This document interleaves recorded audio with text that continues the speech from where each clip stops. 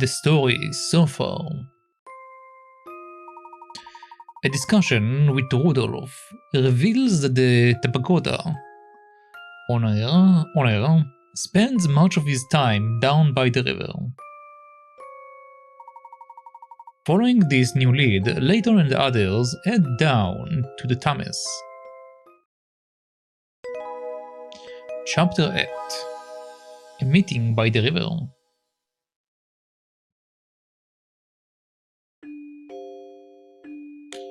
Alright. So as our information said, we need to go down to the Thames. Also, hello sir, how are you? Oh, hello sir. Oh, please don't sneak up on me like that. Sorry, it's just that I noticed your shoes were soaked and... So what? Wet shoes are the least of my worries right now. Oh, what seems to be the problem? I arranged to meet my friend here, but I think there has been some confusion about the time. That's a weird introduction to a puzzle. Timely arrivals. Alright. I think my watch is 5 minutes slow, but it's actually 5 minutes fast. My friend thinks his watch is 5 minutes fast, but it's actually 5 minutes slow.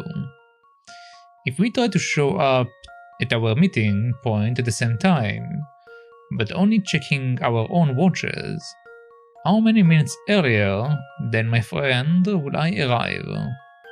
Enter a minus sign in front of your answer if I arrive later than my friend. You don't need to enter a sign if I arrive earlier than my friend. Okay. So let's see. So he thinks his watch is 5 minutes slow. If he thinks that his watch is 5 minutes slow, then you always think that it's like 50. For example, if he needs to meet someone at like 8 o'clock, then he thinks that 7:55 is 8 o'clock. But in reality, his clock is 5 minutes fast, which means that when he arrives at 8 o'clock, it will actually be 8:05.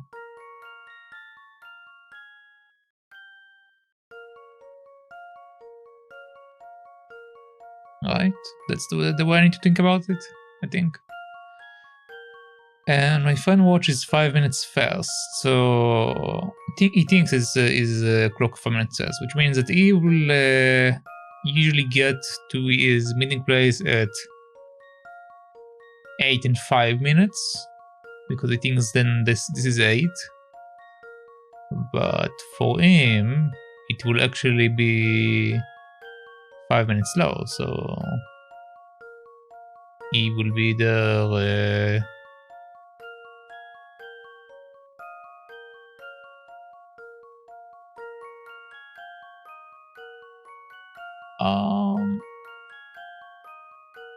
is there a conflict in this? I'm confused because the way I think about it, if I'm telling someone I'm going to meet him at 8 o'clock, and I know the meeting is at 8 o'clock, okay? So I go over there, my clock says it's 8 o'clock, I know that my friend needs to be there. But when I look at my clock, it will say that... no, I think it will say 8:05, because I know that it's 5 minutes early, which means that I go there at 8:05. But in reality, my clock is Oh, no. I'll get there at 8:55. I'll get there at 8:55 because my clock is 5 minutes. I think it's 5 minutes late. So I'll get there at 8:55, but it's actually 5 minutes fast, which means that I will be there at 8:50. Yeah, I'll be there at 7:50 because we need to decrease 5 minutes from the actual time of when we are getting there. So we will be there 10 minutes beforehand. And my friend, he thinks his watch is 5 minutes fast, which means he will be there at 8:55, 8 and 5 minutes. And but the reality is that his clock is 5 minutes late, which means that he will actually get there and it will be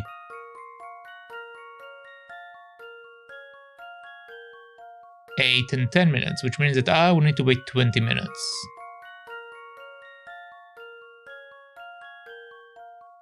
So I will arrive, if the question refers to the actual meeting time, it will be 10 minutes. But if I will be waiting for my friend, I'll be waiting 20 minutes for my friend.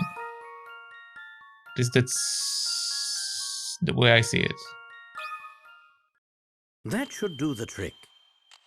Okay. Few things satisfy like a puzzle solved. Smart. I will arrive at the meeting point 20 minutes before my friend. My watch is 5 minutes ahead of the actual time, but because I think my watch is 5 minutes slow, I will arrive 5 minutes before our meeting time, which will actually be 10 minutes early. Between me being early and him being late, I will have to wait 20 minutes for my friend. Yep.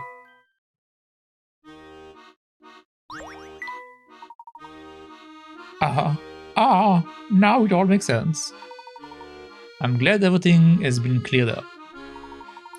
Oh yes, as a scientist, it's clear to me that you've got a real knack for critical thinking.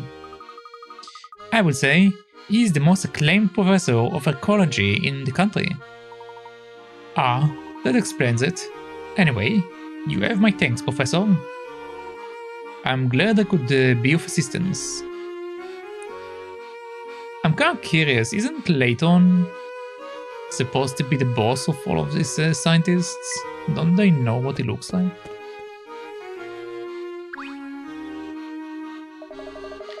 Salutations and whatnot. What brings upstanding citizens like yourself back to here? We are tracking down the boss of the family. We got a hot tip that he is down by the river. Whoa, slow down. Keep sniffing around for trouble, like that, and something is bound to start stinking. Take it from me. Do you stink? You certainly appear to be an authority on the subject. Because you stink? Don't you know it? And I can see that you two aren't going to heed my warning either. If you are that set on going to the riverside, you should drop by the restaurant down there. Their grab is top notch. If you're going to look for trouble, you might as well do it on a full stomach.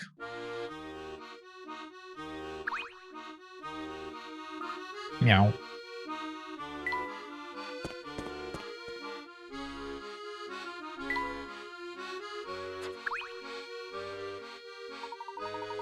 Just which way must I venture in order to get to Rome?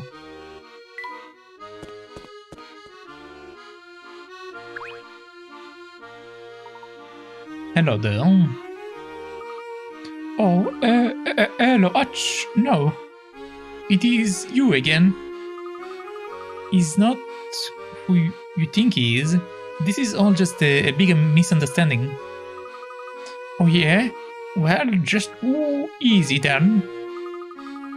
You think that he is the head of the family, but he is not. Honest, he is not. I mean, just look at those eyes. At those eyes? Okay. Just look at those eyes. You can see for yourself they aren't the eyes of a criminal. You think? They are such beady looking, wee things. I cannot tell. Well, but now, I've made myself cross-eyed looking at them. They do seem trustworthy, I suppose. You know, now that I look more closely, your eyes are pretty beady too. Yes, well, that's enough on that subject. Tell me, sir, what are you doing out here? I was meant to meet a friend, but he's awfully late. I think you're about late. Almost there. The view of the river here is lovely. Where do you suppose the future professor is? Ooh, I'm so excited to meet him. You're awfully cheerful about all this, Flora. Well, aren't you excited to meet him too? I want to find him, but I can't say I'm looking forward to meeting a criminal. Those stairs over there should take us down to the riverside. Then let's not waste any time. Down we go.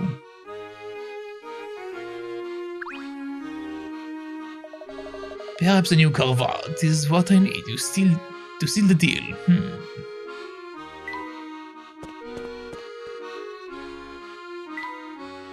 Watch out, handrail stops halfway here.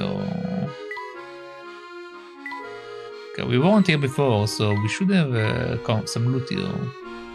I do believe those are used to catch fish.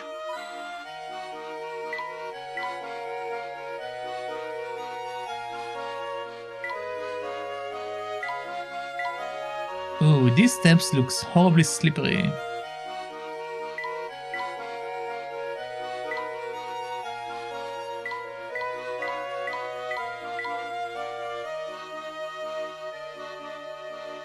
I only found a coin.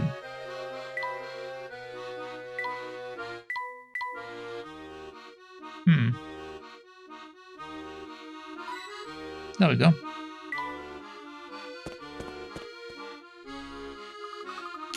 Wow, the river looks as if it goes on forever. It's so pretty. What is that creature?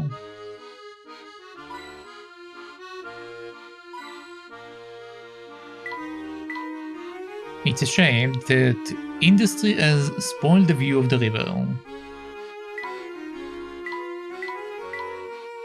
Up close, the river looks a lot dirtier than expected.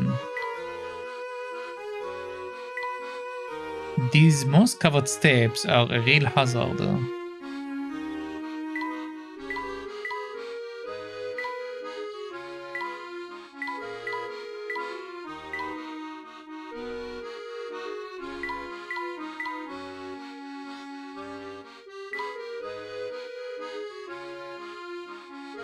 Come on, where is the last one? Kiemen. Kiemen.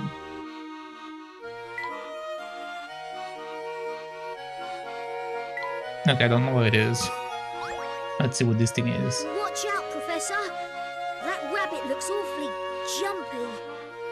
I don't like that glint in his eye. He looks like he could attack us at any moment. Well, you've always had a way with animals, even those of the more cantankerous variety. Cantankerous? I've never heard of this term before. Why don't you see if you can't befriend the little fellow? Befriend him? Right. He doesn't look too friendly, but I guess I can give it a shot. I assume that cantankerous or whatever is like jumpy or something. What do you want? Hello. I hope you're enjoying this lovely day. Would you mind if we pass through here? Yeah, you humans are so full of yourself. Always acting like you own a place. But this here's my turf. Take one more step and I'll rearrange your kneecaps. Sorry, Mr. Rabbit. I didn't mean to. Well, that's a very violent rabbit. Mr. Rabbit? Ah, please. What storybook you get that from? The name's Subject Free, okay? And don't get any stupid ideas about us being friends just because you know my name now. Of course not, Mr. Subject 3. I don't mean to impose, but we really do need to pass through here. Those puny ears of yours don't hear too well, do they, boy? I thought I made it clear that this is my turf. But we just... Ah, shut your trap. Look, I'm not an unreasonable rabbit, but nothing's free, you know. If you want through that much, you're gonna have to solve this puzzle. Alright, bring it on. Bunny Hope. Okay, let's see what this is. An uncommonly clever rabbit has imposed some rather strange rules upon its movement. It can jump 70 centimeters forward, but after every jump forward, it must jump 30 centimeters in the direction of its tail. Okay. If this rabbit needs to travel 10 meters in a straight line, what is the lowest number of jumps in which it could cover the distance?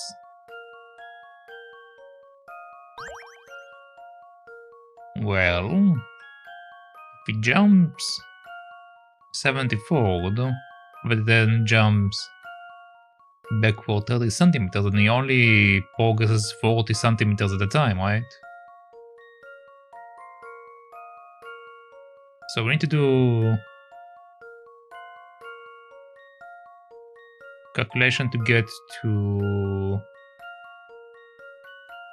10 meters by using 40, and then we probably need to stop him close to his last jump. So let's see. Okay, so 10 meters in centimeters is every 100 centimeters is 1 meter. So we have 1000 centimeters, technically speaking. So now we divide 1000 by 40, which puts us at 25. That will be 25 jumps. But that's taking into account that we are going to do the back jump, basically to land exactly on 10 meters. So let's do 40 times 24. That puts us at 960. 960.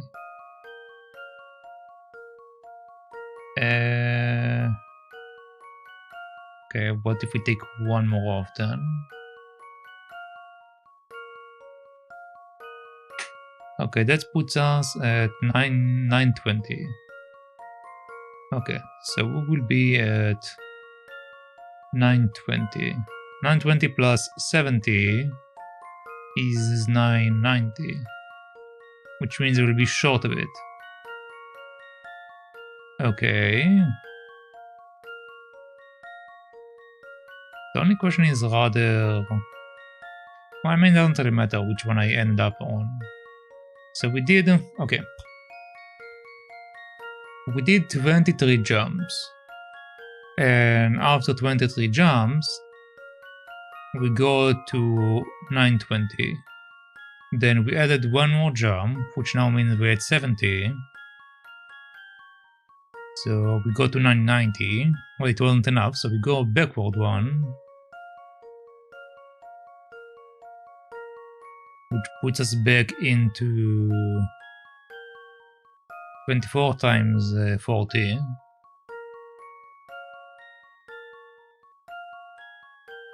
So we get to 960. So we will need to do still 25 jumps, technically speaking.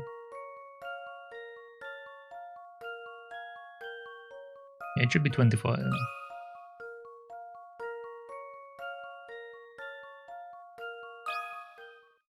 This one's as good as solved.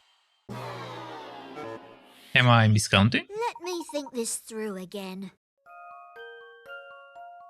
The rabbit is certainly eccentric, but there is no doubt that it's clever.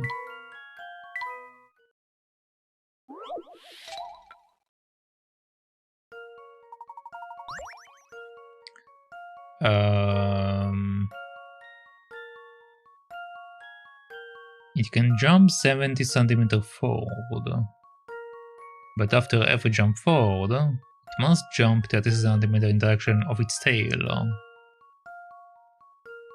which means that every time it only progresses 40. Pretty sure my math is correct.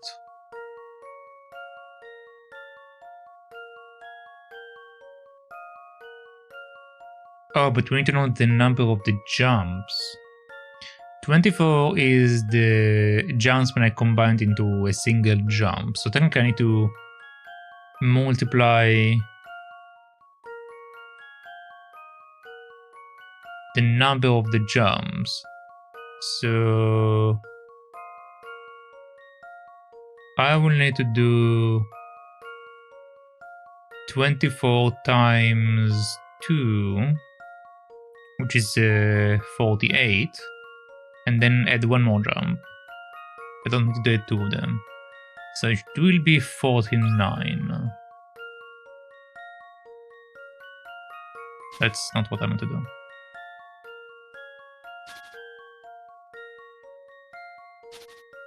Okay.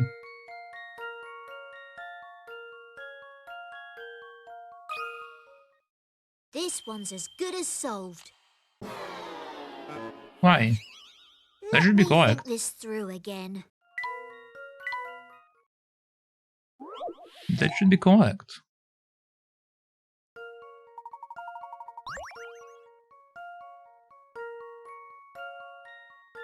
(24) times 2 is 48.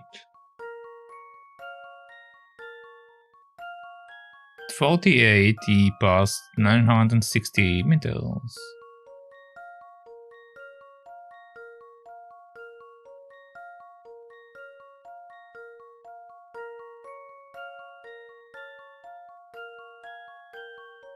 I don't think it's 50 because, I mean,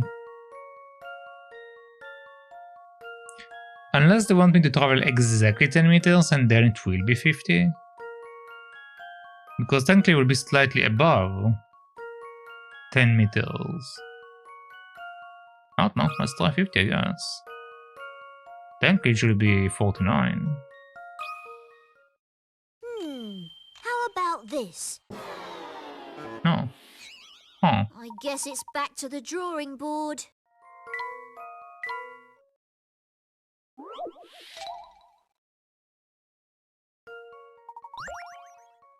If the rabbit needs to travel 10 meters in a straight line, what is the lowest number of jumps in which it could cover the distance?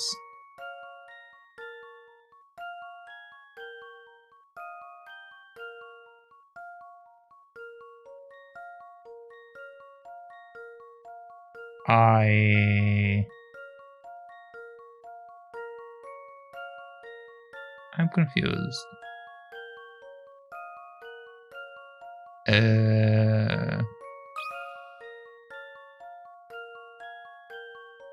Pretty sure it's not 48.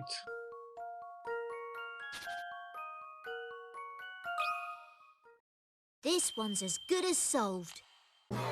Yeah, no, it's not 48. Let me think this through again.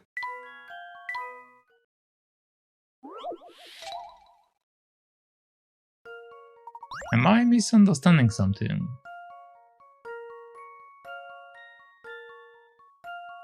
It can jump 70 centimeters forward. I mean, it doesn't have to jump 70 centimeters forward. It says that it can jump. But after every jump forward, it must jump 30 centimeters in direction of its tail. Okay. If the rabbit is needed to travel 10 meters in a straight line. What is the lowest number of jumps in which it will cover distance?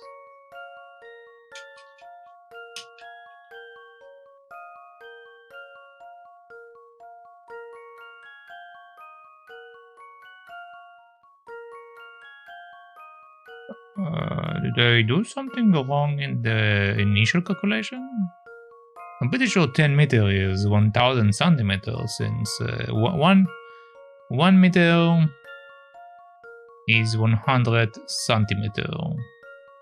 So we need to do that 10 times, which put us at 1000. Yeah, that should be correct.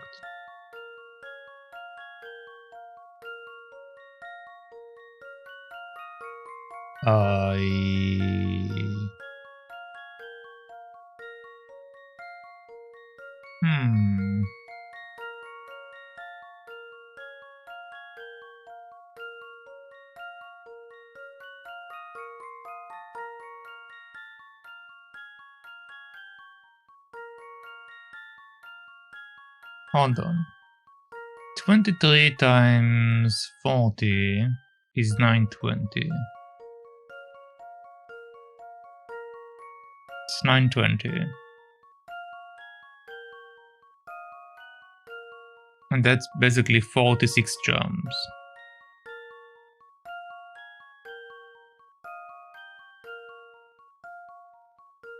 Maybe, maybe they don't care about the distance exactly 10 meters, but rather they want me to count it as 10 meters travel total. So even if he's not at like 1 meter, 10 meter distance wise, they want to just count how many jumps you need to do in order to reach 10 meters, which means that every time, it means that every time he does his jumps, so 70 plus 30, 70 plus 30 is equal to 1 meter, basically. So if we go based on that logic, it will take him 5 times that, so 10 jumps.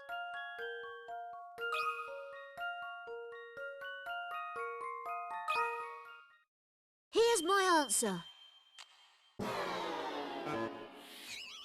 I don't know what to say.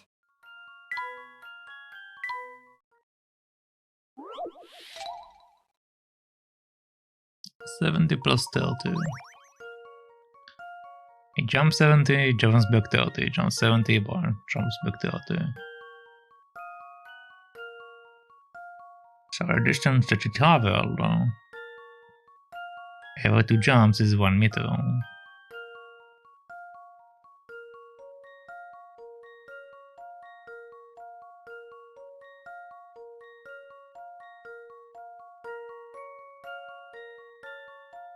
But it's it's 5. I multiplied by 2 by mistake. Should be 5. Why? No, but it's 2 jumps. It's back and forth.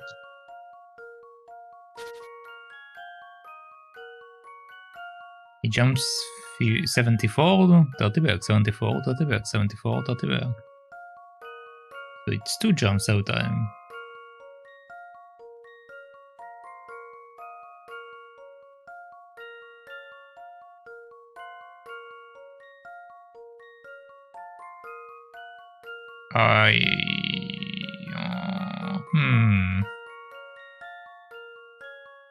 This is not supposed to be a hard question, but I think I'm not doing something right.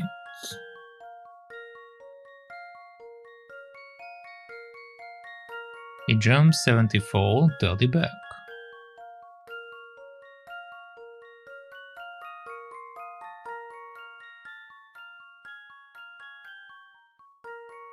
What is the lowest number of jumps in which it could cover the distance?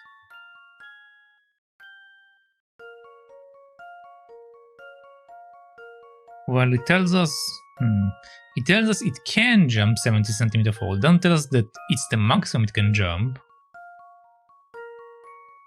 So what if it can jump 10 meters in one jump? How about this? Okay, it's not that kind of logic. I don't know what to say. It's not that kind of logic. Alright, that's fine.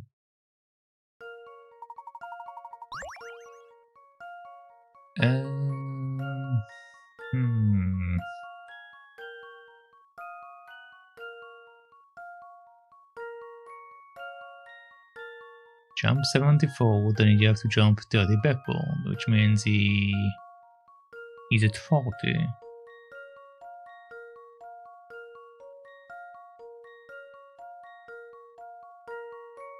Then 40 plus 70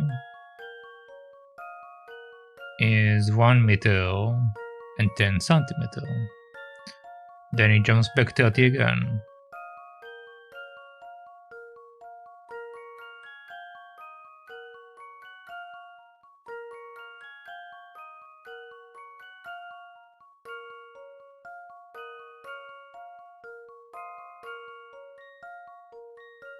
Do I? Am I wrong about the calculation? But it... Sure, I'm not wrong.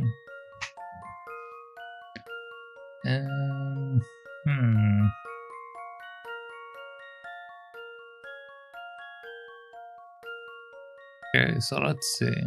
So 70 forward, then 30 back, which puts him at 40. That's right, all. Okay, so after the first time we're at 40. He jumps 70 is at 110. He jumps 30 backward. He is now at 80. Then 70 again, which puts us at 150. He jumps 30 back, which puts us at 120. Then 70 again. It puts us at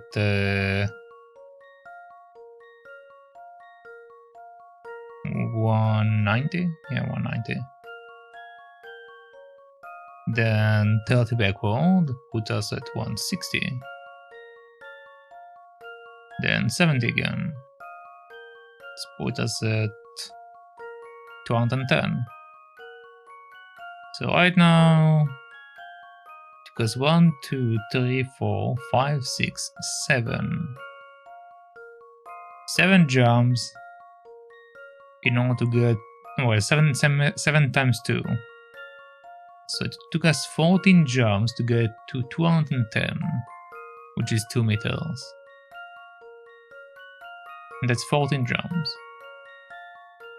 If theoretically we did that 5 more times, because that's what we need to do,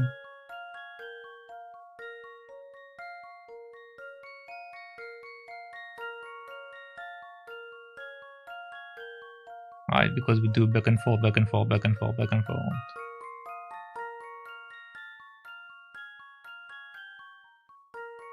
But then it will be what?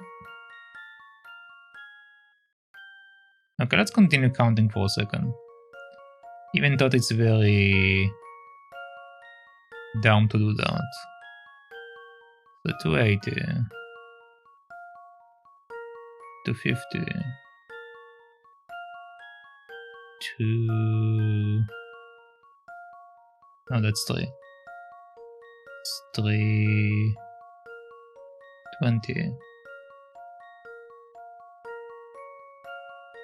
290, 360,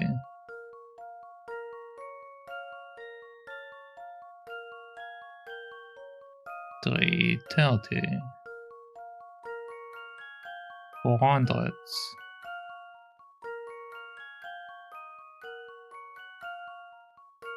370,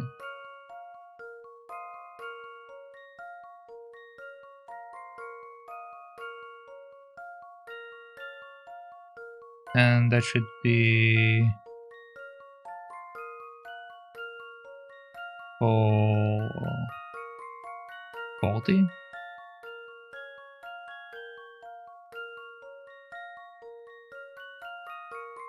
Yeah, that should be 440.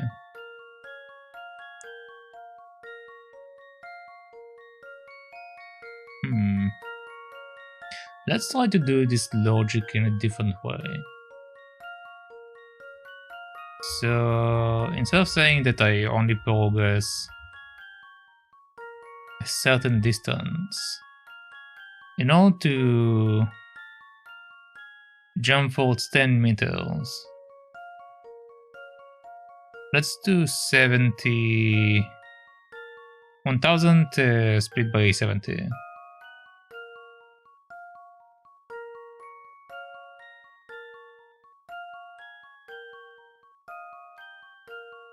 It's 14 something. So it did 14 something jumps in order to get to 1000. Let's round up to 15. So it did 15 jumps in order to get there.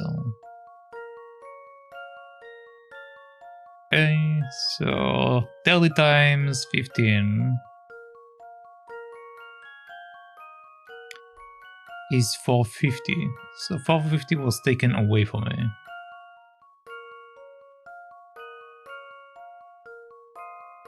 Which is almost half of it, kinda.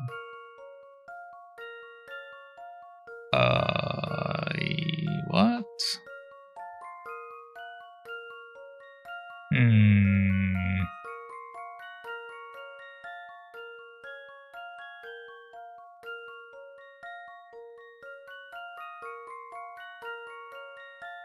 1, 2, 3, 4, 5, 6, 7.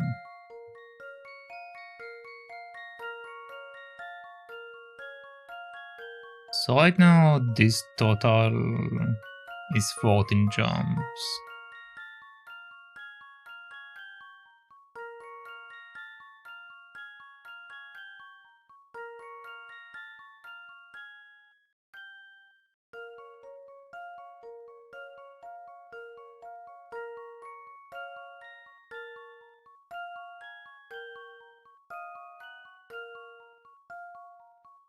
But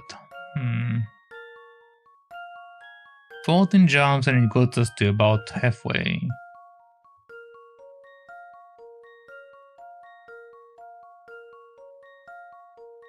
Which is technically 28.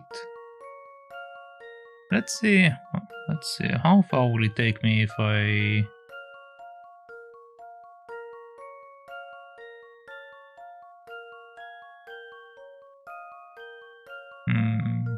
Okay, let's just keep writing it for a second, because I think I'm confusing something here. Okay, so 440, so which means the next one is 510. Then 510 minus 30, which puts us at 480. Then 480 plus 70 puts us at 55. Then 30, which puts us at 520. Then 590. And from 590 we take 30, so 560. Then 70, which puts us at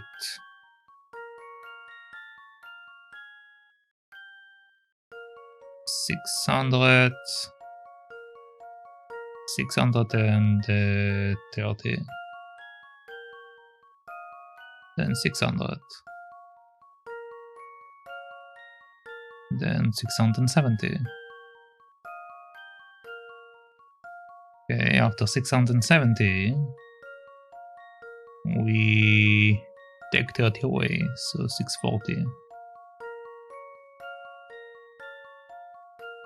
Then over here it will be 710. Then it will be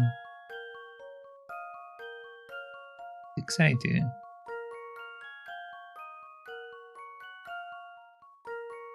Then it will be 7 plus 750. 720.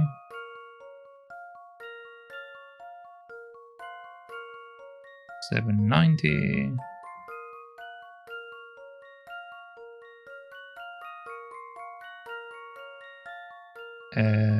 760.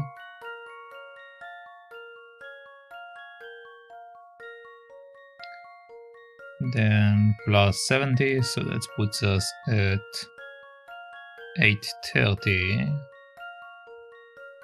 That puts us at 800. Okay, so right now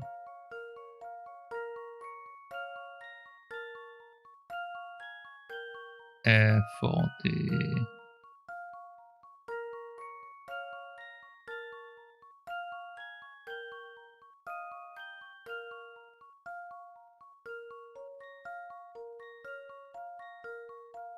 This is the first one.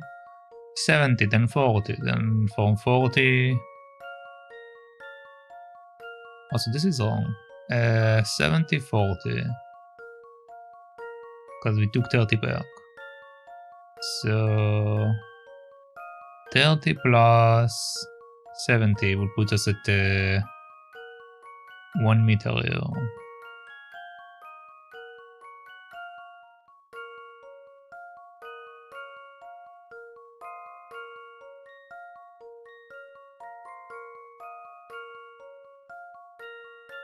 Oh. 74, then jump back 30, which puts us at 40. Then from 40 we add 70, which puts us at 110. 110 minus 30 is 80. Okay, so I skipped this too. Alright.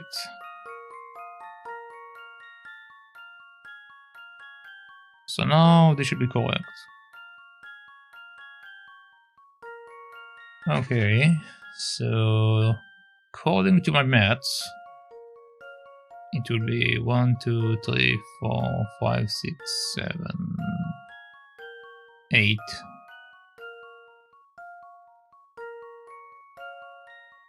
No, 1, 2, 3, 4, 5, 6, 7, 8, 9. So this is 9. And the other ones are 7s, right? 1, 2, 3, 4, 5, 6, 7, 8, 9. What? 1, 2, 3, 4, 5, 6, 7, 8, 9. 1, 2, 3, 4, 5, 6, 7, 9, 10.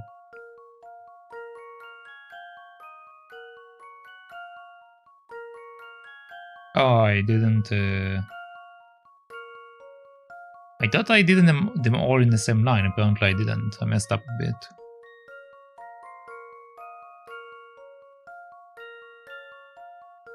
So that should be 1, 2, 3, 4, 5, 6, 7, 8, 9. 1, 2, 3, 4, 5, 6, 7, 8, 9. Okay, so we have 10 and 3 9s basically.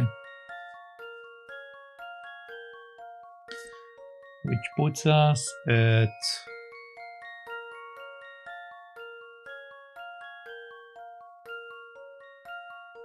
37? Yeah, 37 jumps. Okay. So 37 jumps and we still didn't get to where we need to get, which is what I expected. Now our next jumps will be 870. 870. Let's try it if I can actually.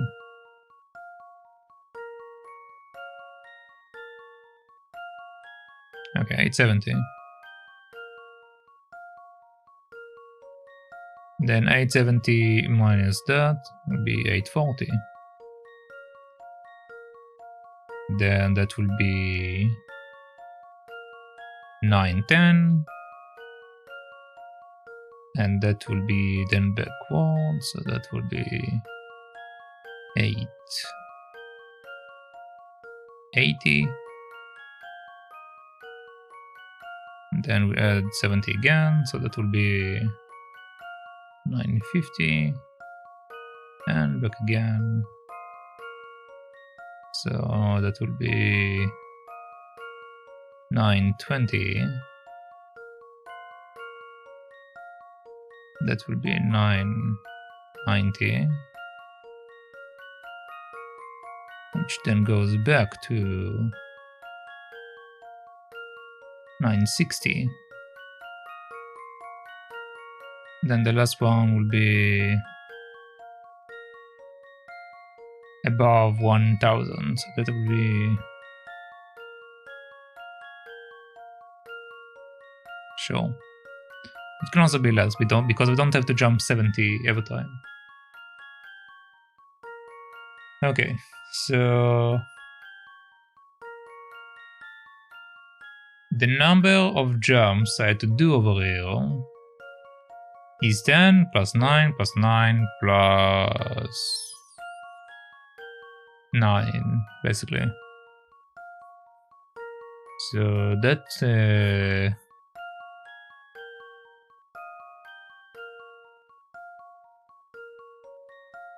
but how? Wait, what?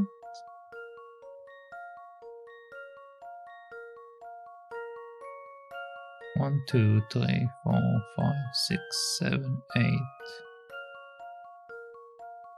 1, 2, 3, 4, 5, 6, 7, 8, 9. Am I going crazy?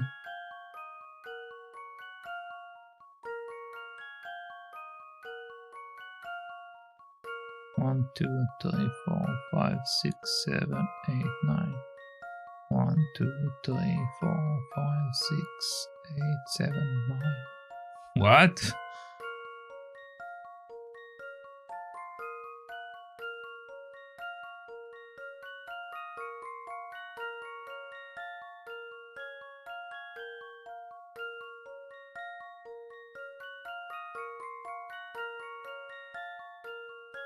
I count 9 in both the first row and the second row.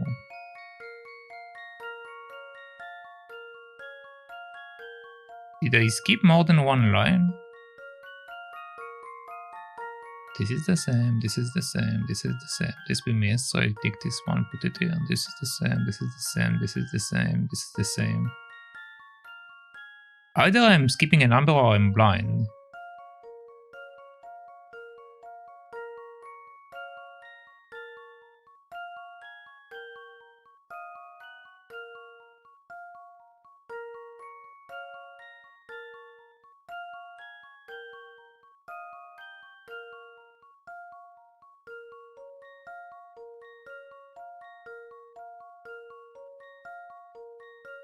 No, I'm not skipping a number. Okay, but then... then according to this logic, it will be 45 jumps. But why? Because the distance we need to cover is 960, like I did earlier.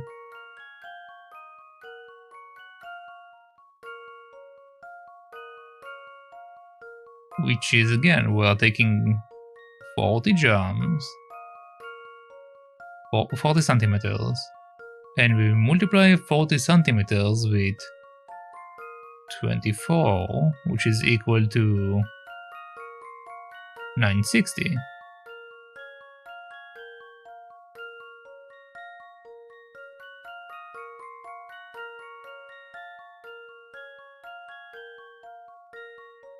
Something is weird there.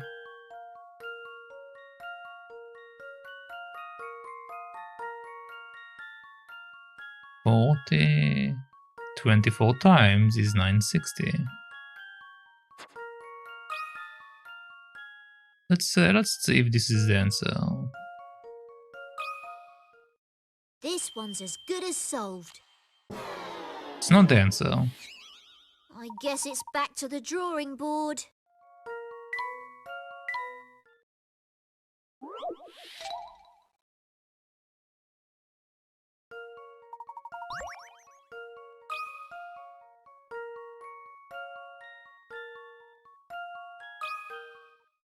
This one's as good as solved.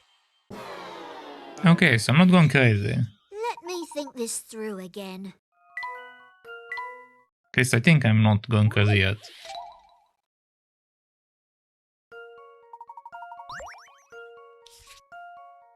Okay, so other than me doing some weird math, according to this chart over here, we have 1, 2, 3, 4, 5 rows, okay? Each row have 9 numbers in it, which is 49. But according to what I got, is that it's putting me slightly off.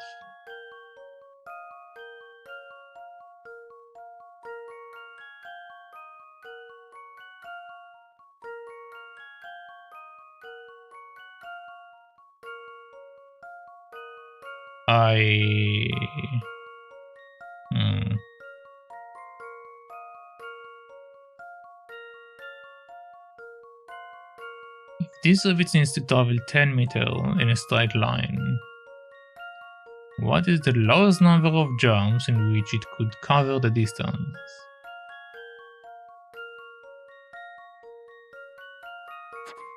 I'm going to take hints because I think I'm missing something. A quick calculation will tell you that if the rabbit jumps forward 70 cm and then jumps 30 cm backward in the direction of its tail, it will cover 40 cm of ground every 2 jumps. Isn't there a way of making slightly faster progress? Is there? By performing a certain action after jumping 70 cm forward, the rabbit can allow itself to jump even further toward its goal. Think of a way to avoid wasting the 30 cm jump in the direction of its tail. Huh? The key to this puzzle is rotation. By turning on the spot, the rabbit is able to jump even further toward its goal.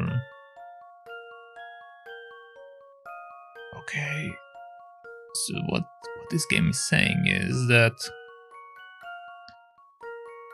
the rabbit doesn't have to jump backward, it can use a 30 cm to jump forward. Which technically goes with one of the calculations that I did earlier, which means that it should be 10 jumps, because basically it will jump 70, then it will jump 30, it will jump 70, it will jump 30, it will jump 70, it will jump 30, and keep going like that 5 times in order to get to 10 jumps.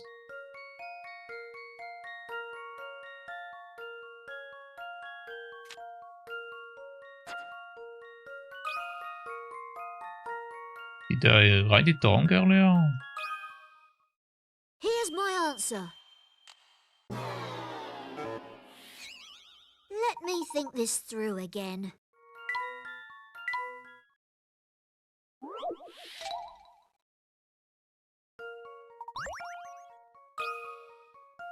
Wonder. Maybe it's not counting it as 10 but 9. How about this? No. No. Okay, so I guess it's back to the drawing board. I'm not going completely crazy.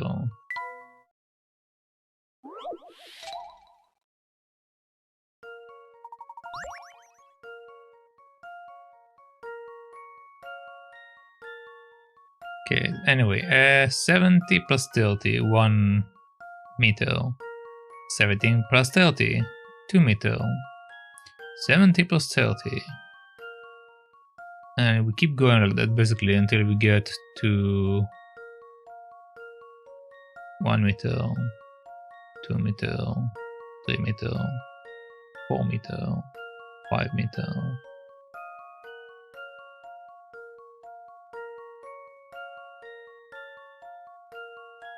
Oh, okay. I understand my mistake now.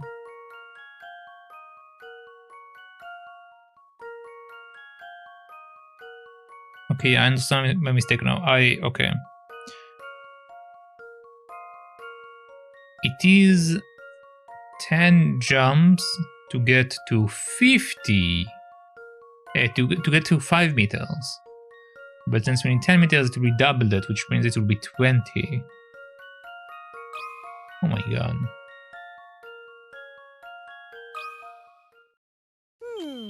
How about this? I knew it! Man, I struggle with this puzzle for no reason, literally.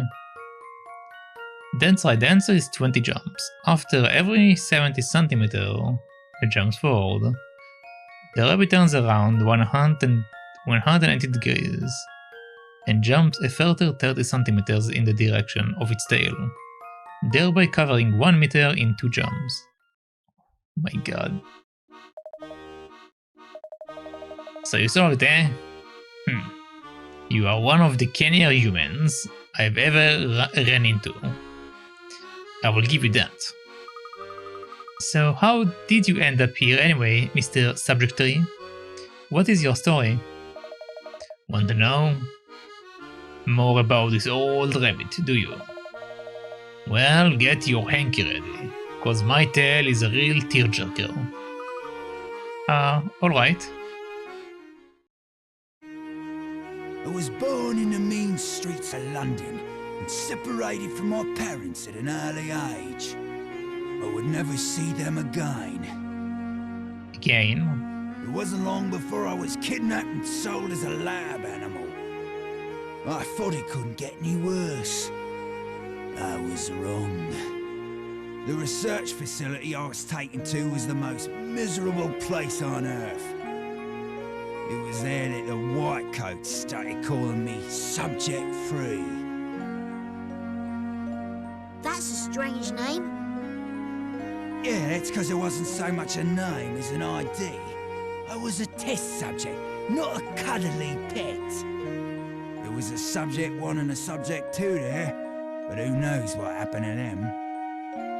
I don't mean to stir up painful memories, but you said you were a test subject. So... You want to know about the test they did on me? Just thinking about it makes my fur stand on end. Well, this was one of their favourite routines. They'd throw me in a room and cut the lights. There'd be a loud noise like nails on a blackboard. Next thing I know, I'm in a totally different room. Even now, I've no idea what they were doing. That sounds awful. Have you two worked everything out? Did you hear Subject 3's terrible story? Apparently, he was forced to be a test subject in all these weird science experiments. Our friend here carries a heavy burden on his shoulders. Poor little fellow. Poor little fellow? Pugh. Spare me your pity. Life is hard, kid, and I've had it harder than most. None of it really matters. The sooner you stop expecting good things to happen, the better off you'll be. What kind of attitude is that? You're free now, and you've got your whole life ahead of you. Ah, so now you're gonna tell me how to live my life, eh? Go on then, get out of my face before I bite the lot of you! You got the new calls for the Tykirou. Okay. Okay, finally we're out of this terrible nightmare of a mission. Oh my god. This was So bad. This is probably the worst I've done on a mission so far. Or on a puzzle so far. Not a mission. What is that? Oh, it's just a win.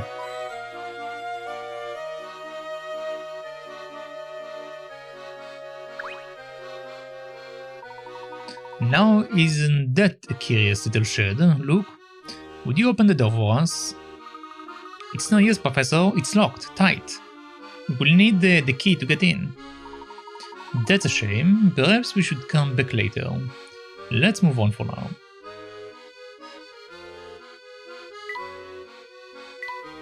Can you see something up there, Professor?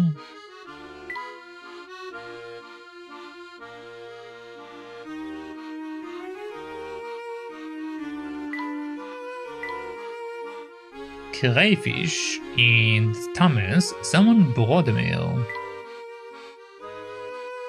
I mean, it has been 10 years. It might be that, like, something. The wildlife has changed a bit.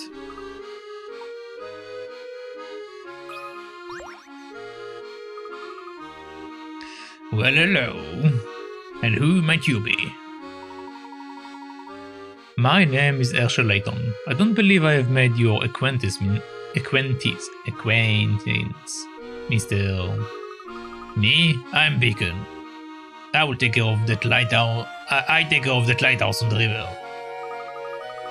Then shouldn't you be in there and protecting the shore from errant boats? Oh, hello, little boy. You were so quiet I didn't notice you down there. So you want to know why I'm here? I will be happy to tell you, but first I could really use some help. There is this puzzle I just can't solve. It's been keeping me up all night, and I need my beauty sleep. Won't you help me find the answer to this troublesome little thing? As long as it's not a bunny hopping puzzle, I'm fine. Making a scene. You have created the scene with the following conditions. One male is standing in front of a child. Two males are standing behind a female. One male and one female are standing behind a male. One female is standing behind a child. You create the scene with the minimum number of people. How many people are there in your scene? Okay. One male is standing in front of a child.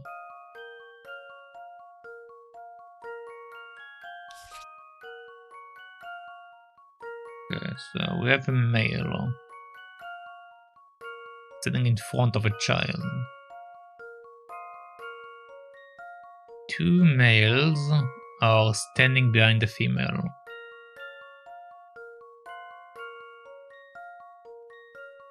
Two males standing behind the female. One male and one female are standing behind the male. One male and one female are standing behind the man. And one female is standing behind the child.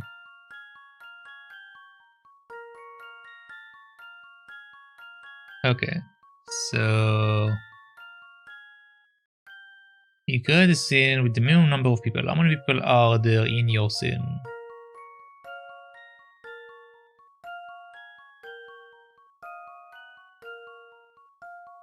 I mean,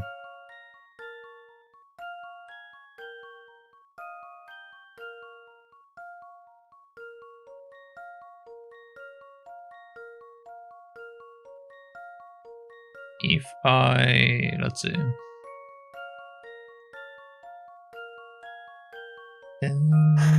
If I have male, female, male, male, male, female.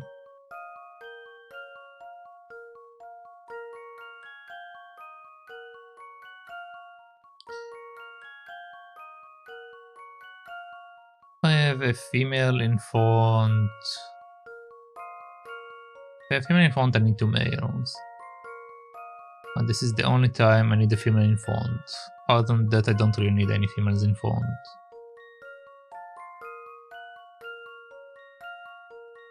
The 2 men can be a combination of male, male, female.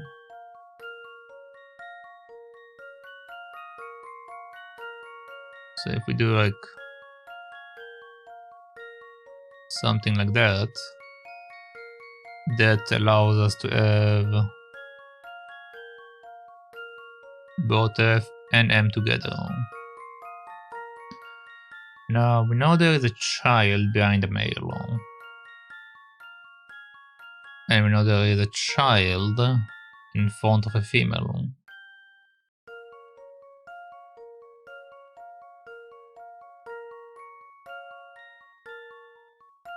So we need to have a child here in order to have a child in front of a female. But we will also need to have a child in the back in order to have a child in front of a male.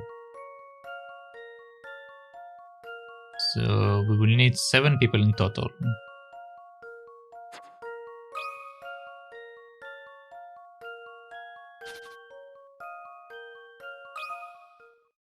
Let's see if I've got this right.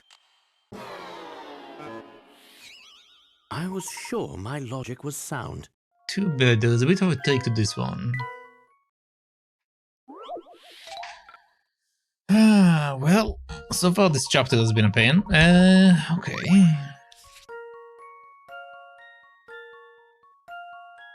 You create this scene with the minimum number of people.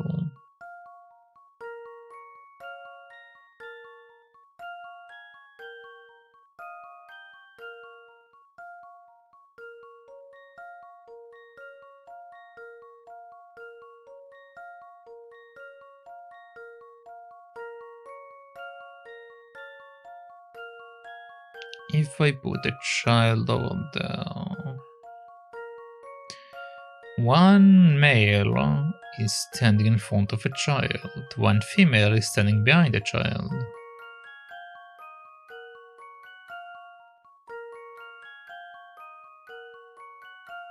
I mean, I can technically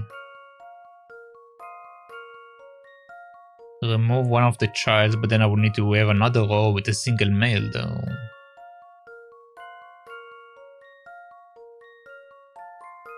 I mean, in the first place, I don't really have to have 2 rows, we can have 3 rows.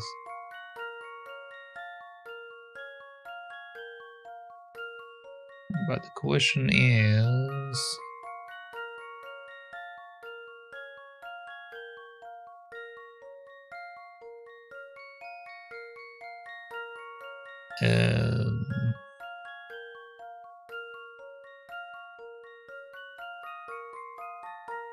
I cut down on the amount of mail.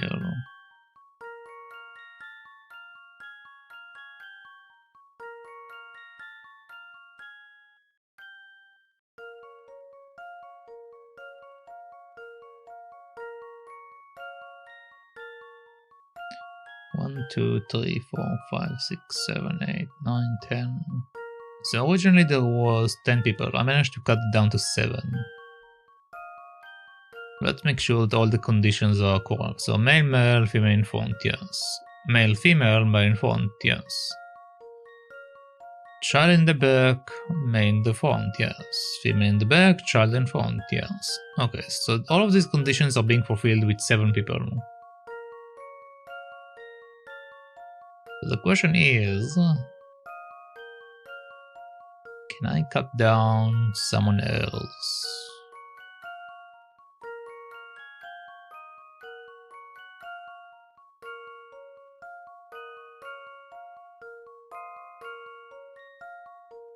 If I move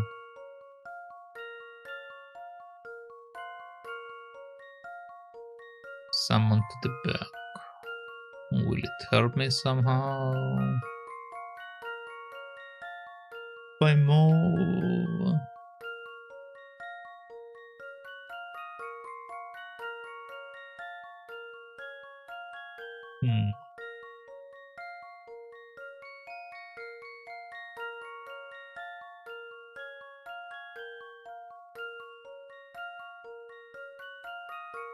One female is standing behind a child.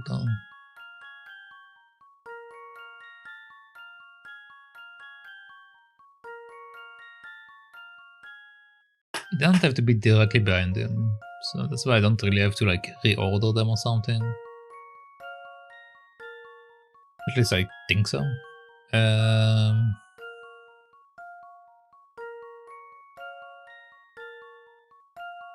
Yeah, because 2 people behind 1 man, it's like they take more space, so it should be fine.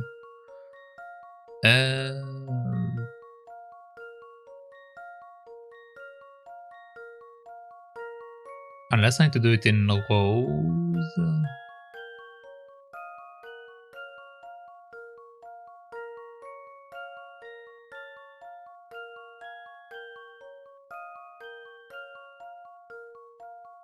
I need to do it in a row, so male, male,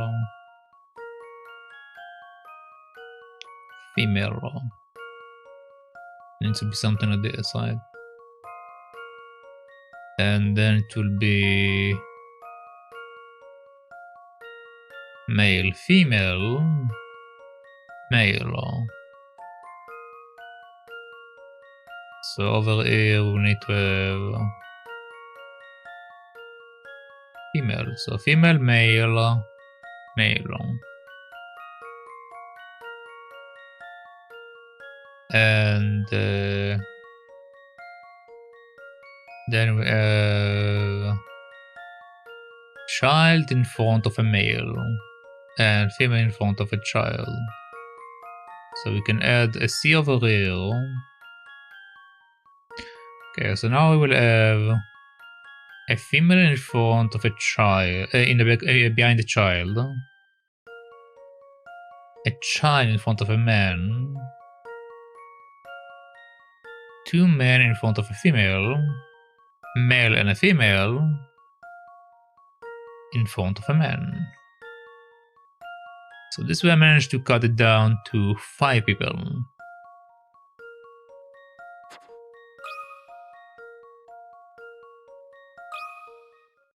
I've got a good feeling about this one. Why not? Well, if at first you don't succeed.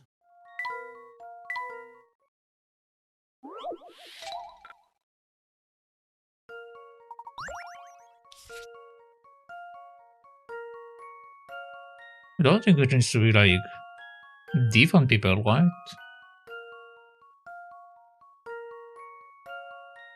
A female behind the child. Check. A child behind the man. Check. 2 men behind the female. Check.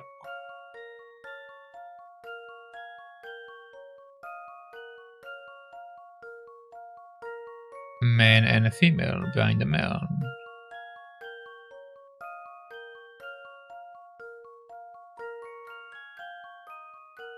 Can I maybe cut down on one of the females?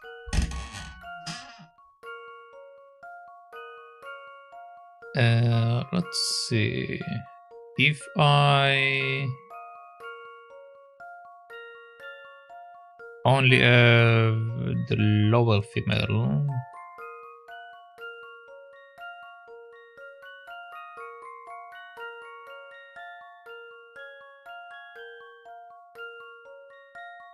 If I only have the lower female, then we can't have a child behind the man. Because I need the child to also be below the female. If we only have the upper female,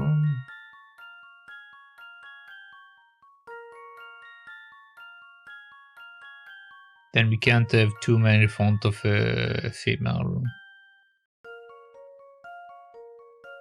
I'm pretty sure that 5 is the lowest I can go with my setup, so there must be something else I can do here.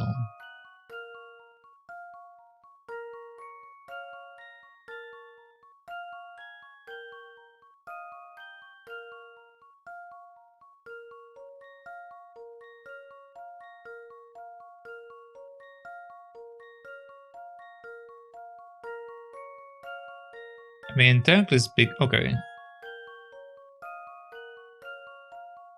if we have the female move from the front to the back, technically we can cut down one person down, because they do tell us that we have conditions, but the condition don't tell us that like the female needs to be in front and at the back at the same time, which means theoretically she can change places. So maybe it's 4? I do have to have 2 males no matter what.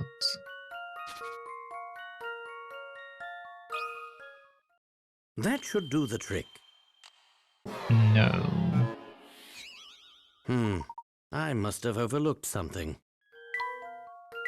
Yeah, I must have overlooked something.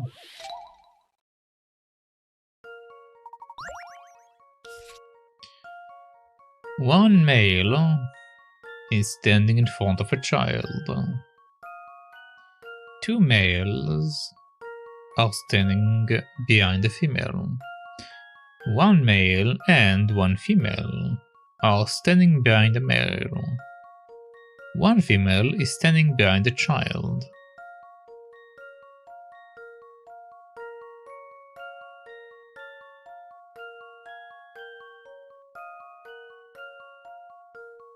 The only other thing I can think about is that maybe I need another child, because maybe it needs me to have like the conditions.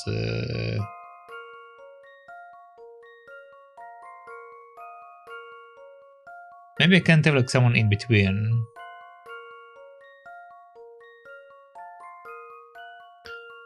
Maybe I can't have someone in between. If I can't have someone in between,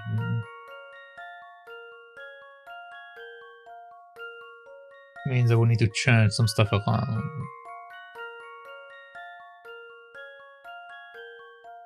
Because right now I basically have like a... The child in front of the man is correct. The female behind the man, the child is correct. The 2 males behind the female is correct. But when we look at the MF is not correct. We have a child in between them. Which means we are short 1 person, technically speaking. So maybe it's 6. I've got a good feeling about this one. I must have overlooked something. That should be correct.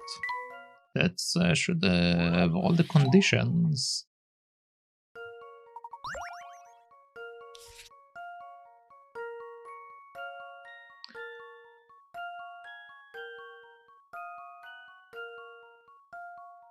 Okay, I have another theory. What if the child is a male? Because they don't tell us that the child have to be a certain gender, right? Like, child is not a gender, so it might be that like it can be a child and it can be either a female or a male. So theoretically, it will still apply here. If it still applies here, then if we take out one of the...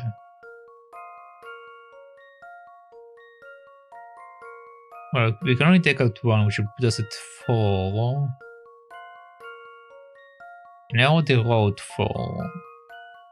So the question is, can I lower it even more than 4? Earlier, why did I write 4 earlier? Why did I write 4 earlier?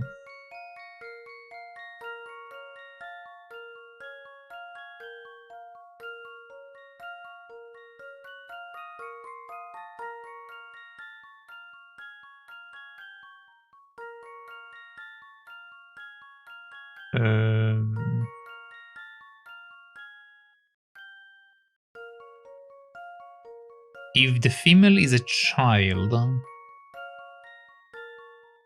and the female.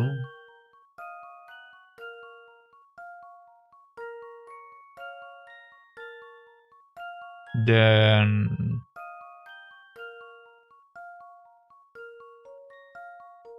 or alternatively, if the male is a child, if the male is a child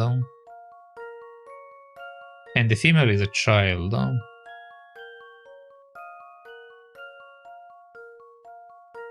so we have one male, one child male, one female child.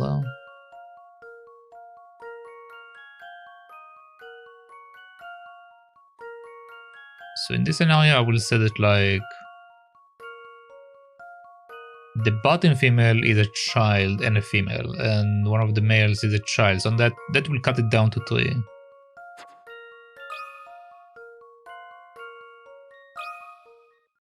That should do the trick.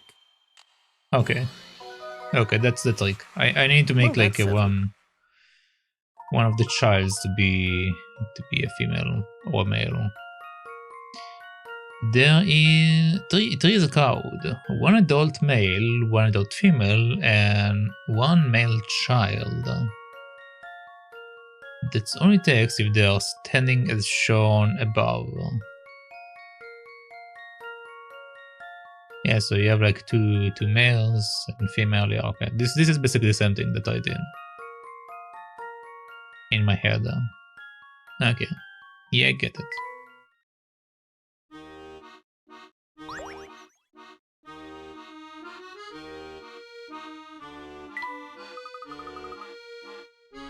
Goodness, you're quite an intellectual, aren't you?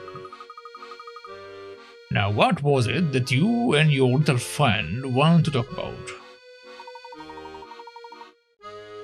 We were just wondering what you were doing here on the shore instead of the lighthouse.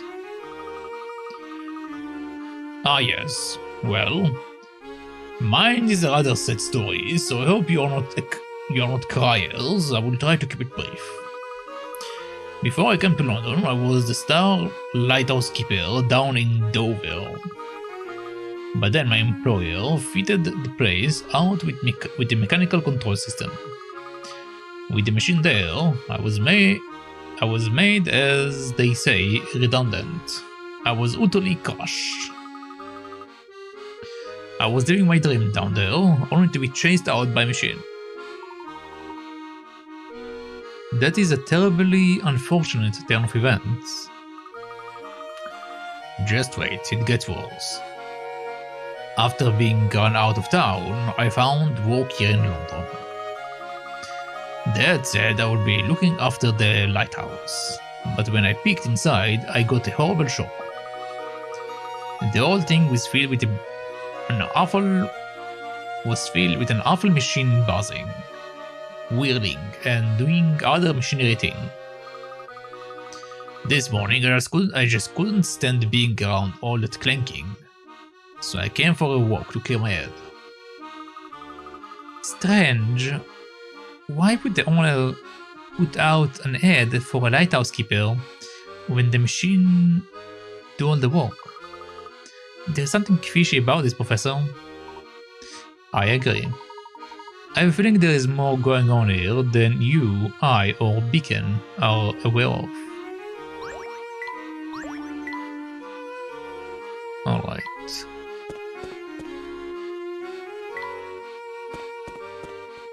The only thing I would say about this puzzle that I kinda messed up is because I made one of the females into a child in my setup. But when they said like in front and behind, what they meant is not like thinking about it like in rows, but rather that like the way they face each other. But I mean, I got the same thing in the end. Just my way was like making the female into a child and then to like walk out. But it's okay.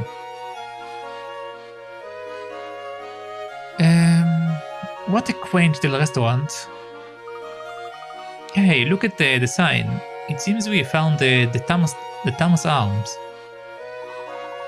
Indeed, and it seems to be both open and inviting. What say we step inside and have a look around?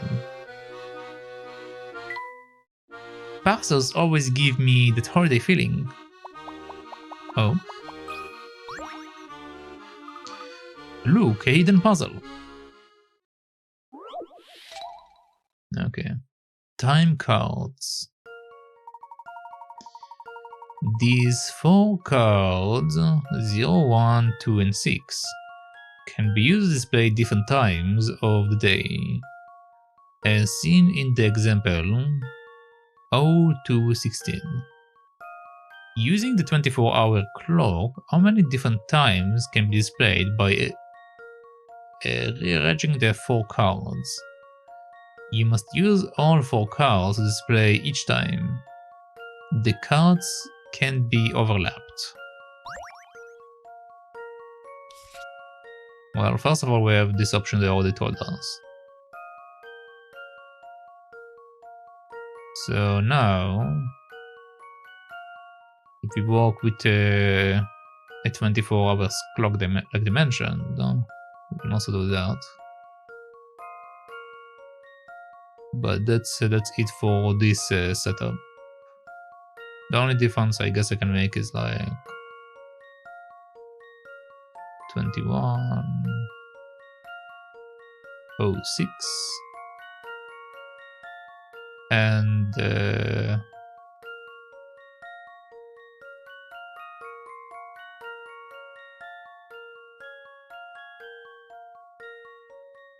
1206. Okay. So now that's as far as we can go with this one.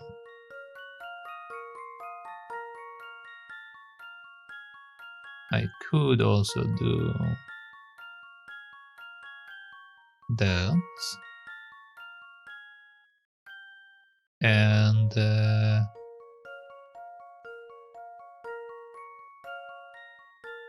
that's essentially it for this one.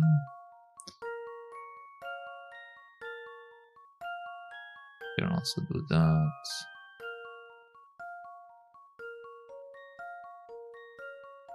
Okay. Okay. So now we need to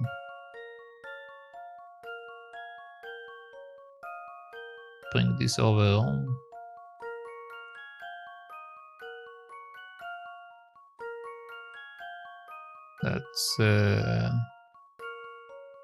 That's one option.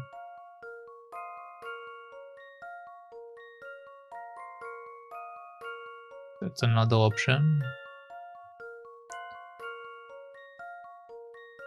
We can't make 26. We can make 61, 62. We can make 6. So we have 6 and 21. And we have 612. I think that's all our options. 1, 2, 3, 4, 5, 6, 7, 8, 9, 10. 10 options.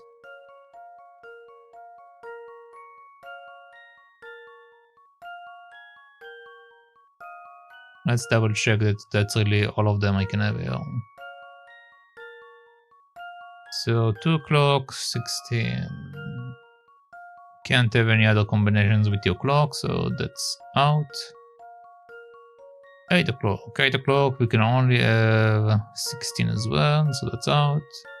9 o'clock, we can have 06 and that's it. 12, we can have 06 and that's it. 10 o'clock, we can have 26 and that's it.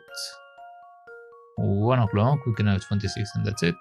16 or 4, we can have 4 and 2 minutes. We can have 4 and 20 minutes and that's it. And then 6 o'clock, we have 21 and 12.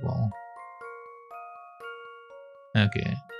So I did 8 o'clock, I did 12 o'clock, I did 6 o'clock, I did 1 o'clock, I did 2 o'clock. Yeah, I think I did all of them.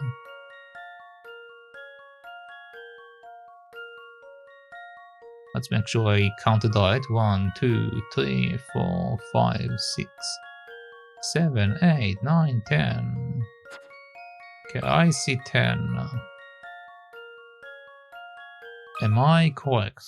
This one's as good as solved. I am incorrect. I don't know what to say. Too bad. First look at all the conditions, then start eliminating any answers that are impossible. Pretty sure I looked at all the options.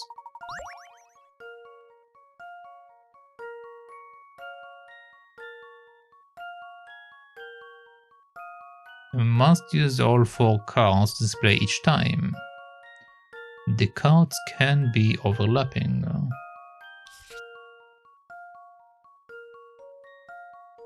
Okay, I can also do it in a different way.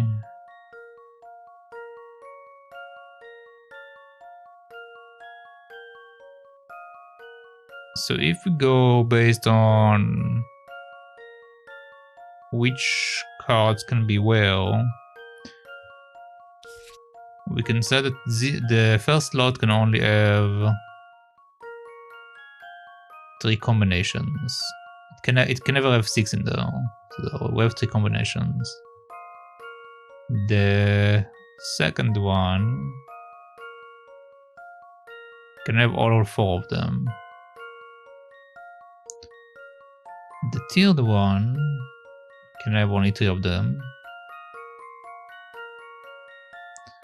And the fourth one can have all 4 of them again. So these are technically the combinations that I can have in total for each location. Okay, so now I don't remember what is the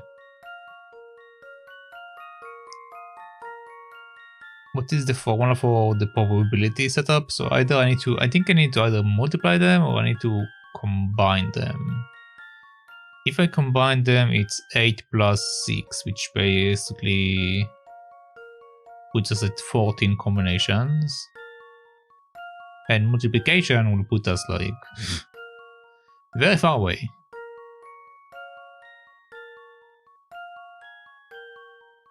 So according to this idea, I should have 14 combinations. I only found 10 combinations.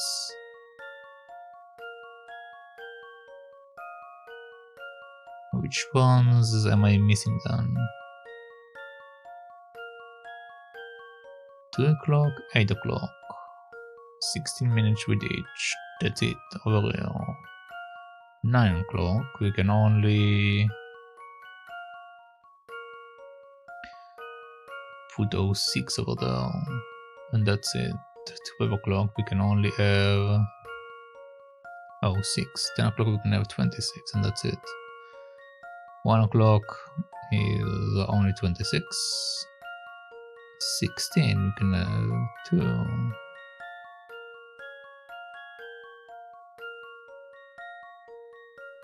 Because we can have 02 and we can have 20. And 06 can have 21 and 12.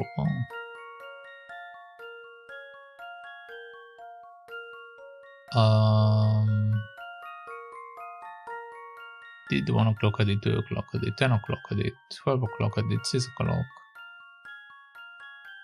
I did 8 o'clock.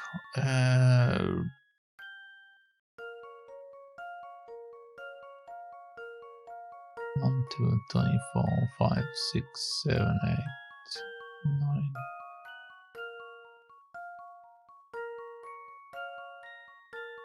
Yeah, I put 10 combinations, I'm not going crazy.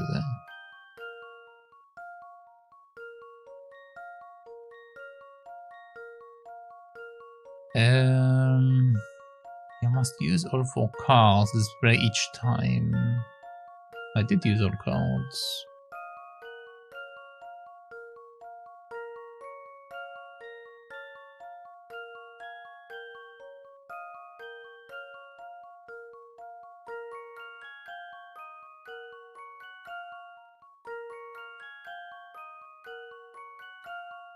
I'm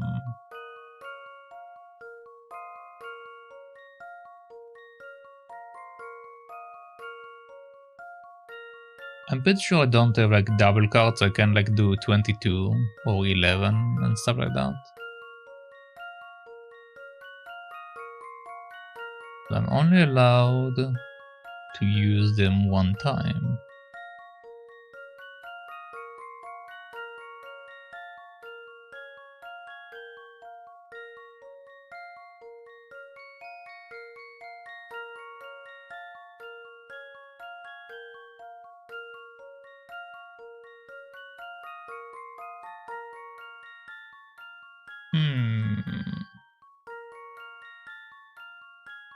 I don't see any other combinations I can use it.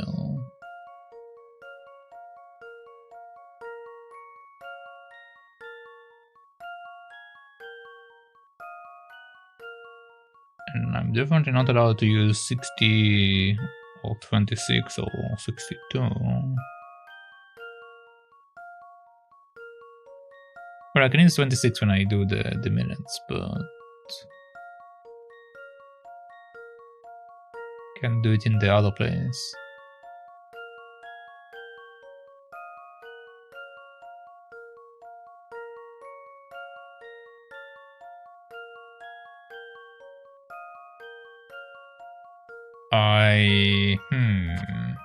Man, so far, 2 puzzles I'm like stumped on. Why? What's going on? What's going on with me today?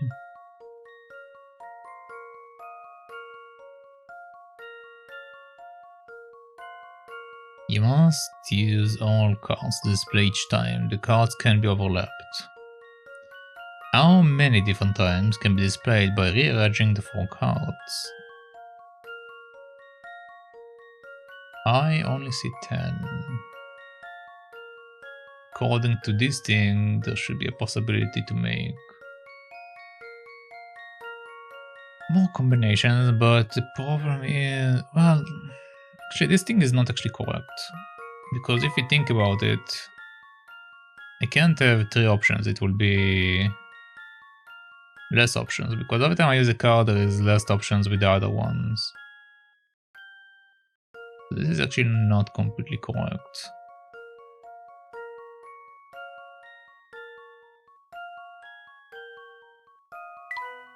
It would be more correct to say like at the beginning I can put 3 options. Then after that I have 3 options. After that now we'll have 2 options. And then 1 option here. But then this option can change. So like I have something here, something here, something here every time. So that it will keep like changing it based on what I have, basically. But if I combine these ones, it's 6 plus 3, which is 9. So this says I have 9 options. Did I miscount an option? Here's my answer. No, I didn't miscount an option. Let me think this through again.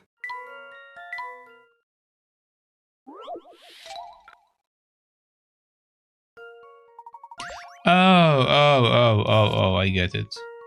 I get it. We are allowed to flip cards. I forgot about this idea. We are allowed to flip cards. So I need to count the 6 also as a 9. That's why I'm a bit off.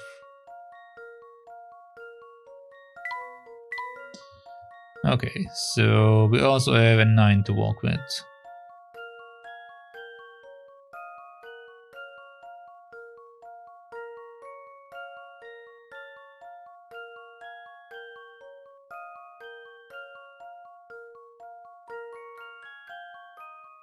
Still can't put the 9 over there, but I can do it with other stuff.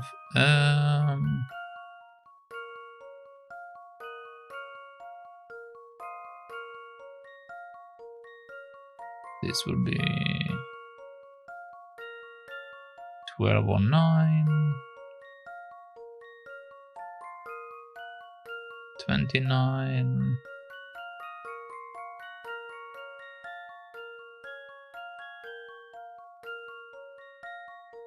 29. Okay, so this will become 19, no?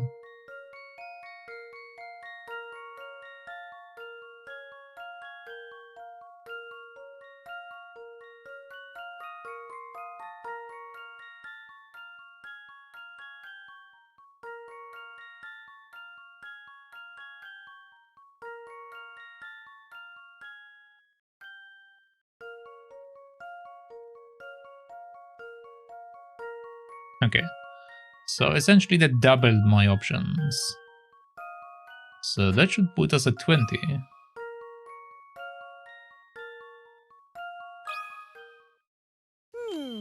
How about this? Yep. Okay, No puzzle can stop Layton's apprentice. that's it. 20 different times can be displayed using the 4 cards. Did it take you a while to work out that the 6 can also be used as a 9? And of course, times like 26 o'clock and 60 minutes past the hour don't exist. Yep. Yep.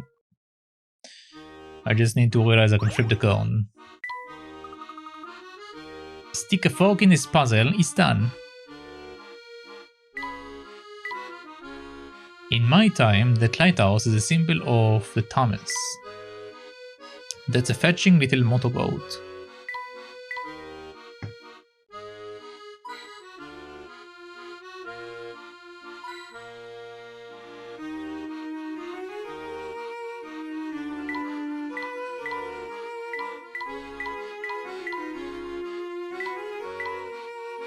The riverside is a wonderful location for a restaurant.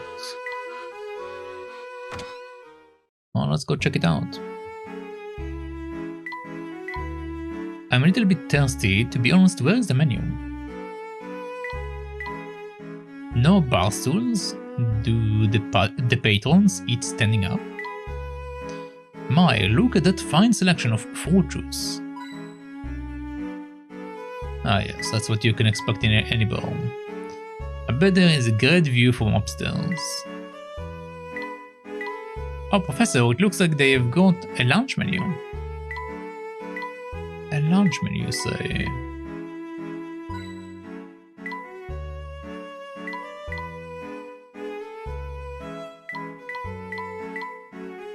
Okay, I think that's it. Let's have a chat. Gentlemen, miss, welcome to the Thomas Arms. Good afternoon. We are here in search of an acquaintance who may have come by here today. Man, I'm messing up. Well, as you can see, it is very quiet. One regular came in earlier, but he left a few minutes ago. I see. This regular didn't happen to come from Chinatown, did he? Forgive me, but it doesn't seem right to give out that kind of information without his consent. Of course, I understand your position. However, this information could be vital. The fate of London hangs in the balance. That's quite a claim to make. Okay, how about this? If you can help me with a problem I'm having, perhaps I will help you with yours. Diced dates.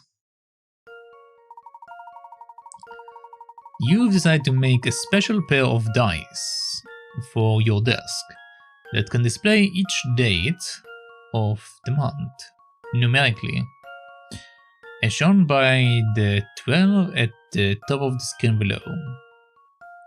Each date must use both dice, however, which means single-digit dates like the 1st and 2nd of the month will be displayed as 1 and 2 respectively. Okay. You thought you had this design sorted, but the layout below can display all the dates. Draw a circle around the one number that needs to be changed.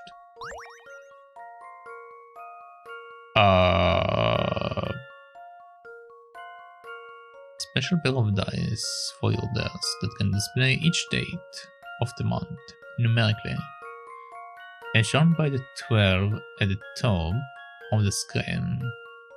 Each date must be used both dice, however, which means single-digit dates like the 1st and 2nd of the month will be displayed as 0, 1, 0, 2 respectively. You thought you had the design sorted, but the layout below can display all the dates. Draw a circle around one number that needs to be changed.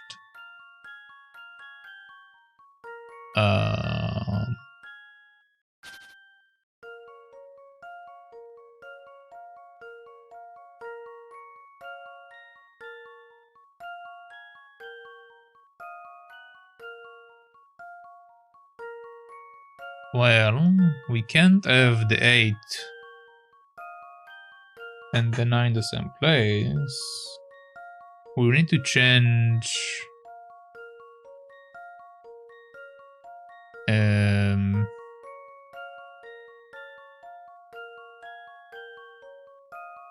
01, 02, 03, 04, 05, 06.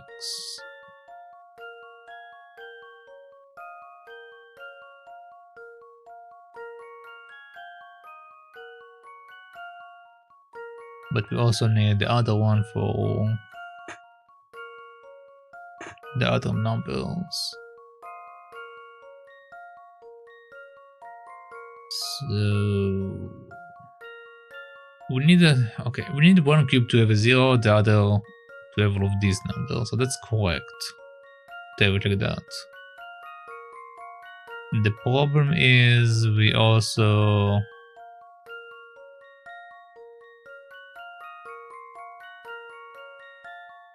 need the 0 on the other side.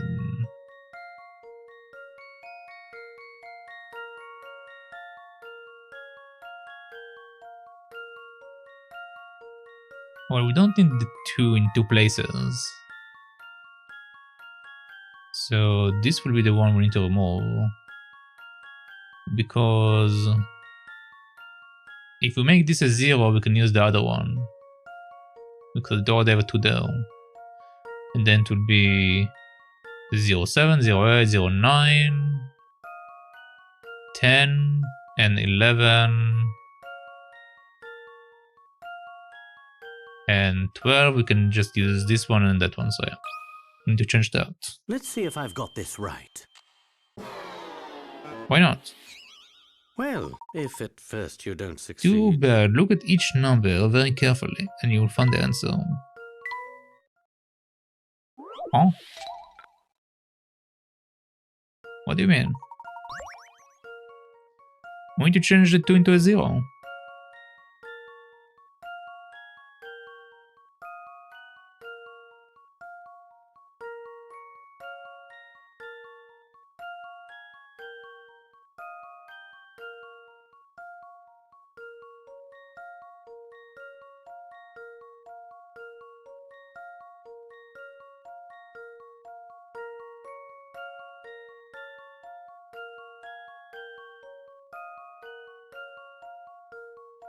If we change... okay. If we change the 2 into a 0 like I did...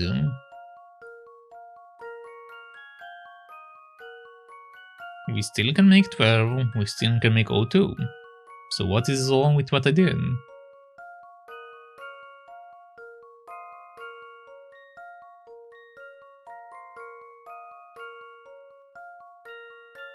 Like I need all the other numbers, because 11 is the date we need, 12 is the date we need,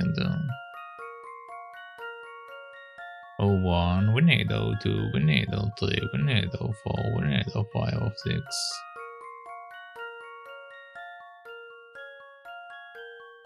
07, 09, and so on and so forth. Basically, we're just missing a 0 on the other cube.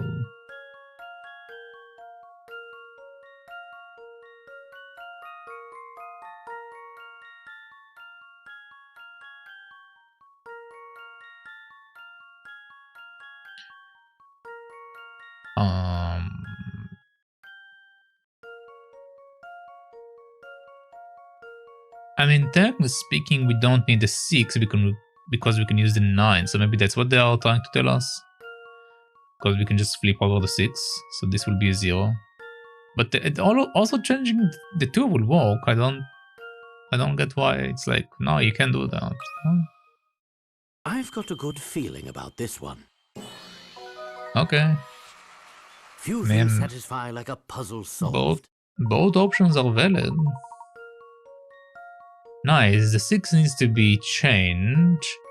The current design won't allow the dice to display the dates 07 or 08, but if you change the 6 to 0, you can turn the 9 upside down to use it as a 6 and display all the dates.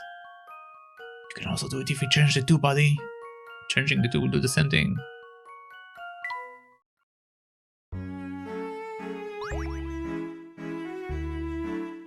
Alright, well, whatever.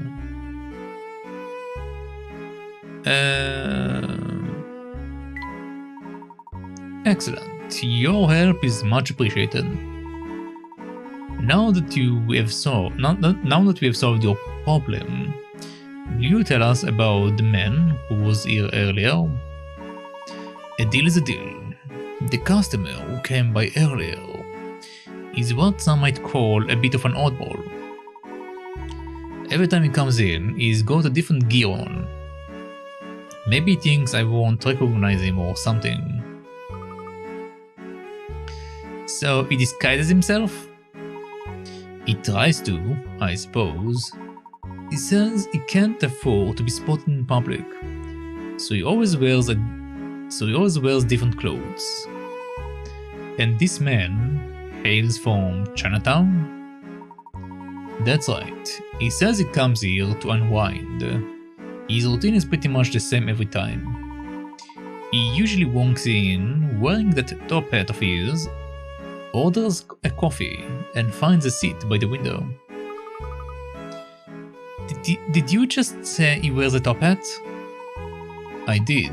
It's a tall number, like the one your friend is wearing. That's how I always know who he is. But you said that this man has already left for today, correct? That's right. If you had arrived a few minutes earlier, you would have bumped into him leaving. Do you suppose he's going back to the towering pagoda, Professor? I think there is a good chance of that. Why don't we go and find out? Good idea, let's go. Have a nice day. Okay, let's go. What's that?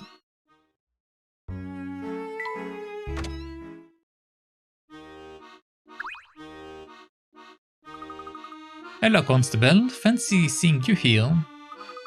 Oh, hello. I've been all over town gathering information, you know. But all that walking has put me in the mood for a snack. So that's why you were peeking in through the restaurant window.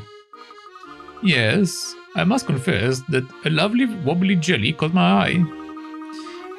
Do a hangry man a favor and keep my little break a secret from the inspector, won't you?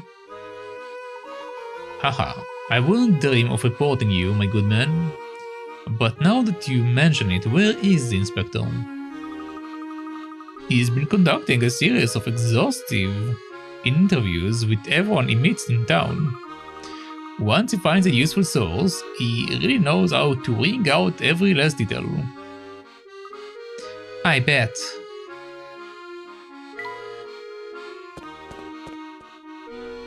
I bet indeed.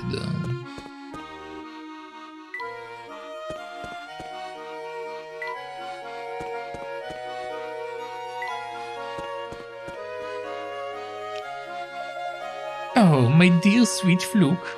I've been looking everywhere for you. Dun dun dun.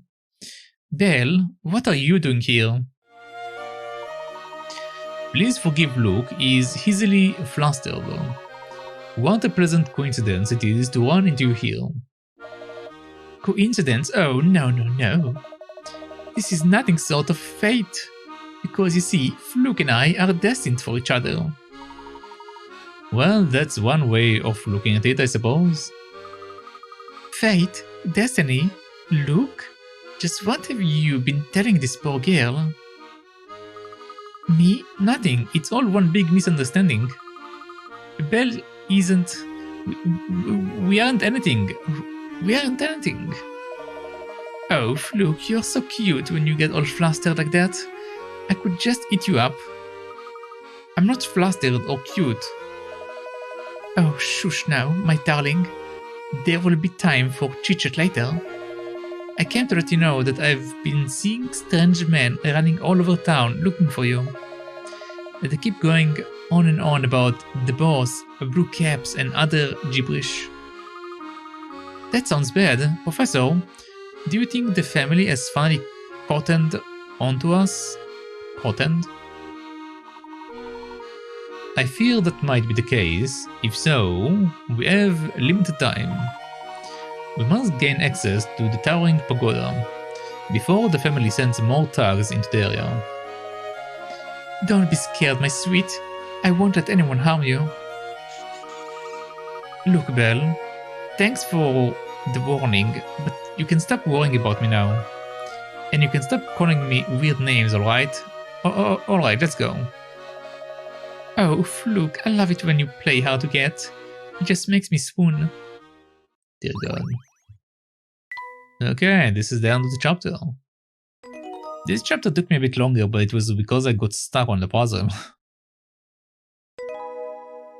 Chapter 9, The Master of the Towering Pagoda.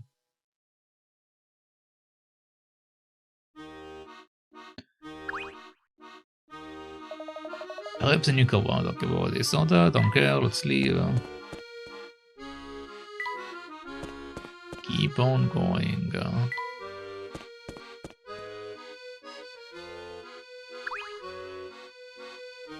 Meow. Oh. Hello there, friends. Did you find that fella you were chasing? Unfortunately not, but I'm confident we will corner him at the towering pagoda this time. Yikes, jumping straight into the lions then, eh?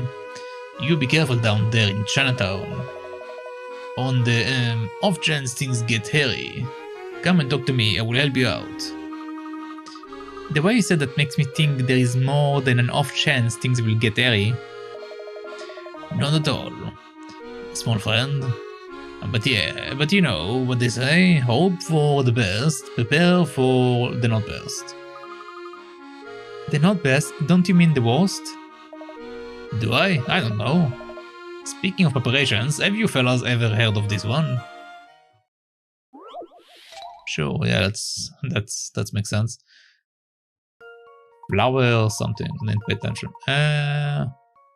To be prepared in case of future shortages, you decide to mill some of your grain into flour and stash it away from safe and dry.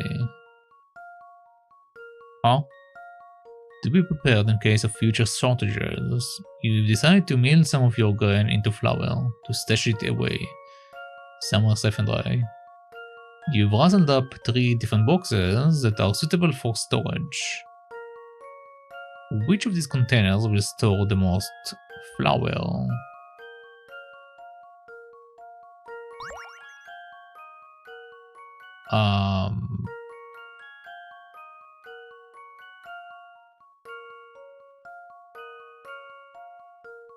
Well...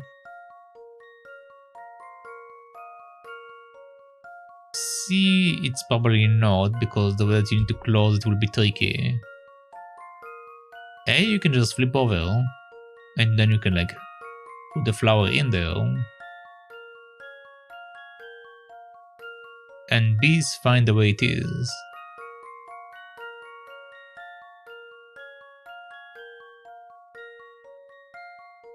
Normally it will be A. But everything this is a trick question.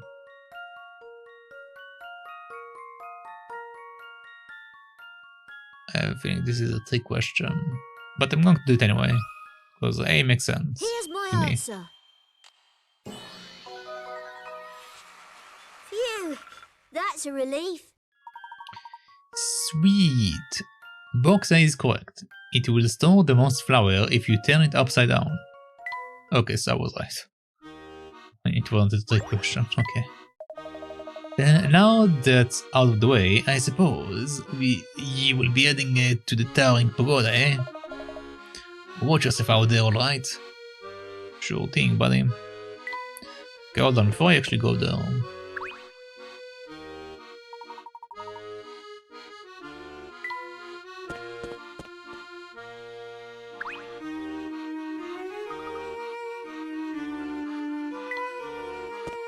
Okay, I just wanted to make sure that we didn't like miss something. Alright, let's keep on moving. This guy is still waiting for his fan. Hello, Professor. I saw you coming this time. This is why I didn't jump.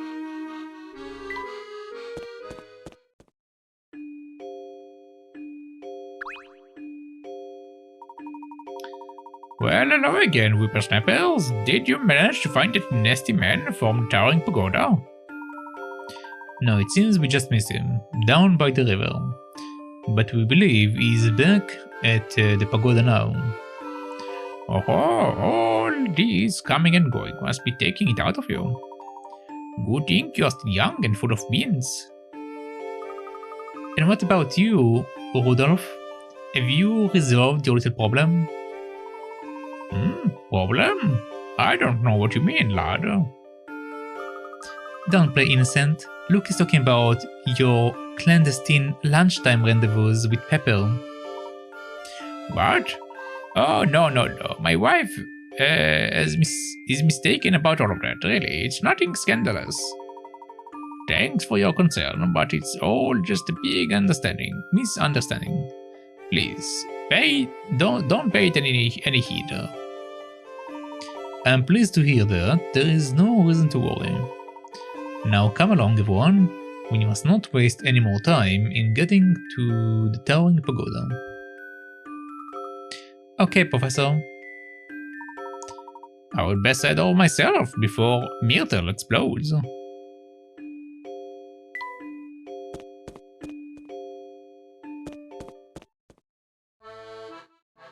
Oh. Books are sustenance for the soul. Have you discovered the value of the written word, young one? Of course, I love books. I've read the Sherlock Holmes stories at least a dozen times. Books are tricky things. Some are enlightenment, made physical, while others are just pile of papers. Only by reading a book can one decide whether it is worthwhile or worthless. I never thought about it that way.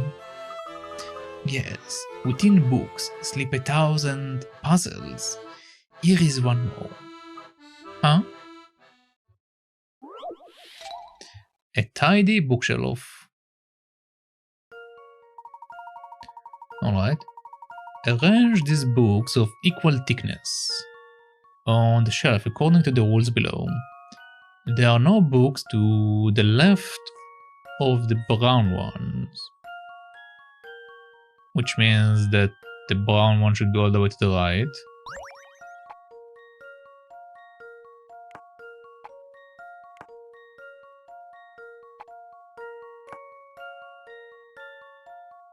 Either that or it needs to be laid down, I don't know. There are no books to the left of the brown one. Only the blue book touches the brown one. He's the one touching him. Okay. Which might mean that I need to like lay it on the bottom, but we should find in a second. The yellow book is to the left of the white one. The yellow book. Come on. Damn it. The yellow book is to the left of the white one.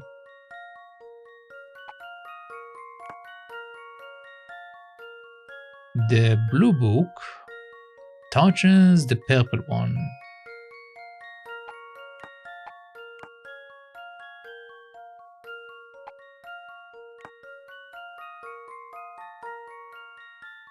The white book is sandwiched between the yellow and purple books. The white book is sandwiched between the yellow and purple. But the purple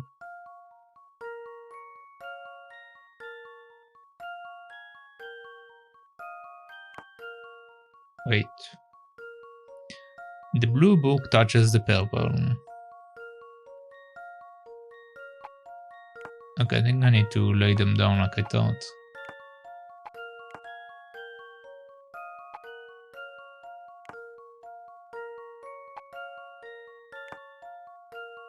Alright.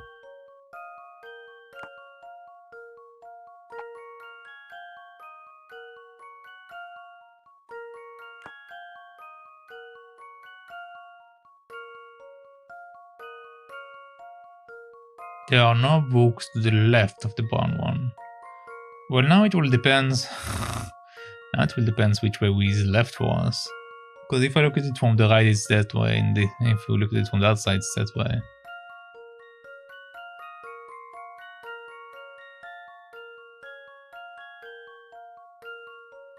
Let's just draw with it like that.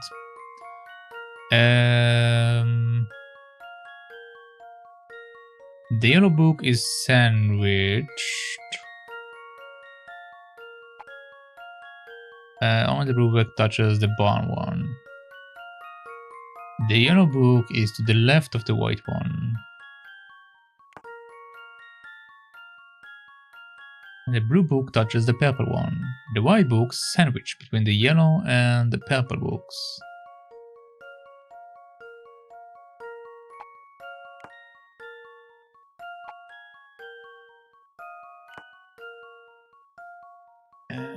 There are no books left of the brown one.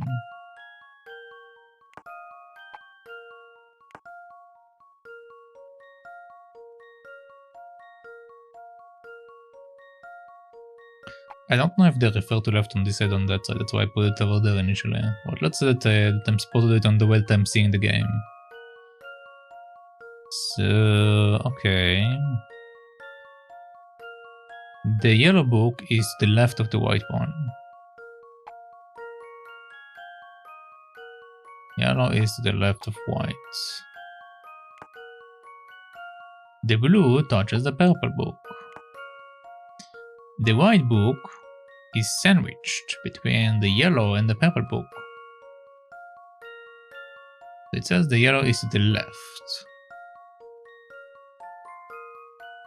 But it says the white needs to be sandwiched between them. Which means this needs to be here.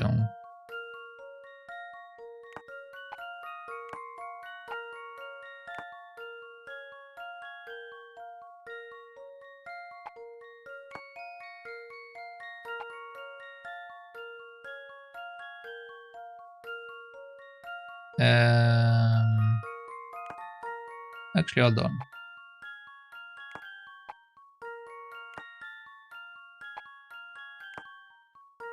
It says it needs to touch it, but not that. Yeah, but the problem I can only put one book like that if I do it this way.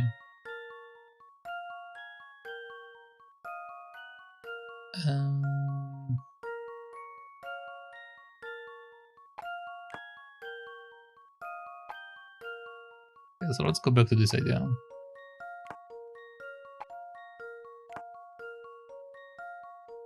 Okay, so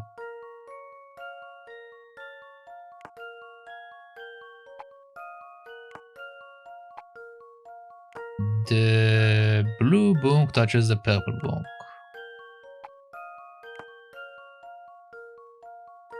The white book is sandwiched between the yellow and purple.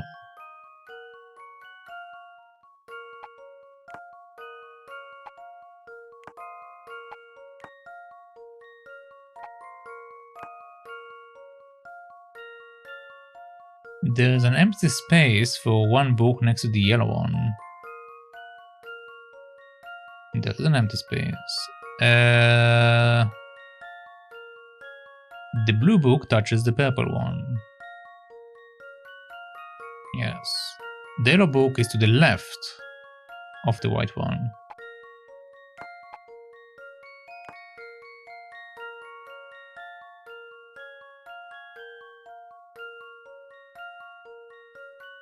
Okay.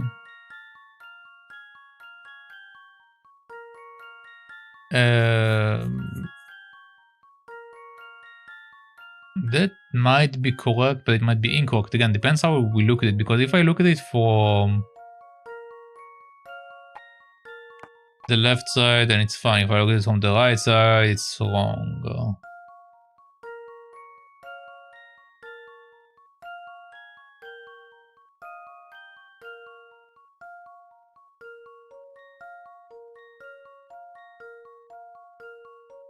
I don't know, let's try. This one's as good as solved. No. Okay. I guess it's back to the drawing board. Too bad, remember, it doesn't matter how tidily the books are arranged, as long as you meet all the conditions.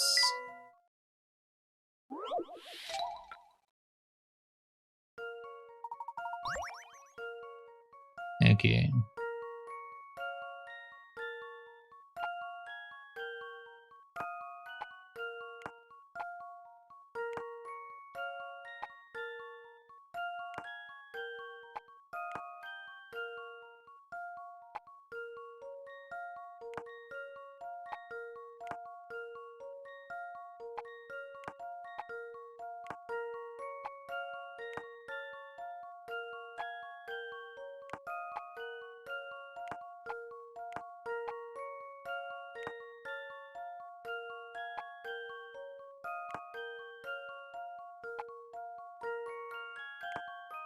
Okay, so there's no books to the left of the brown one. Nothing to the left. Only the blue book touches the brown one. Yes. But the problem is with this setup is that there isn't a space for the yellow one.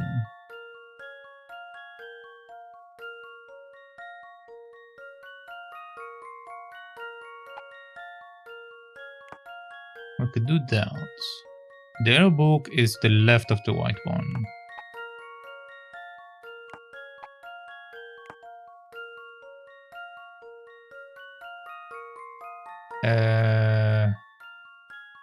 The blue book touches the purple. The white book is sandwiched between the yellow and purple books.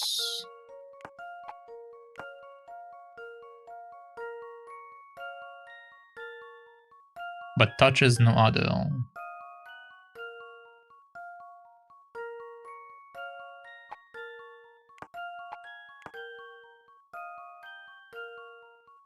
If it touches no other, I'm going to assume that I need to at least pay attention to gravity.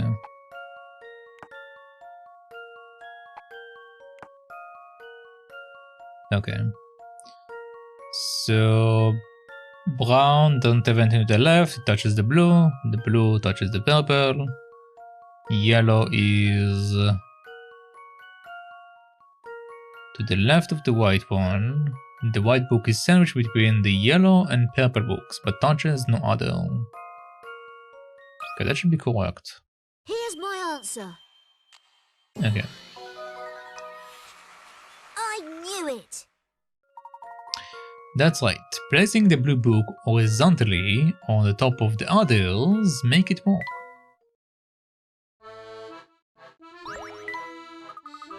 Paper and ink are mere objects. In time, they will rot and vanish.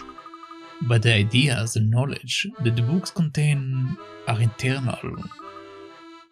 Unless they are trashy novels. Aspire to read as many books of real value as possible, young one. What about Sherlock Holmes? Are those books of value? Oh, absolutely. They are the filet mignon of soul sustenance. That's all right then. I wonder why they tell specifically that the Sherlock Holmes ones are like that. I wonder why. Welcome to Maya's Miles of Books. What kind of reading material are you looking for today? Let's see, how about some books on British history? Of course, but that's rather broad topic. What time period are you most interested in? Hey, look, here is a book on King Arthur, Core. Ah, yes, King Arthur. Technically, that's more legend than historical facts. But it is a fascinating story all the same. I like the story about the Knights of the Round Table. And that's why you have a puzzle for it. Around the table.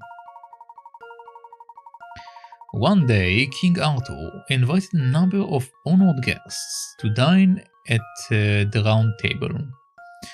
At his request, everyone sat at evenly spaced intervals around the table. After sitting down, two ladies in attendance, Guinevere and Nimue, okay, were amused to find that neither of them had a woman sitting directly adjacent or opposite. What is the minimum number of people that were sitting at the round table?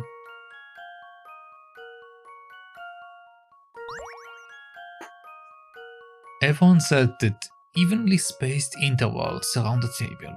Okay, so we can't have like empty spaces. Right? Yeah, we can't have empty spaces.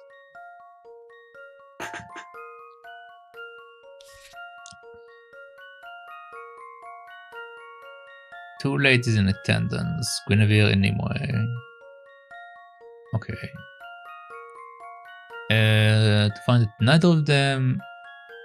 Guinevere and Nimue were amused to find that neither of them had a woman sitting directly or adjacent or opposite.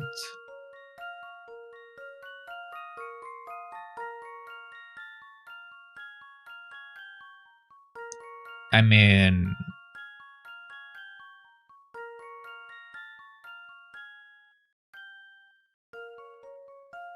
Doesn't that just mean I need to have like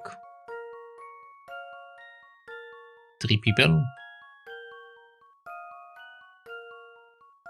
Because we can have like, let's see, Guinevere can be here, and Nimue can be here, and the king in the middle. So neither of them are adjacent, and neither of them is on the opposite side of each other. But if we only have 3 people, we need to have them spaced equally, which means that she will need to be here and here. So then that will create equal spacing. Which means that we need at least 1 extra person. So 4 people, I guess.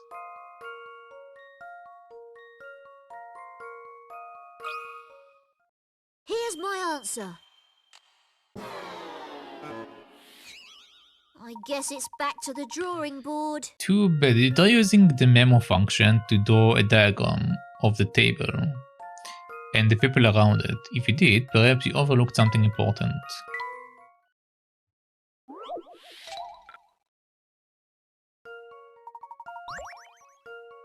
Well...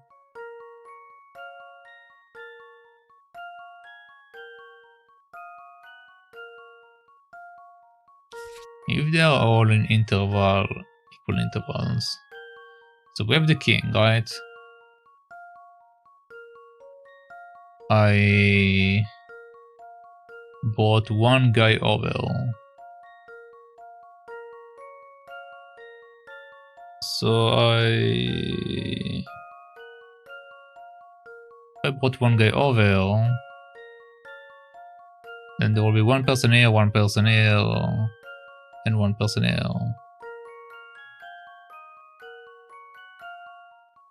Well, no, there will be 5 people then. In this case, not 4 people, but still, it will. No, it is 4 people.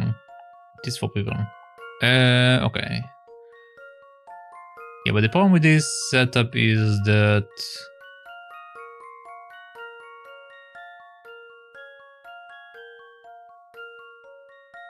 okay, I see what the problem is if I have 3 people or 4 people. If I have 3 people, again, they would be either adjacent to each other or opposite to each other. If I have 4 people, I would have to either place them adjacent to each other or opposite to each other. So that's why it didn't work out. I see now. So if I have 5 people, with 5 people, I will need to again set that they are equally distanced.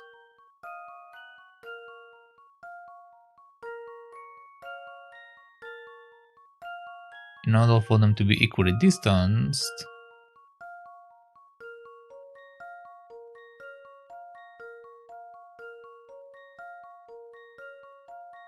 everything will need to be shifted up a bit, I guess. Let's just say it's like around there. It's not exact science, but let's say it's around there. So now we have 5 people, which means that we can off-put one of the ladies. So 5.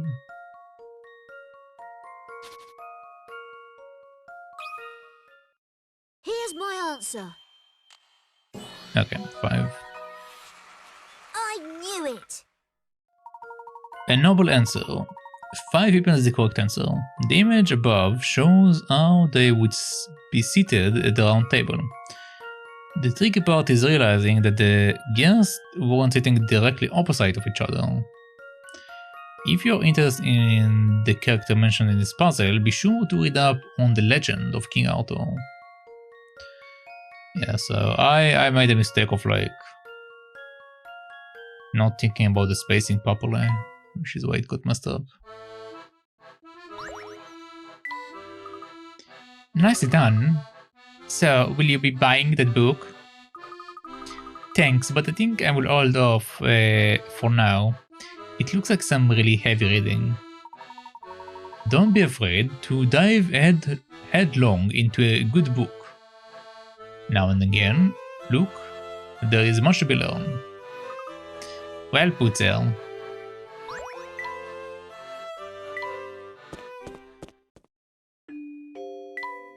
Okay, let's... I've met a lot of seedy characters here in London, so it's refreshing to meet some nice people for once.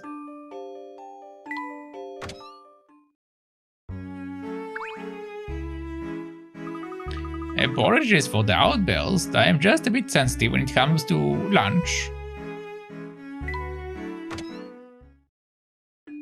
No need to apologize, my good lady. Okay, I don't want to speak to you.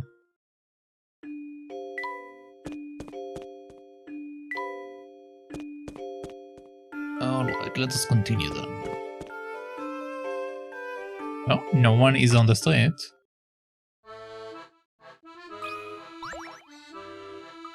Welcome to Pepper's Noodle Palace. Hello there, Pepper. And a big hello there to you too, gents. Thanks for stopping by again. Hungry already, are you? I'm still quite full, actually. We do know one police officer would never turn down a bowl of noodles. Mind. Hungry customers are my favorite customers. I think I will treat him to a bowl on the house. Know that it's not just the noodles that are good here, you know. The noodle puzzles aren't bad either here. I don't know why they shove like here randomly sometime. Noodling around or like mind, like it says like mind something. Bowls of plain noodles and pork noodles are lined in a row on the counter. Line up the bowls so that bowls of plain noodles and pork noodles alternate, but make sure they all remain evenly spaced. What is the fewest number of moves it will take to accomplish the task? Know that in this puzzle, simply switching the places of two balls counts as 2 moves.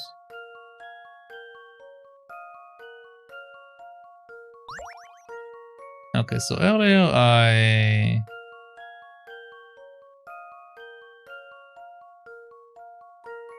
just moved one and it was good, but now we have 3 of them. Just doing that will be enough, but... Question...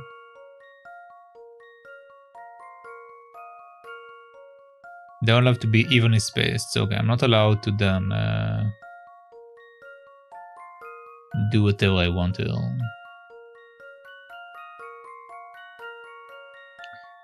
So this time I think it will be 2 moves.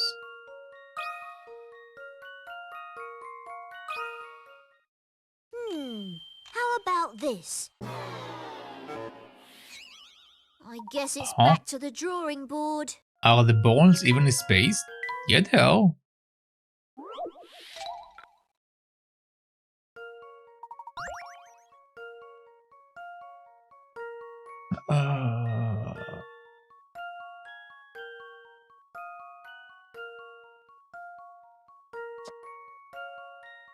Unless they're saying... No, I can't do that.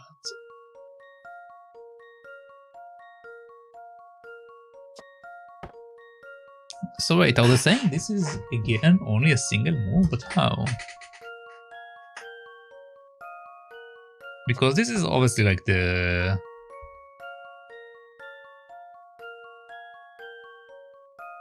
way that you're supposed to do it, unless they specifically want me to put plain before pork, and then yeah, we need to figure out a different way to set it up, but...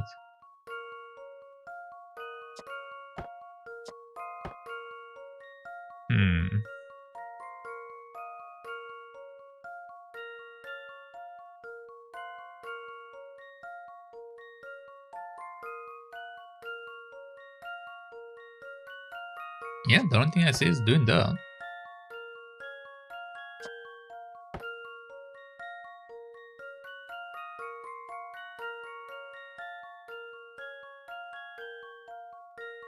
And we need to alternate them, so they need to be alternate.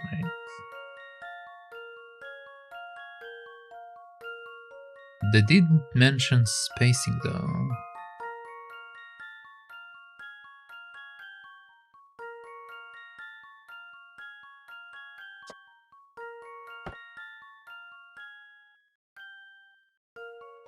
Maybe it's like something like this.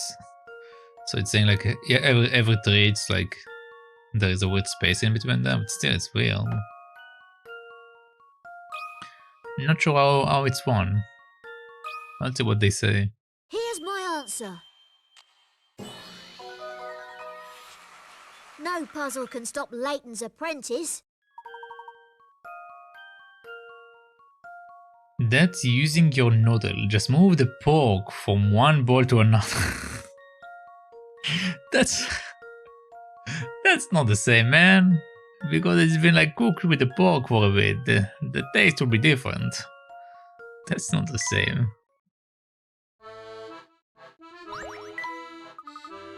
Nice pork there. That was a dirty move. Chom chom chom. Hello, Barton. How is everything going? I was just taking a break to reflect upon the case the inspector and I were on the other day. I see. What exactly happened on the case?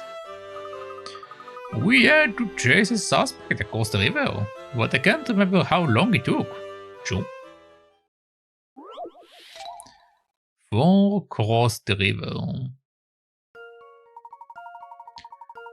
4 police officers, A, B, C, and D, are chasing a criminal across the river.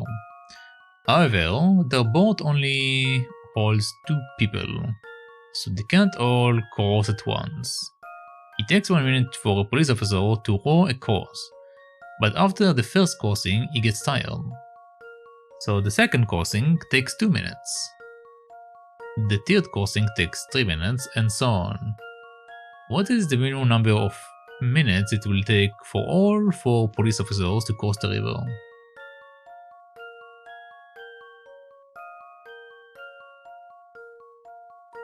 I mean...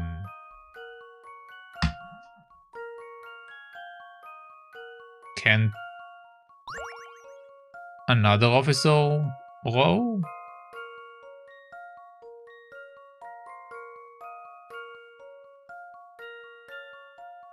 Yeah, I'm pretty sure that like... Okay, so at the beginning, let's say that A and B went together, okay? A and B went.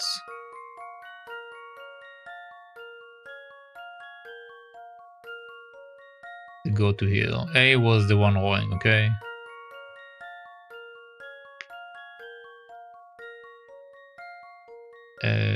The boat only holds 2 people, so they can't all cross at once. Okay, so yeah, only 2 people can cross at once.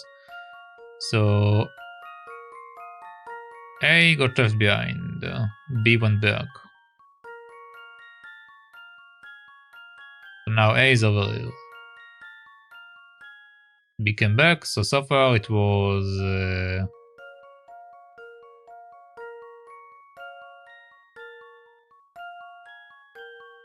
should I...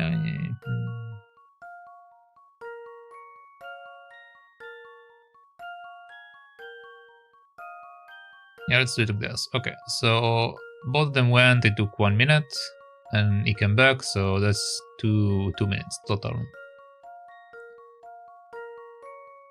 Okay, next... we're going to leave B here for the moment.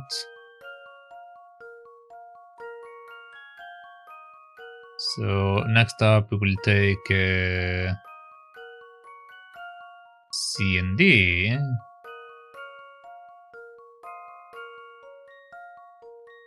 And C will stay. C will stay, D will go back. Okay, that took us 2 more minutes.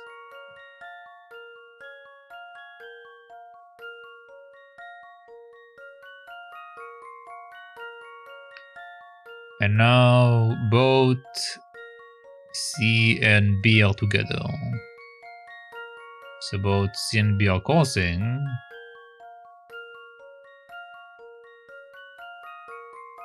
Both of them can come off now, since we don't need to go back anymore. D and B, I mean. D and B. Not C. C stay behind. So D and B went over. And the second crossing, we know that it's taking 2 minutes because they're tired, so it will take another 2 minutes. So that will be 6 minutes, right?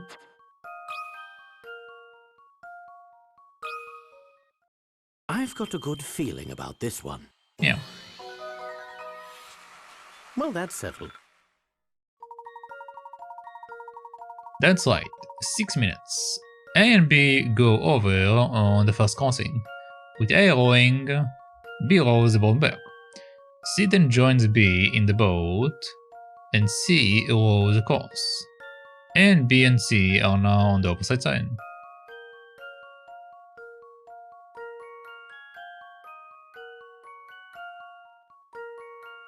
one of them needs to row back, but they've all rowed across the river once, so it doesn't make any differences who goes. Once one of them has rowed back, D gets in and rows to the other side.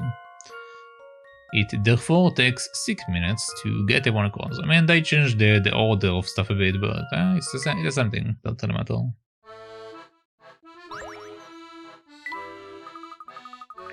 Ah yes, that's right. Thanks for helping me to remember. Now I can finally get back to snacking.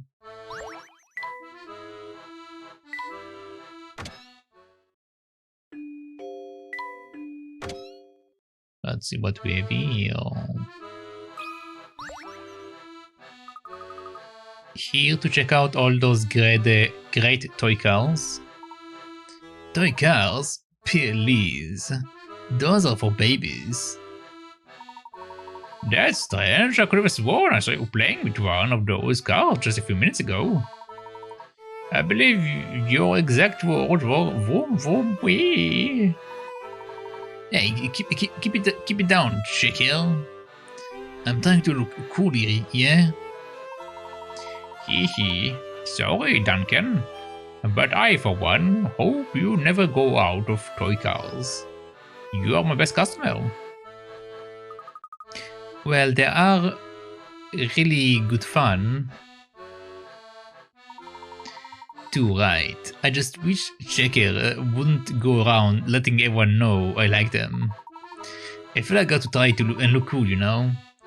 Speaking of cars, though, I've got a puzzle for you. Let's go. Pocket money puzzle. Alright.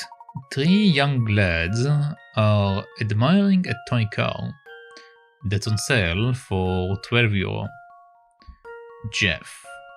If we pooled all our pocket money, Pete and I could buy this car together in 2 weeks. Sam, well, Pete and I could buy it in 3 weeks. Pete, not bad because it would take the 2 of you 6 weeks to save up enough together. All pocket money is received weekly. How much pocket money does Sam get in pounds? Okay. If we pulled all our pocket money, Pete and I could buy this car together in 2 weeks. Well, Pete and I could buy it in 3 weeks. Which means that Sam have less money than Jeff. And Pete says, not bad because it will take the 2 of you 6 weeks to save up enough together. Okay, which means that Sam have the least amount of money. So basically our thing will be Sam, P,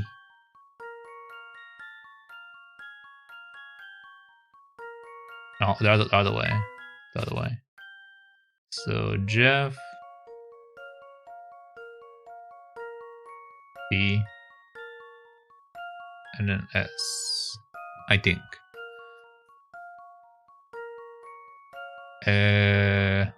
Well, actually, well, Pete and I could buy it in 3 weeks.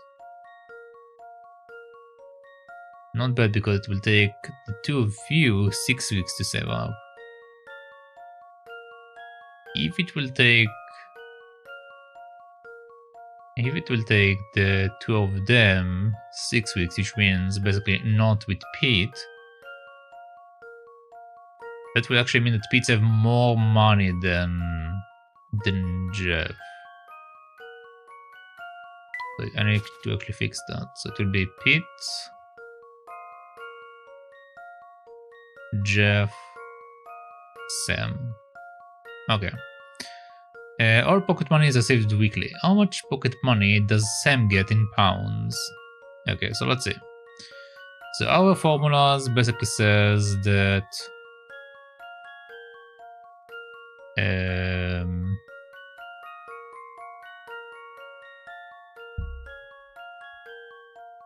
They receive money weekly. Okay.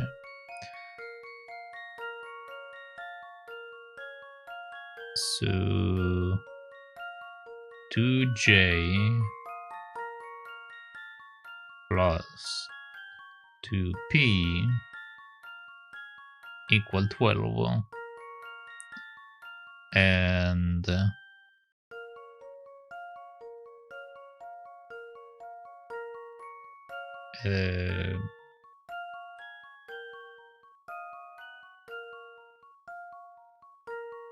Pete and I could buy it in 3 weeks. Okay, so 3S plus 3P equal 12. And the last one is 6 weeks. So 6J plus 6S equal 12. That's the 3 formula I'm working with. That's an S, not a 5. Okay, so if we work our formula through, we're going to just know how much Sam's gets. So let's see, what would be the quickest way to do that? If we take the 6 plus 6 equal 12, okay, let's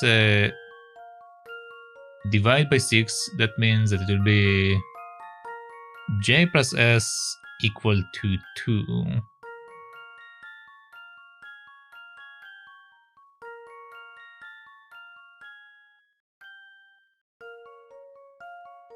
Okay, interesting.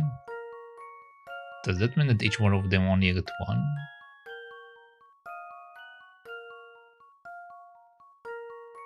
Oh. If he gets 1 and you have 2, he will have 12. And he will have 6. They need to split their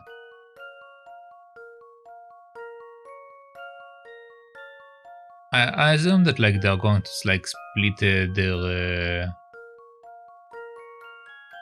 their funds equally. That's why it's like this.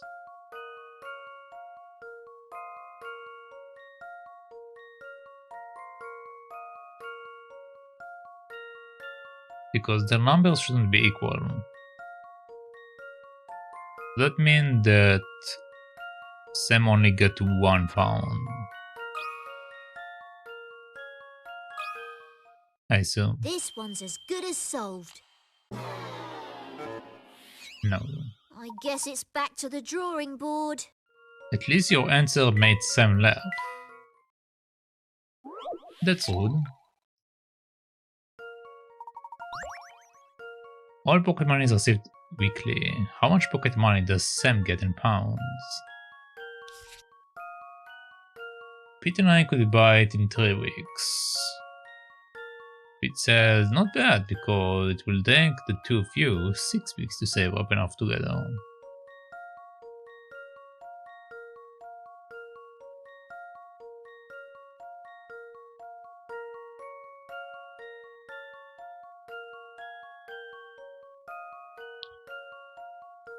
If we pooled all our pocket money, Pete and I could buy this car together in 2 weeks.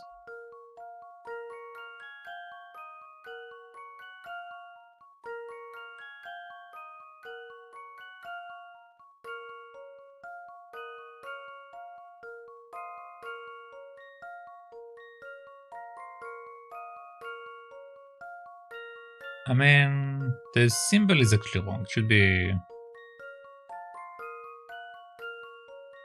Should be like that. That will make more sense. So it's either equal or greater, basically. This way it will make more sense writing-wise.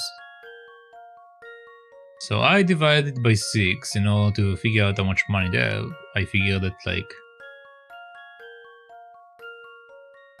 Oh, anyway, yeah, so they have either 2 or more pounds in 1 week.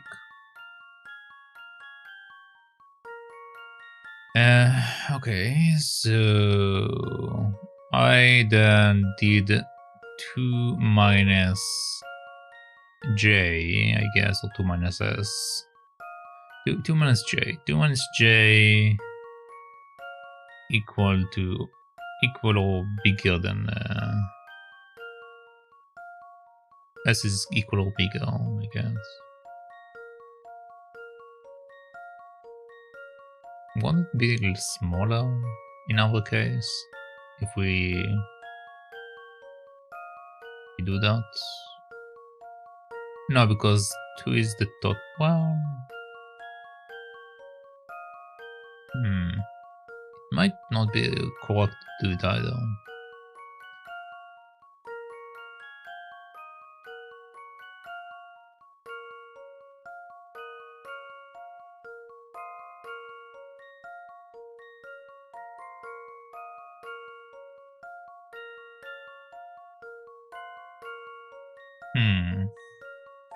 Okay.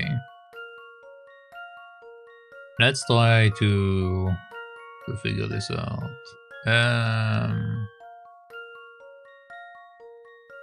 So if we take the 2 and we divide by 2, J plus P, meaning Jeff and Pete, amount of money should be greater or equal to 6. They have 6 coins in a week, or 6 pounds in a week. And Sam and Pete will have, in this case, 4 or more in a week.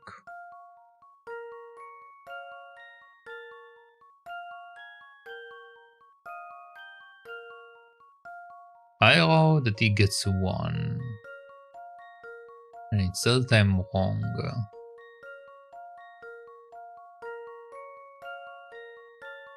If it's wrong,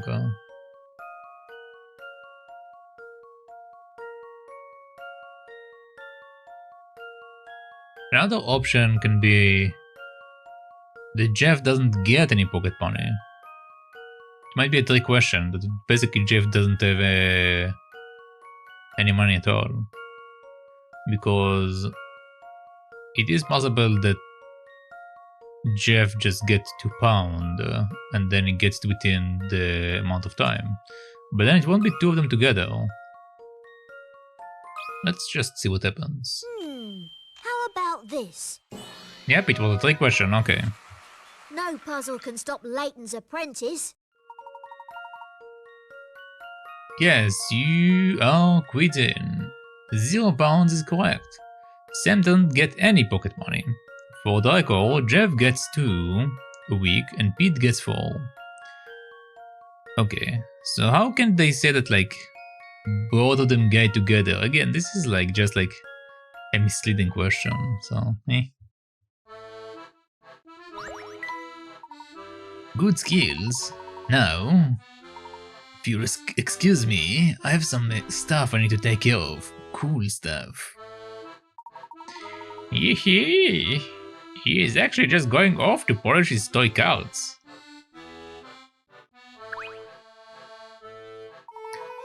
And remember, lad, you are never too old to play with toys.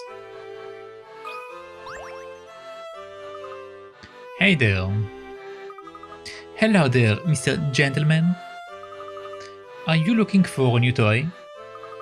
Not really. I mean, the toy cars are rather fun, but there isn't much else to shout about in here. They should really spice up their stock with some new products. Crikey, you are not half picky when it comes to toy shopping.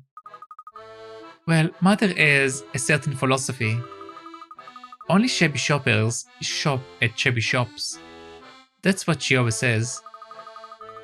Checker tries his best, but this place really needs to get its act together. Oh my, I hope poor Checker didn't hear that. Shopping is a serious business. You need brains to do it right. Let me give you an example. The discount. Okay. This shop only sells items that cost £1, £2 or £3. If you buy 2 of the same item, you can buy a third one at half the price. You bought 6 items and paid £9.50. How many 1, 2 and 3 pound items did you buy? You bought at least 1 of each. Line up the items from left to right to show how much of each one you bought. Okay, so it's probably not well, it can be technically be 2 of the £2, but it's less likely. If you buy 2 of the same item, you can buy the third one at half the price. Okay, so if you buy this, it will be 6 and then 6 plus 1.5. But we already have to at least buy 1 of each of them from the look of it. You bought 6 items and paid 9.5. How many 1, 2 and 3 items did you buy? You bought at least 1 of each. Okay, first of all we need to calculate how much we got at the beginning. So 3 plus 3 is 6, which means that we only have 3.5 left. Okay. So since we only have 3.5 left, that means that we bought 2 apples. So that will be 7, and then 7.5. And then since we have some money, we bought another pumpkin. How about this? No puzzle can stop Layton's apprentice. Splendid! You bought 3 £1 items, 2 £2 items, and 1 £3 item. To get the last 50p, you would have to have bought 3 of either the £1 or the £3 items. Though the latter options would have taken you over the budget. But you already knew that, didn't you? Yep.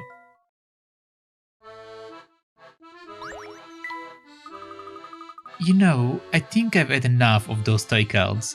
They are for little children. I mean, a young gentleman like you wouldn't be interested in something so childish, would you? Those things? Of course not. I've never even touched one. Now, Luke, telling thieves is unbecoming of a gentleman. Yes, Luke. Telling thieves is not nice.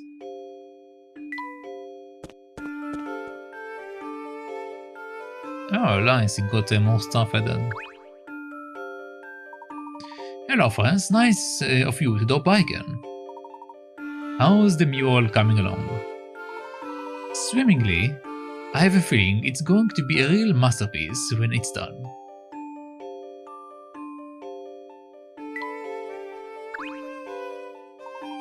If everything stays on schedule, we will be having the outline finished by the next time we visit.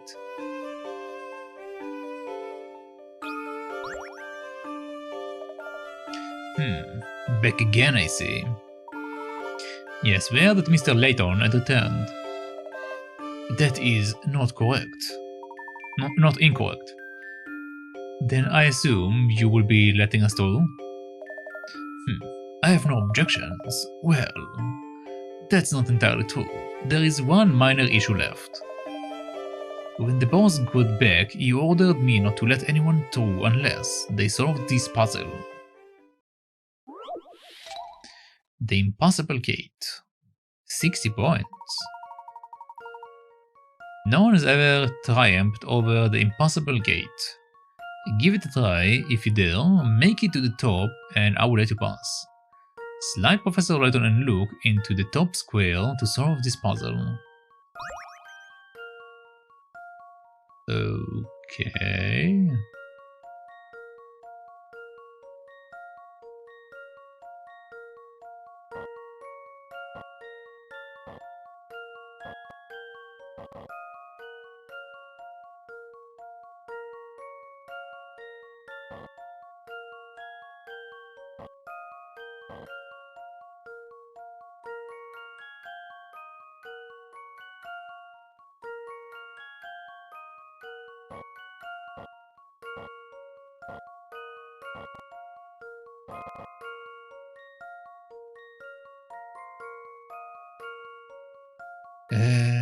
Can I move it a bit forward? It won't allow us to do anything, and this won't allow us to do anything either.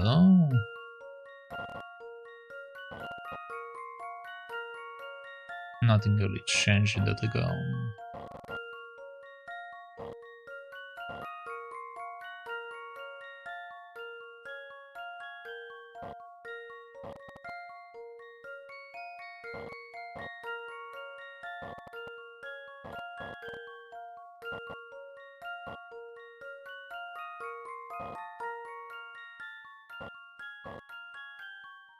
If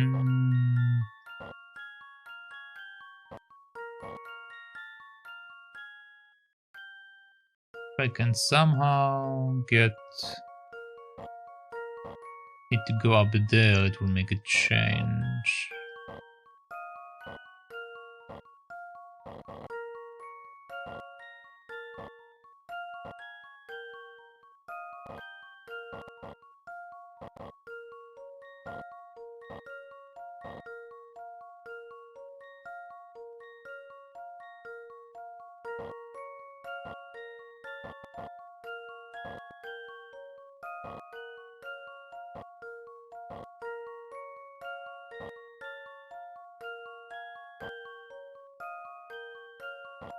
It won't allow me to pull it up there.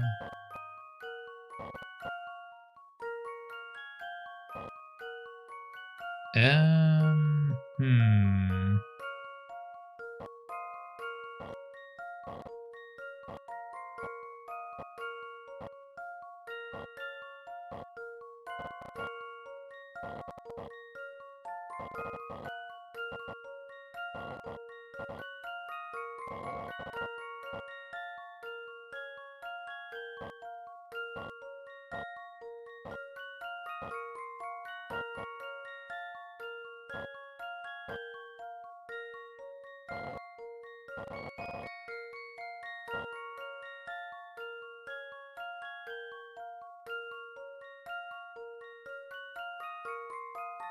Okay.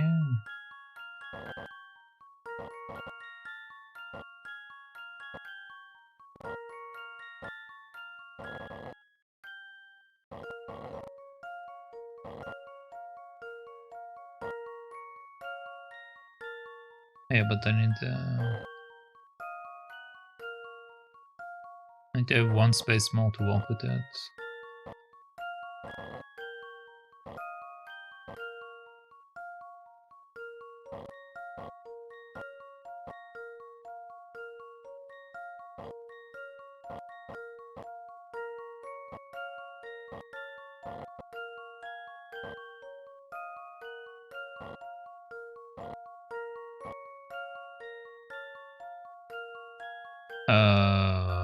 Hmm.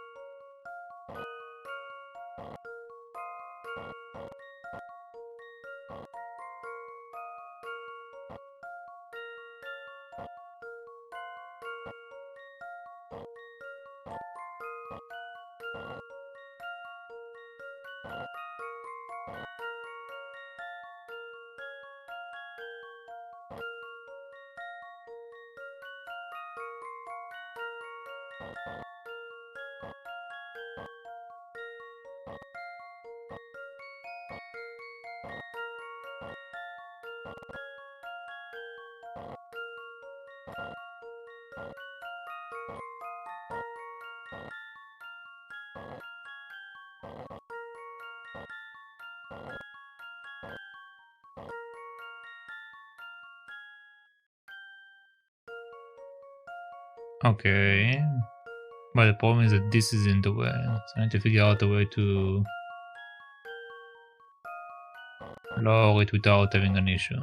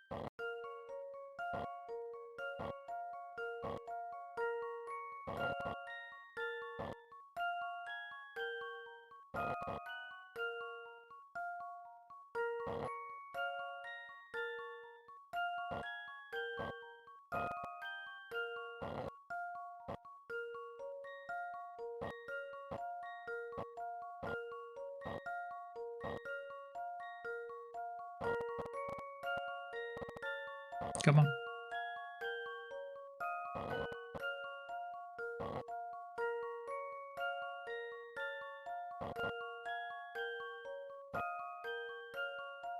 Can't move that more than that.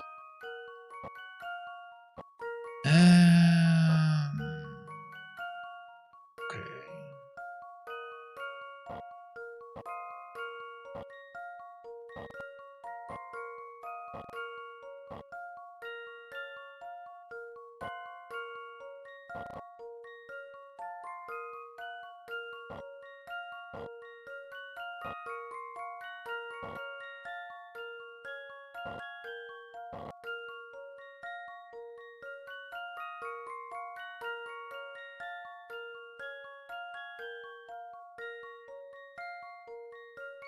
If I could spin them, it will make sense, but I can't spin them.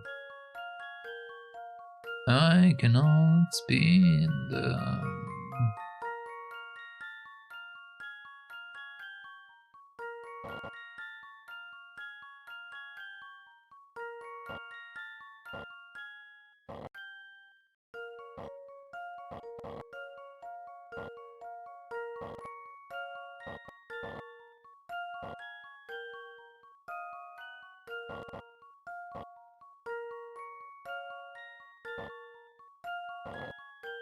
This is not going anywhere.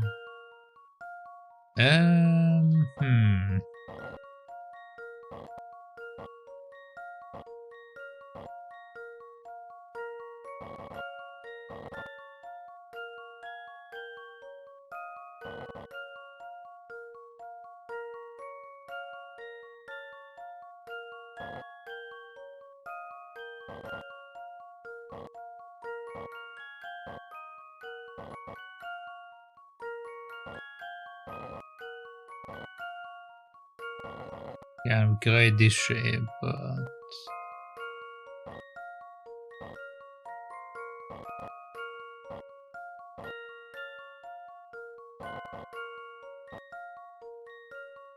The only way it works out is if I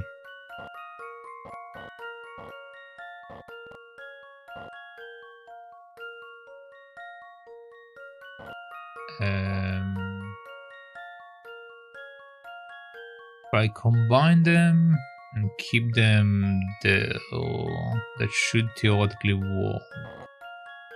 I need to create a situation.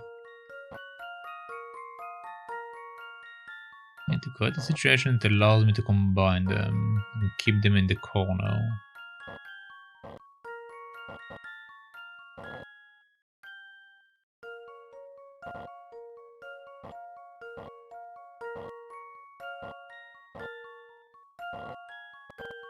So like this I combine them. But then I can go down.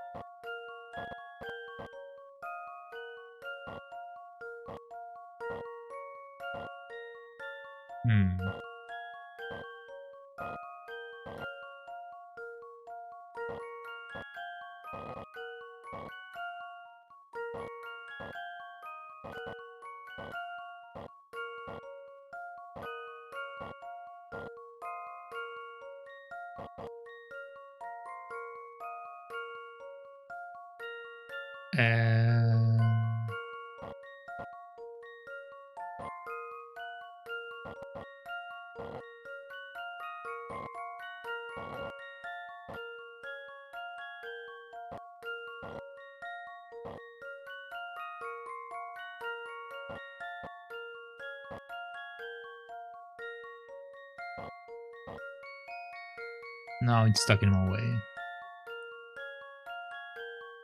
Okay, let's restart it. Okay, so we are in this condition. I need to somehow create a situation where I can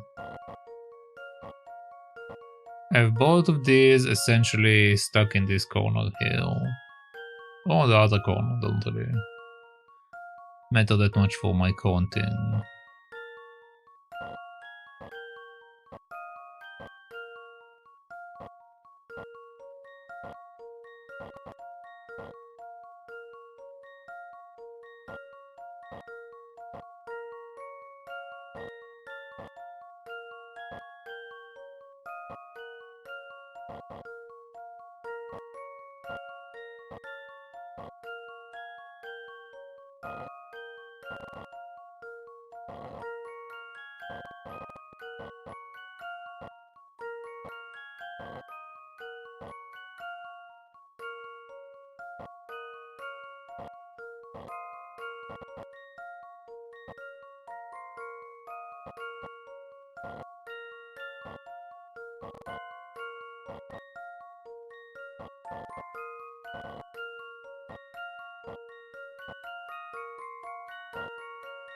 Alright.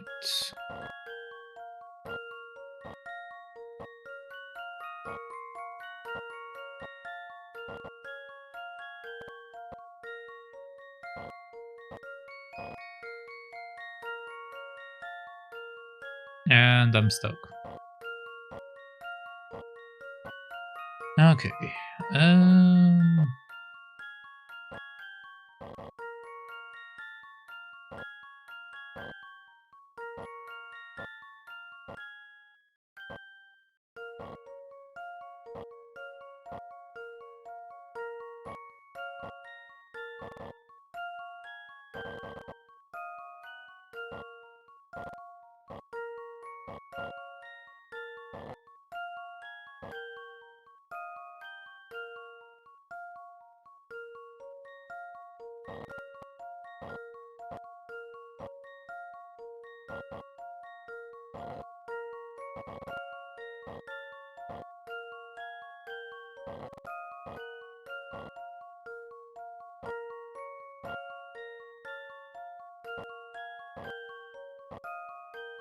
No.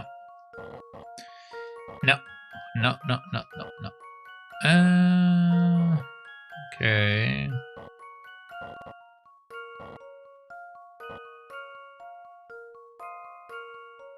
So where do we take this?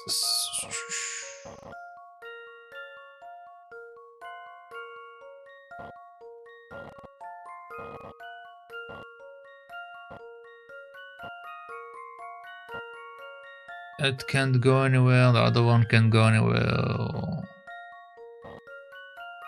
Still can't go anywhere.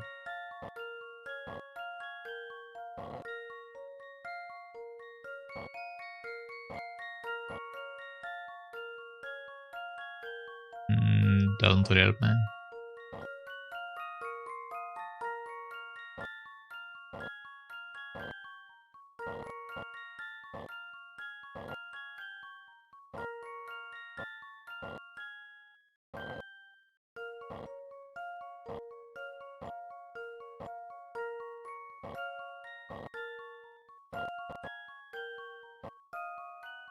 Doesn't really help me.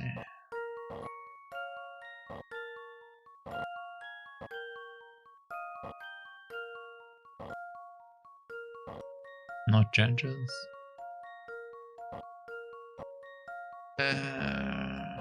Okay.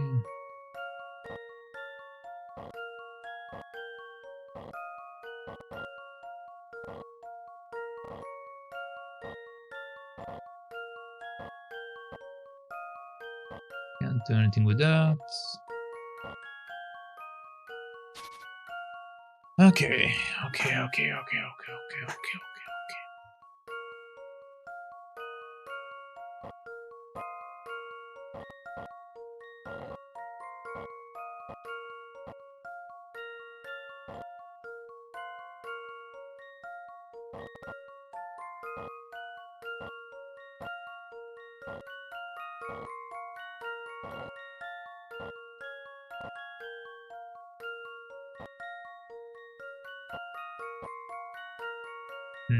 Nada.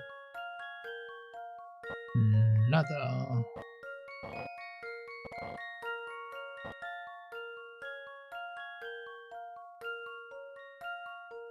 Okay.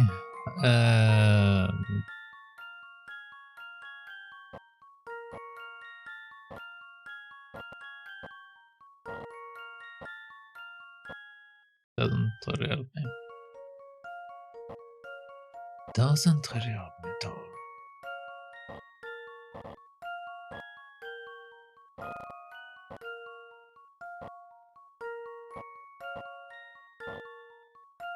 Nope.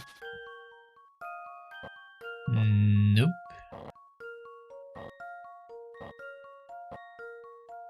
This is nothing. This is nothing. It's absolutely nothing.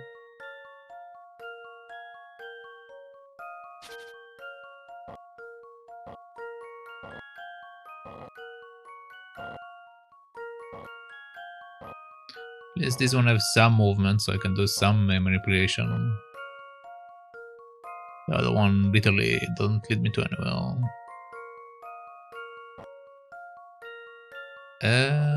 Okay.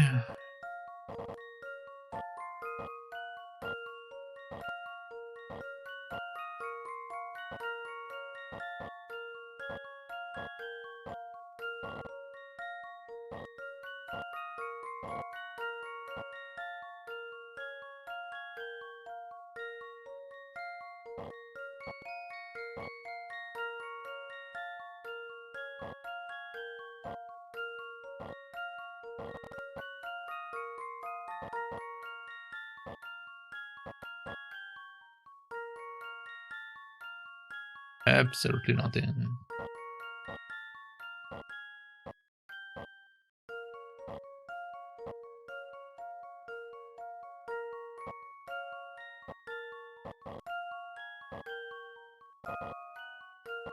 Absolutely nothing.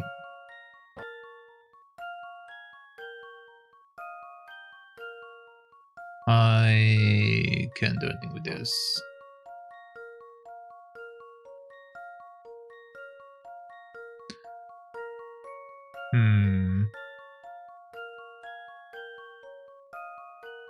Not sure what I'm doing wrong here.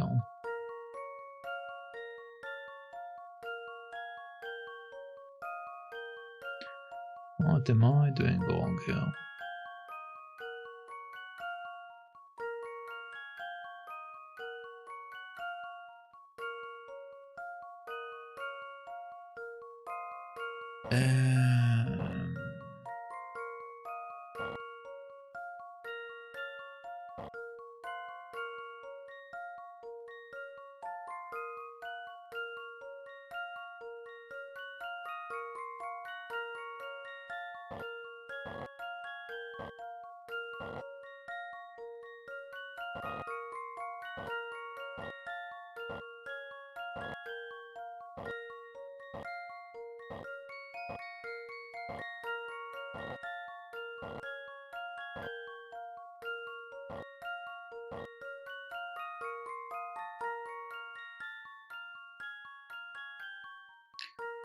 Okay, from the current situation,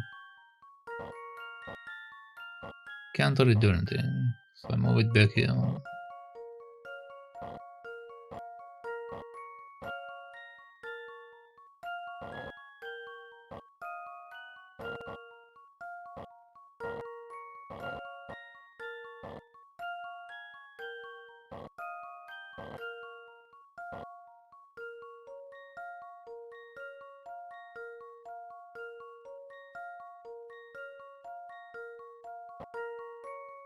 This doesn't allow me to do anything, this doesn't allow me to do anything.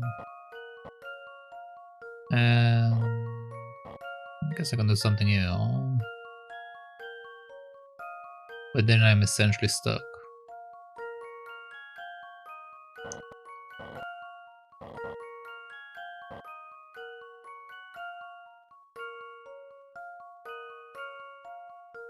Yeah, I can't...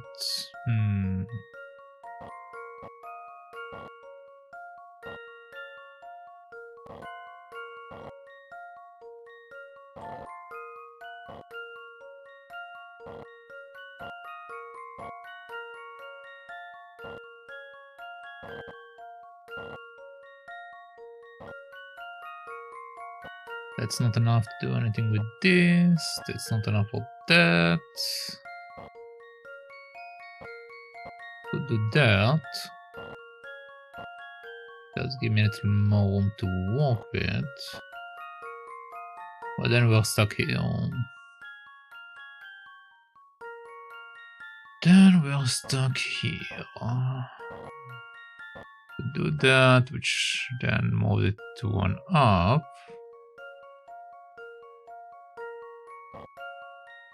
Once again, I can't do anything with the other stuff.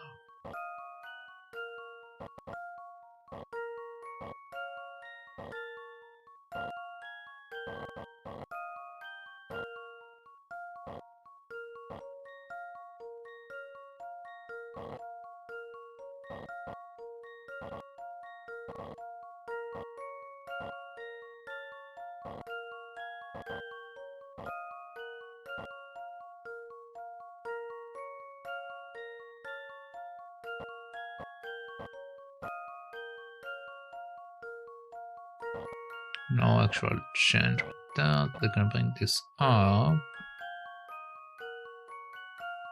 which give us one area to move at, but can't do anything other than that.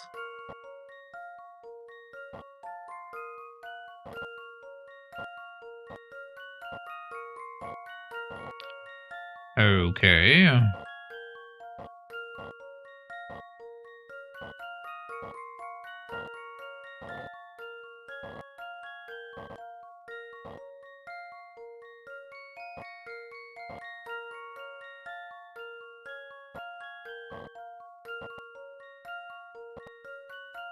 Can't move it in down. Can't move that in down.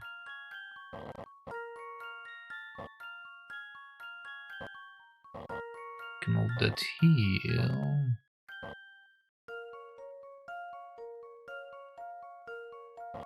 I can't move that.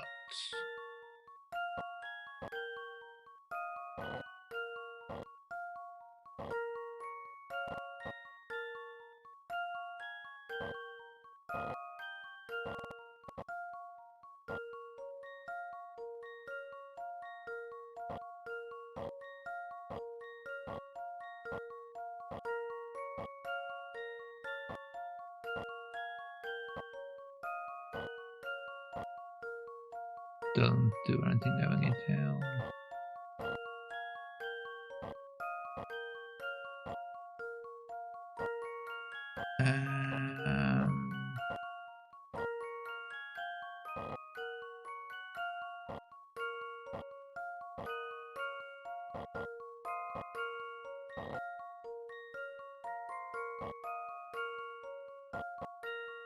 Moving it up, won't do anything. I move it here. I am then stuck because we can't move that down.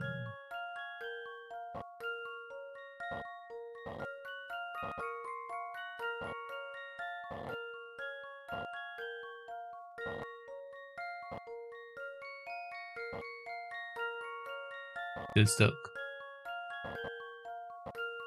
Still stuck.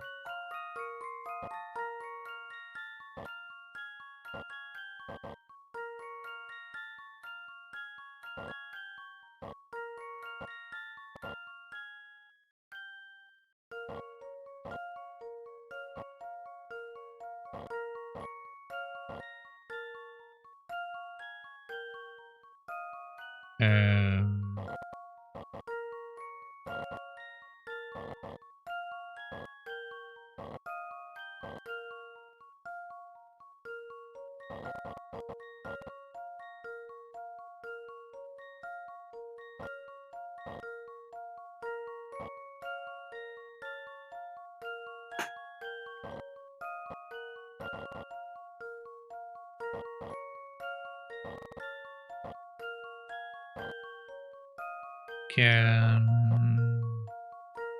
not do that.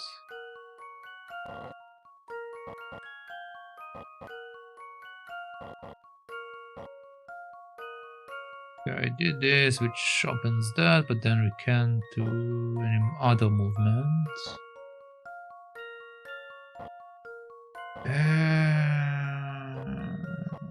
Okay.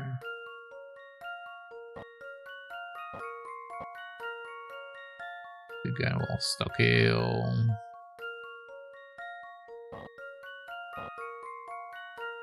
No matter what I do, I'm stuck in one way or another.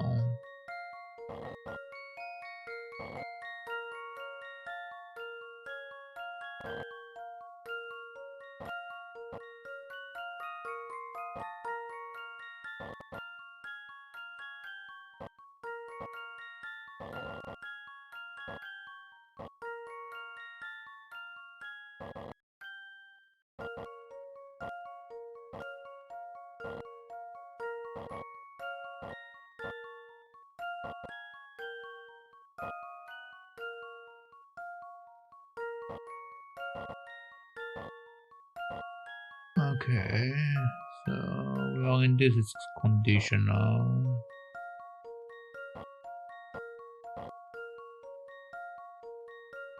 Can't do anything with that.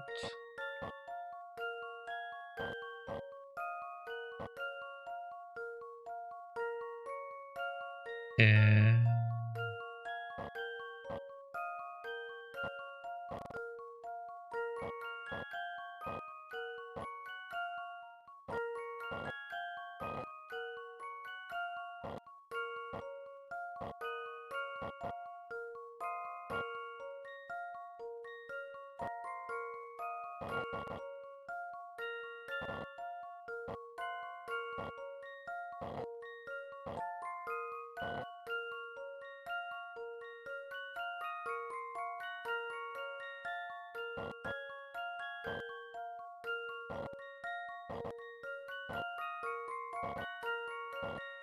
I need to figure a way to move them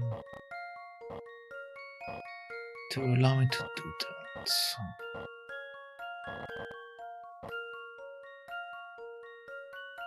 Um,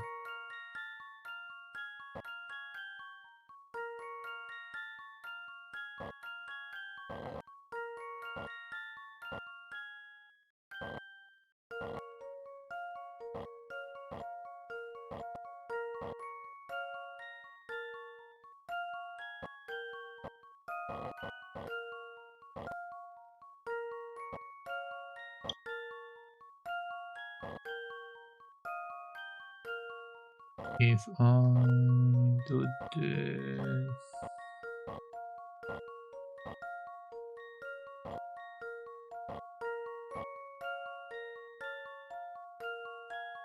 I need one more area to move it. Basically, I need to have these two like here, Layton on the other side of the wall,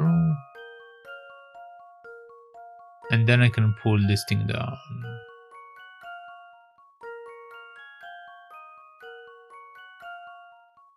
And these two sticks needs to be at the bottom, I think, for that to work out.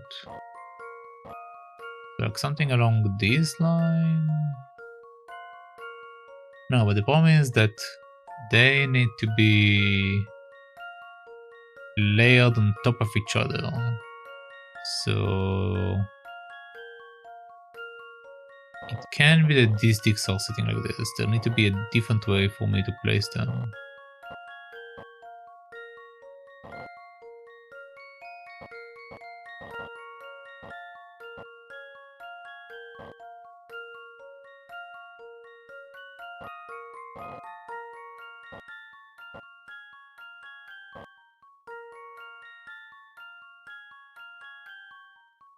A way that will make sense, not a way that doesn't make sense.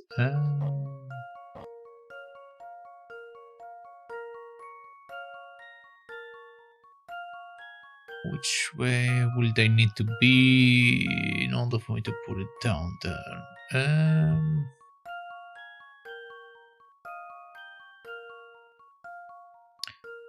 Since we need these two to be basically shoved into a wall, then for later on.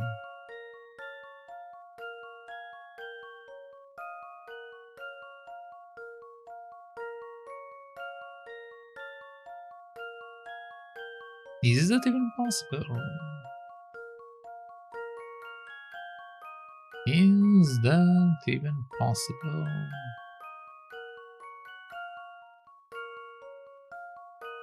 I'm not sure actually.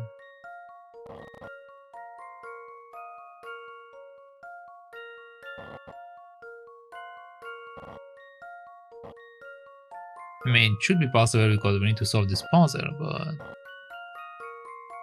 not in the current way that I think about it. Current way I think about it, it's literally impossible to do it.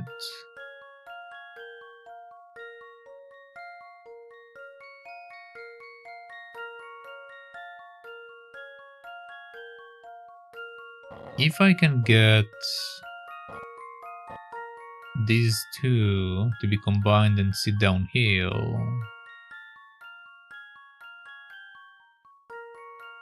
so like let's say that they are here or something, I don't know. Then later on I need to be up here.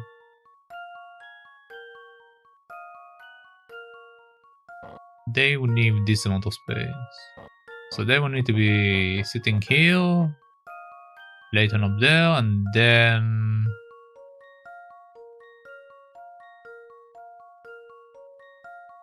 would I do it then? Layton is up there, these two are here. Well, no, because I still need an option to lower the stick down. The problem is I don't see an image in my head for me to like pull this green stick down.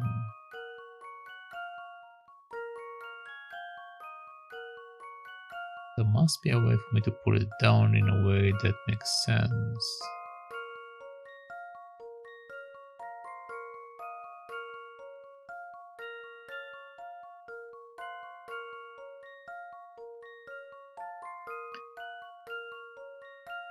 Um, hmm.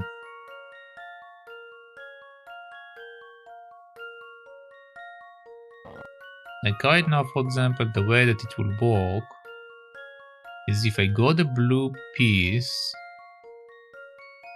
to be where I am right now,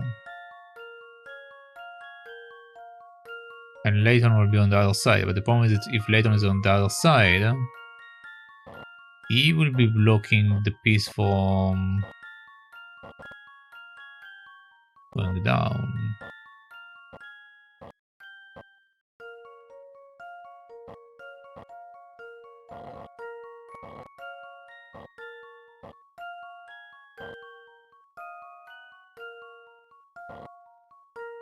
Like, this is basically what I see.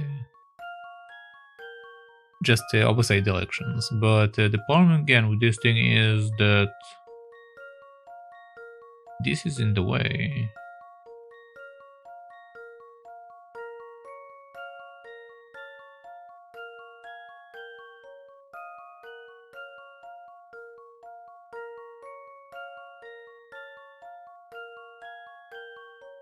Hmm.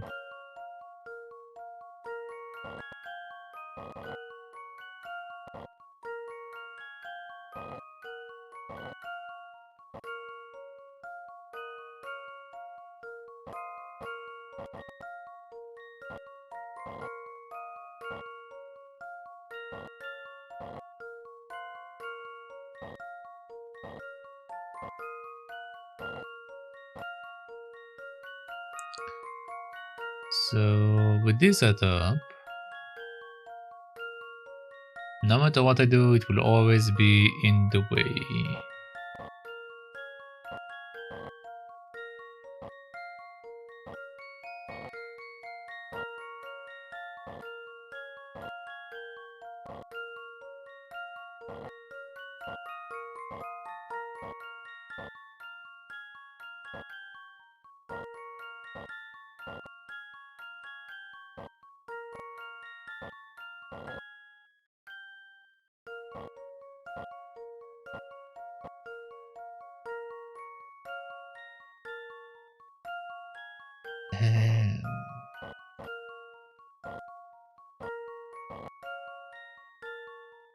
This is basically a way to like spin it around so like Layton can come up here.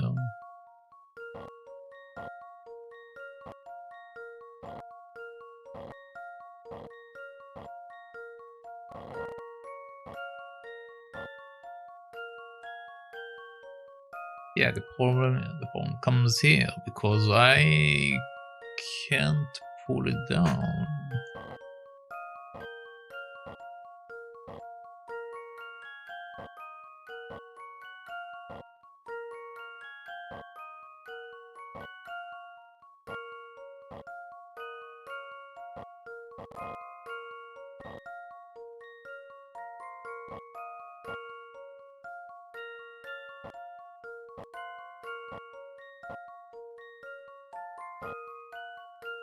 And I can't shove this piece in there because this is in the way. Even if I was like, maybe you can shove that in there and then it can work out. But no, he's in the way. He's right there.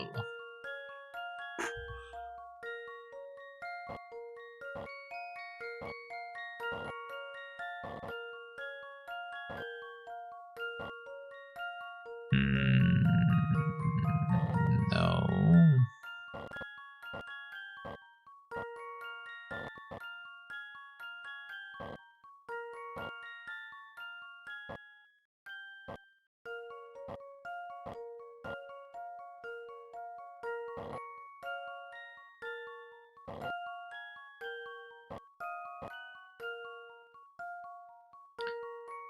Okay, so this is a setup, but again, we have the same problem. I can't pull it down. Can't pull it down.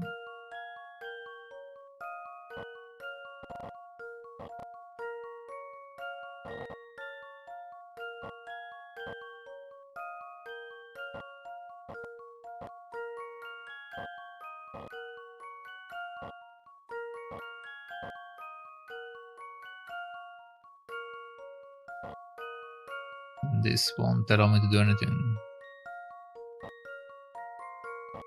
Ay, ay, ay, ay, ay.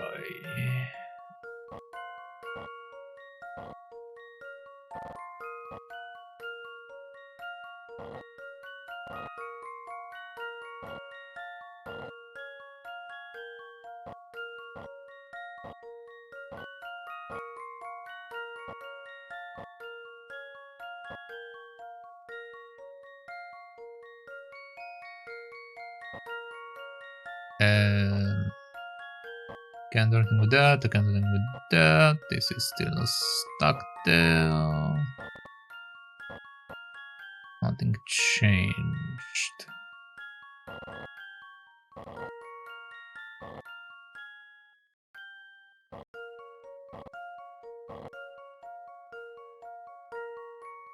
This is blocking my way.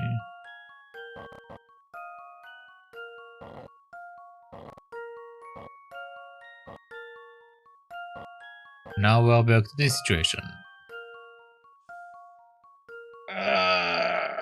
Okay.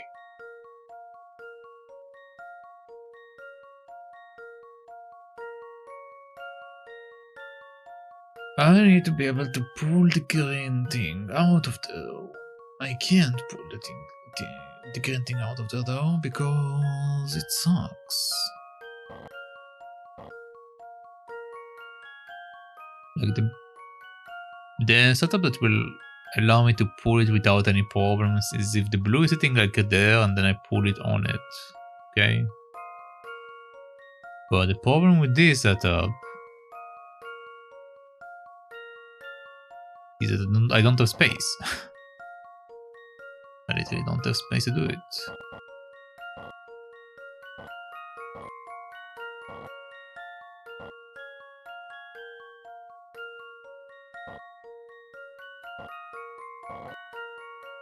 Quite literally no space.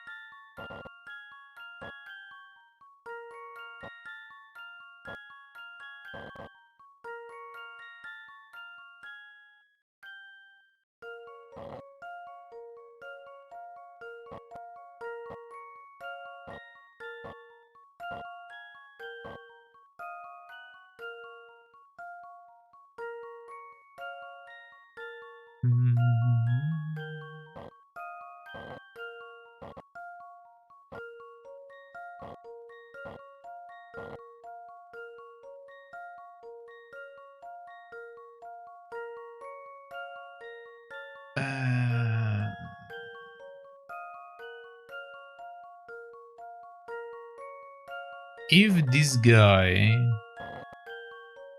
sits inside the red or inside the green, I guess I'll call it, or brighter yellow, I don't know.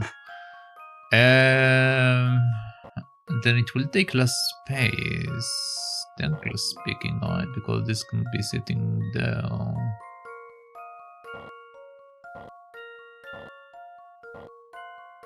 I need to find a way to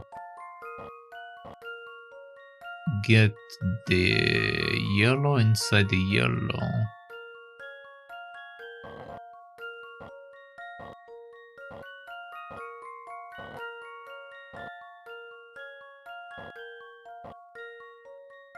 Get one yellow to be in another yellow.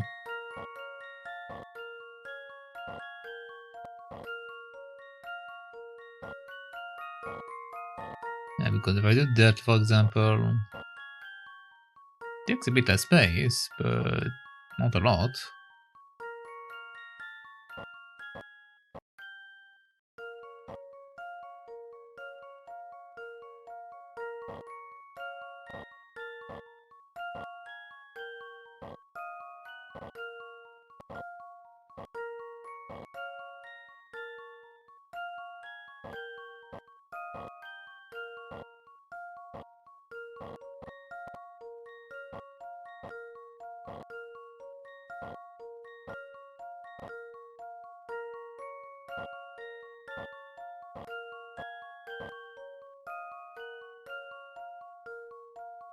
I am stuck. I am stuck. I am stuck. Keep doing the same thing, basically.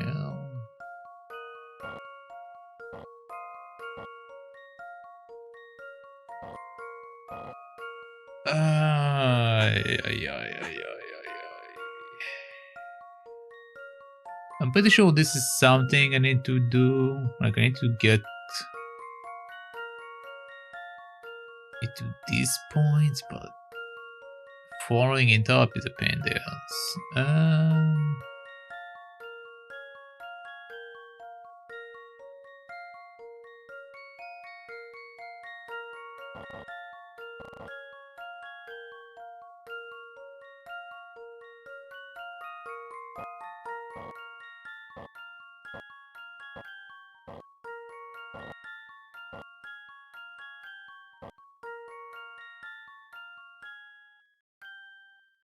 No. No. No, no, no. No, no, no, no.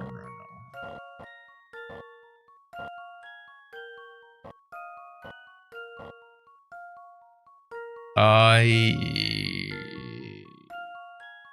need a hint, I think. I need to know how, if I'm even in the right direction. I don't even know. The gear piece is always going to get in your way. Yes. You need to find some way to move it. I am aware. First move Professor Layton and Luke over to the left. Then move the red piece down into the bottom right corner. Now move the blue piece into the space that's open up against the right wall. Move the blue piece into that space.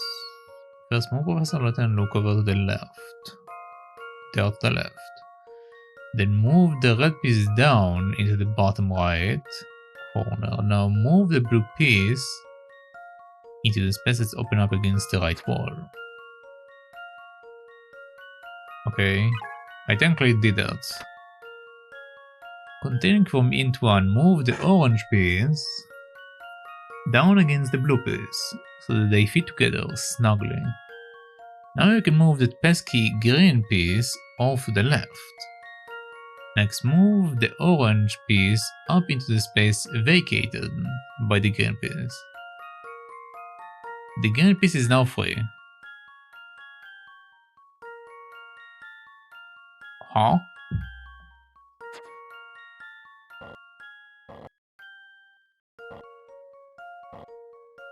Is that what you call free?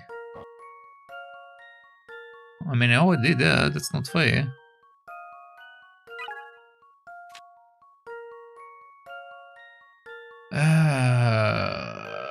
Continue from into one, move the orange piece, hold on. Let's follow the information. Let's start that. Okay. So move it here, move the tail. Move the tail, move the tail, move the tail, move the tail. Then you can move here. Then move it here. Then basically said it's free. I guess it is free to some degree.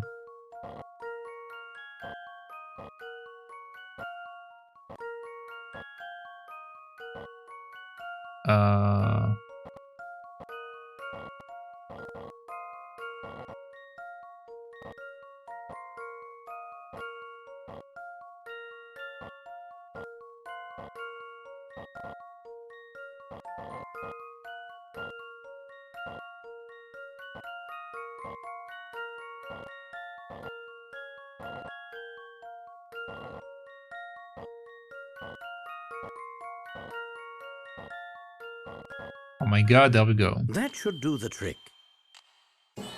Okay. Just as I suspected. Incredible, you may now pass through the gate. I got the green piece stuck so badly, man. It seems the boss was right about you. You must be the one he's been waiting for. Does that mean we can does that mean we can enter? Head down the street to the pagoda. I wouldn't keep him waiting if I were you.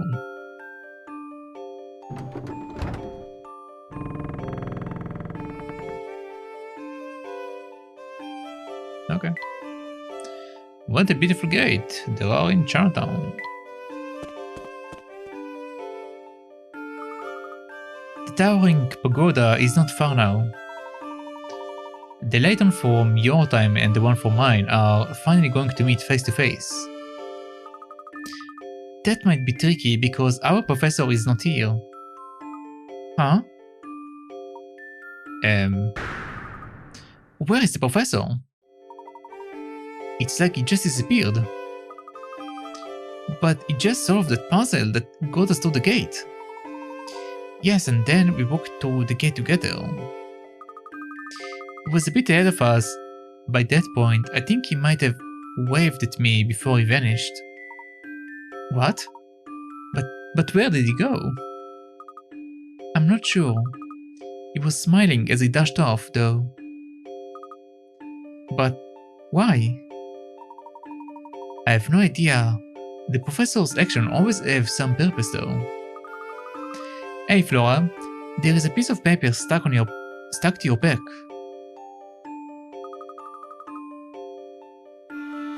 Oh, how embarrassing!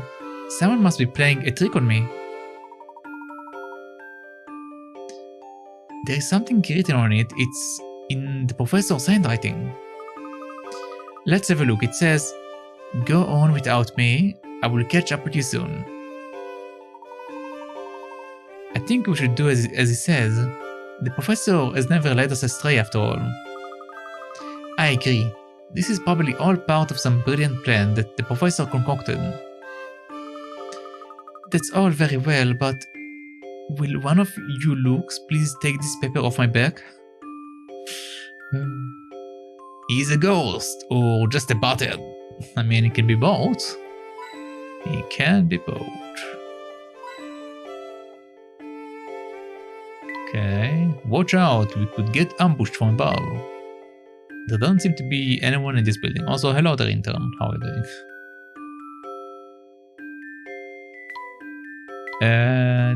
That tower is even taller than the one in Saint Mystery. Okay, let's have a chat with this guy.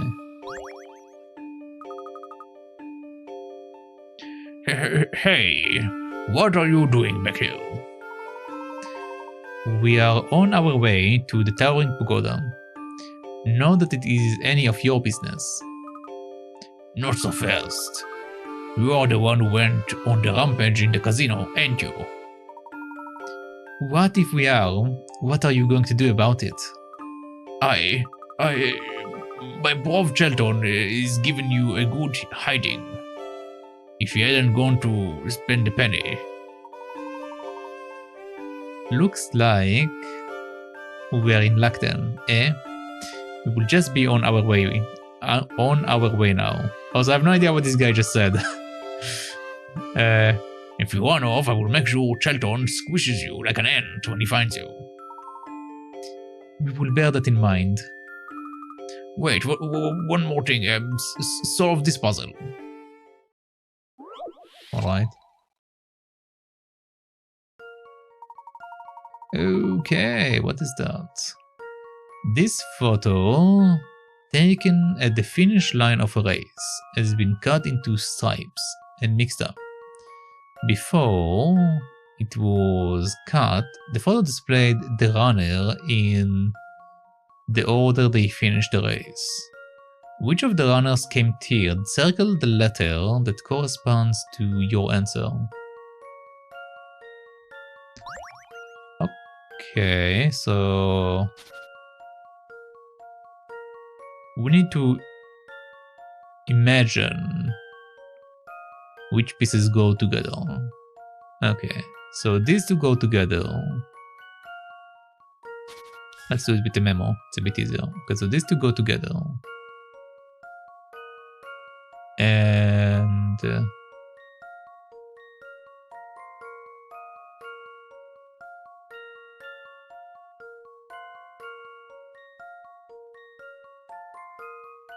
actually, no, these two, these two don't necessarily go together because these two birds kind of go together. Well, no, because hold on. Okay, these go together because of the hat of these two guys. So these two have to go together.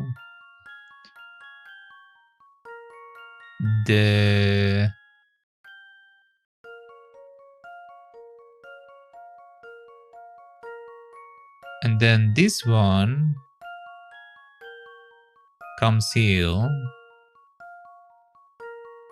So then it's like over here. And then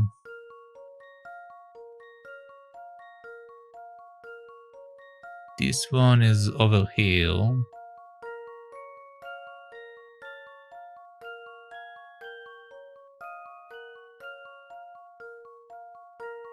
Okay, so now I need to figure out how to connect the ones that we have left.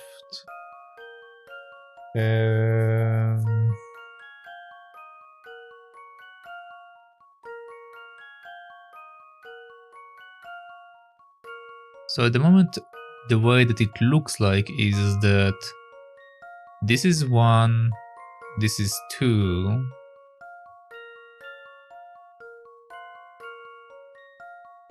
this is 3, 4,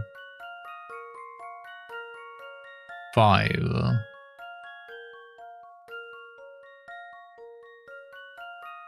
Right?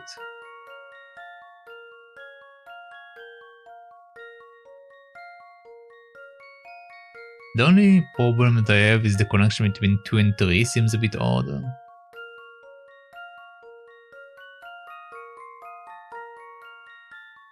Because we don't see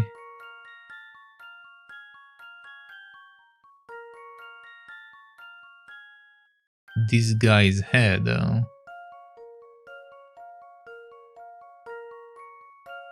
Which means that the numbers are incorrect. Hold on.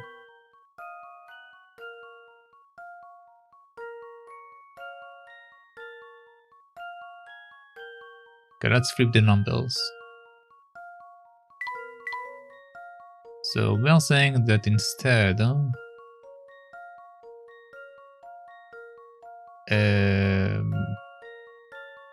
this will be 1, this will be 2, this will be 3.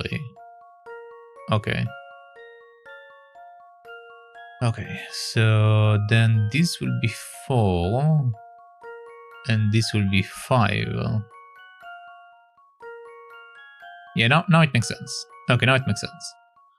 Alright, so they want to know which runner came tilled, right? Yeah, which runner came tilled? Okay. So H came first, I came second. Which means that F came tilled. I do believe I've got the answer. There we go. Success! Good eye, F came tiered by a nose.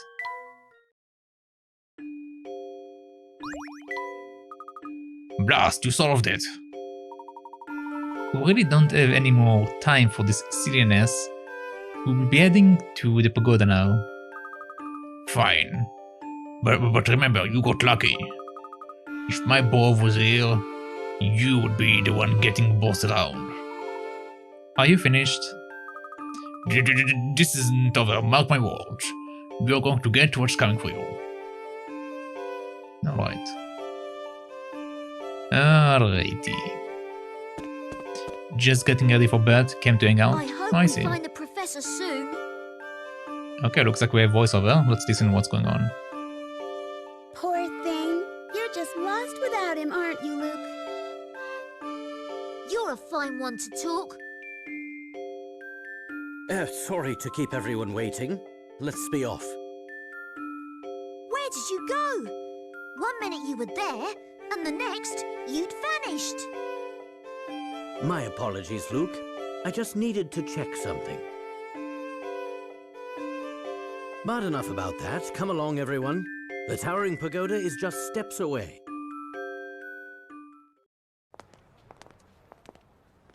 At last, we're here.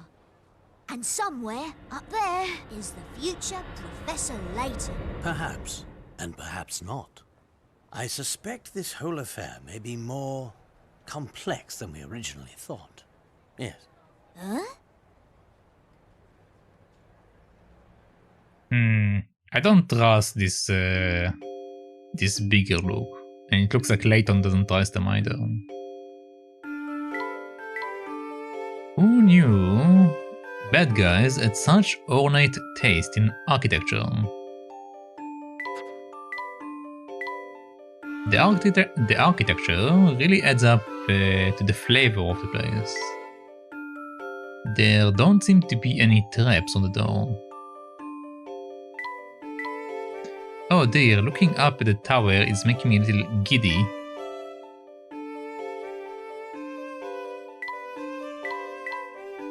No coins? There we go.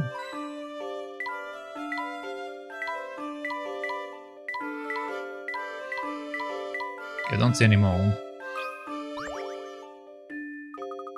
I suppose it would be too much to expect the door to be open. Let's see, the eyes of this dragon seems to be the key that unlocks this door. Sounds like a puzzle. Let me handle it, Professor. I will have the door open before you know it. Alright. Eye of the dragon. Oh boy, okay, that's different. These dragon eyes are not spheres, but dodecahedrons?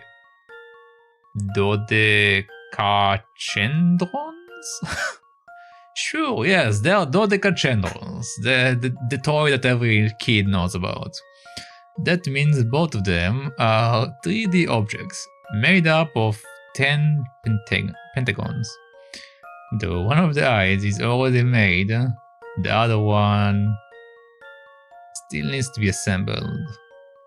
Which options, A, B, or C, will create an eye that's exactly the same as the other? One, like the other one when folded together, okay. So I assume that like dodecahedrons means like this weird thing that like you fold around or whatever. Okay, so we need to figure if we fold it over, what will make it look like the other one.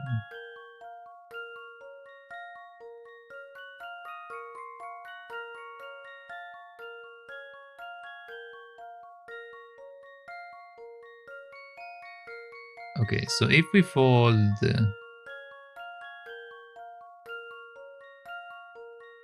But wait, how does it make...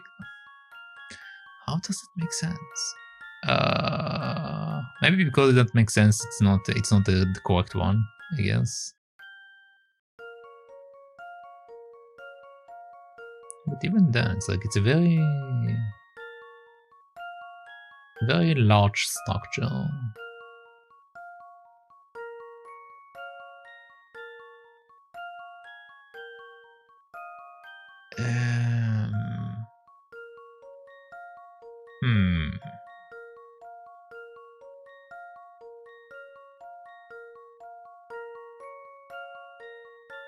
So basically what we need to focus on is we need to find a piece that if you fold it over, it will get completed from the other side. But the way it is right now, C is a definite no in my opinion. But at the same time it might be because I don't know if you fold this, does it mean like that this is on its side here? And then if the other one is folded this way and then this one is folded this way? No, I don't think C is correct. No, I don't think C is correct. It's too weird looking.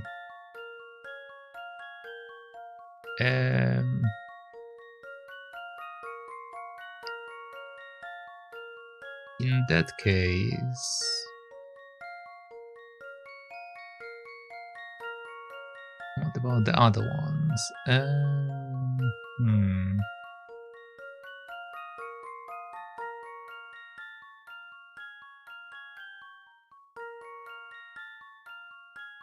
For some reason I have a feeling it's A, just because of the fact that like this is more symmetrical looking. But at the same time, I might be wrong because the positioning that will set it. Okay, so you see like this specific area. When you fold these together, it will make it that this is placed here, and this is kind of placed in this location. So it kind of makes it not fit together, which is why I'm hesitating in choosing A.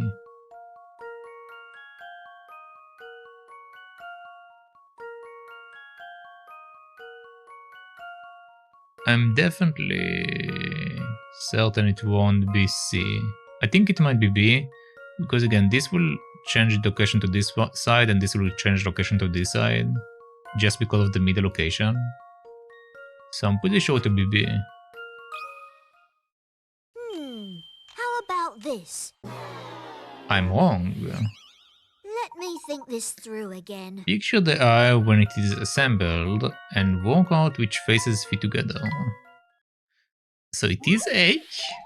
But how? What?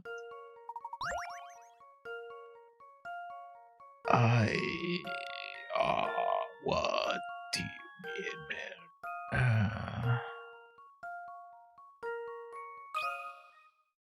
Here's my answer.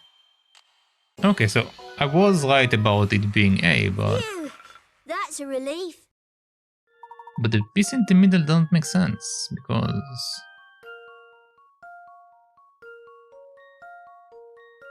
The answer is A. The dragon's eye flash and the door is unlocked. Okay.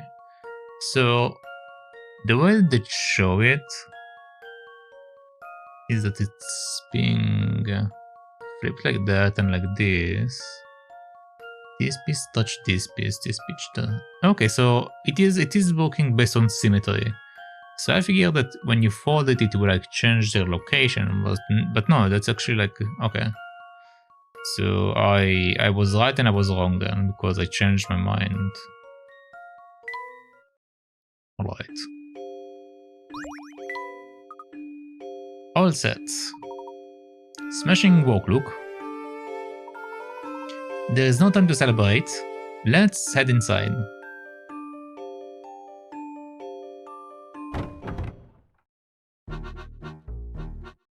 Yeah, it's nice that they actually explain how the puzzle works. Because sometimes the puzzle don't really make sense to you. So it's nice that they do show you how to do it, so you can like learn for next time. Nothing lives up. Nothing lives up. A den of inquity, like a potted plant. Okay, I don't know what inquity is. Inquity, maybe like quiet environment. It's awfully quiet in here. Too quiet, maybe. My eye is irresistibly drawn to this fearsome dragon.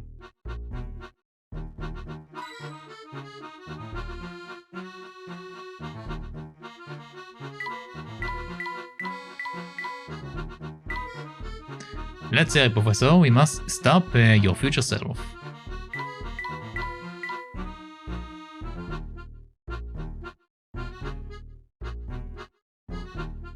Don't see any other coins. There we go. Okay, let's move on.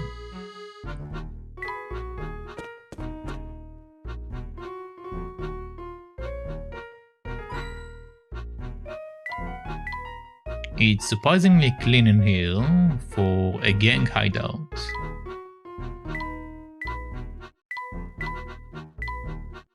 They might be evil or, but the family certainly have style. They certainly do.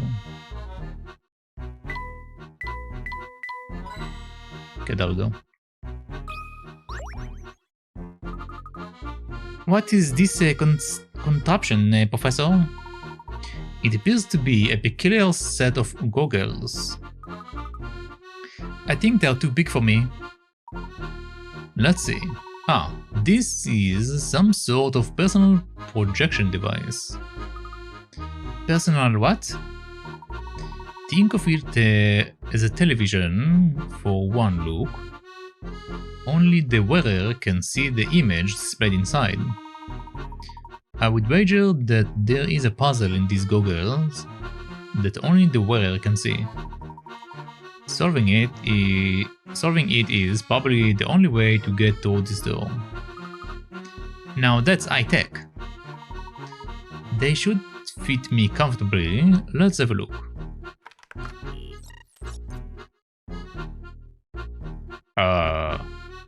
Sure.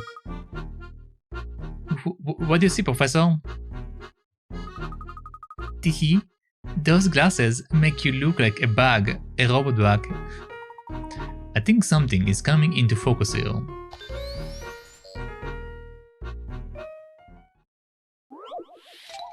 Strange glasses. Okay. These two circular images show what you are seeing through your right and left eyes. The images were originally the same, but one of them has now been flipped. Right, left, flipped right, left, and rotated in unknown amount. In an unknown amount. The shapes are all the same as the original image, with the exception of one, which has been slightly altered. Circle the shape that has been altered. Okay, so we just need to find the one that is different.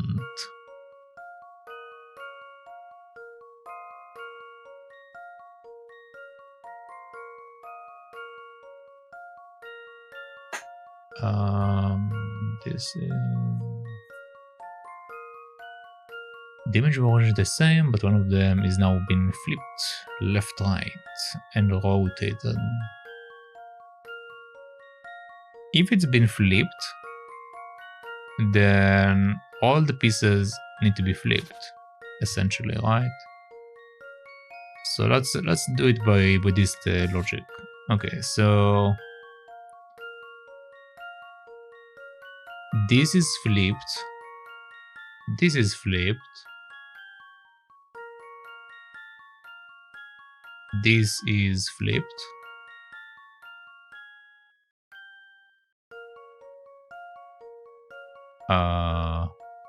Is that one flipped as well? Yes.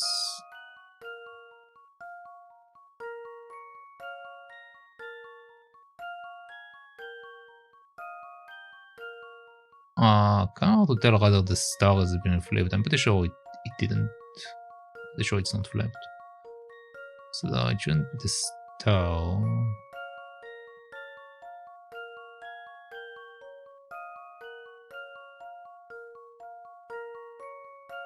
Okay, so now we have these pieces.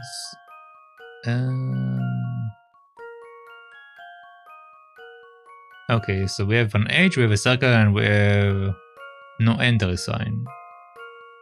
We can't tell whether the H and the circle has been flipped over.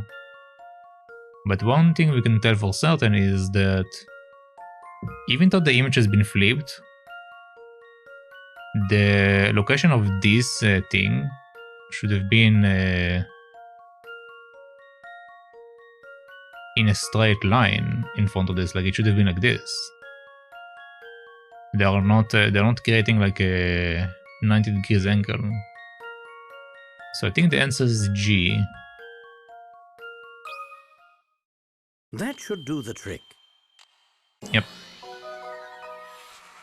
just as I suspected. Terrific. The answer is shape G. It's easy to be fooled by the flipping, but if you pay attention to the relationship between the shapes and the axis, the answer is pretty easy to find. Yep. Yep, that's the exact reasoning that I chose, so that's good. Also, I almost knocked off my glass. Phew, what a relief to take those off. I was feeling all lightheaded and was having trouble focusing. But it was all worth it. Thanks to you, the door is now unlocked, and we are free to move on. Okay.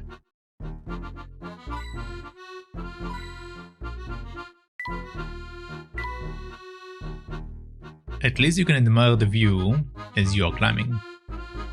That's all. These stairs are the only way up. The tower isn't that high tech.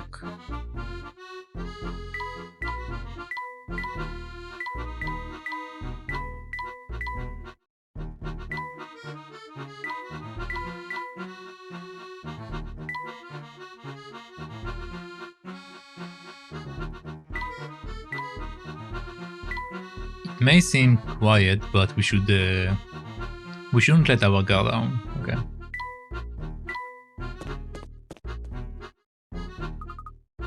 It's so gloomy, and there are dragons all over the place. Okay, so now we have these guys.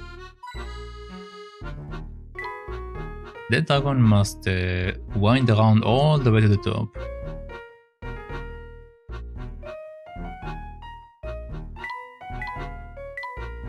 I wouldn't look down if I were you. A room without a floor, now that is interesting.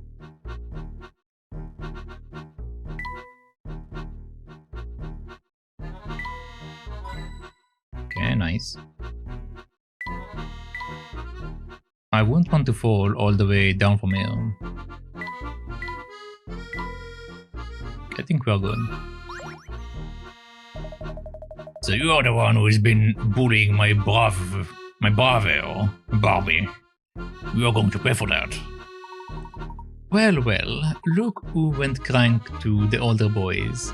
What an impressive act of bravery. Why do? What was I supposed to do back there? I was outnumbered. There, I understand you are only small. And you... wait, what? There, I understand. You're only small and you knew you had no chance of stopping us. He's so rude. So, you are getting this big lump here to do the dirty work for you. Stick and bones, sunshine. Believe you, me, if the boss allowed violence in the pagoda, I would have pounded you already. Since I can't do that, I will have to soak it to you with this vicious puzzle. Would you like me to deal with this one, Big Luke? Don't trouble yourself with this piece of riffraff, Professor. I can handle anything he dishes out. Stolen goods. Okay. Two criminals went to use this board to seal off the cave where they store their smuggled goods. If they cut the board into two pieces, identical size and shape, they will be able to seal the cave entrance completely. Draw lines on the board to indicate where it needs to be cut. Okay.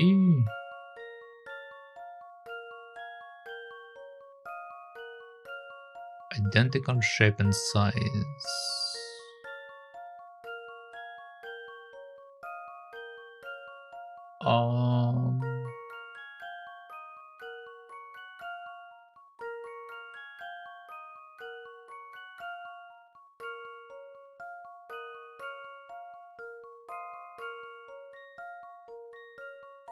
Don't I have one piece too many?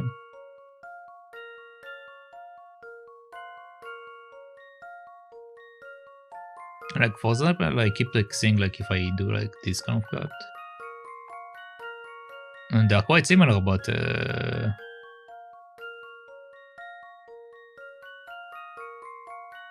no, they are similar. They are because this is 3 and this is 3. Yeah, this should be correct, right? 1, 2, 3, 1, 2, 3, 1, 2, 1, 2. Yeah, this should work. I do believe I've got the answer. Yeah. Puzzling? I think not. Good job. The board needs to be cut as shown above. As you can see, the criminal have flipped one of the pieces and sealed the cave entrance tight.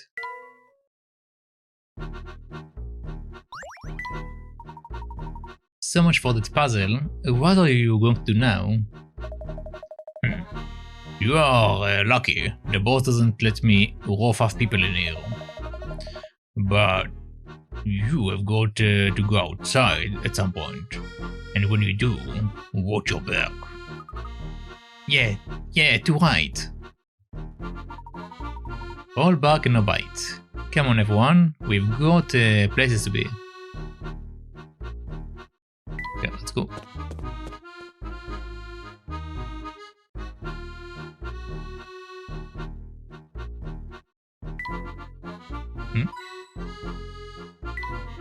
Is that the floor reflected, or is that the floor reflected in the ceiling, or? Oh, this is creepy. The floor is just one big mirror. You didn't tell me that my tie wasn't straight. Okay.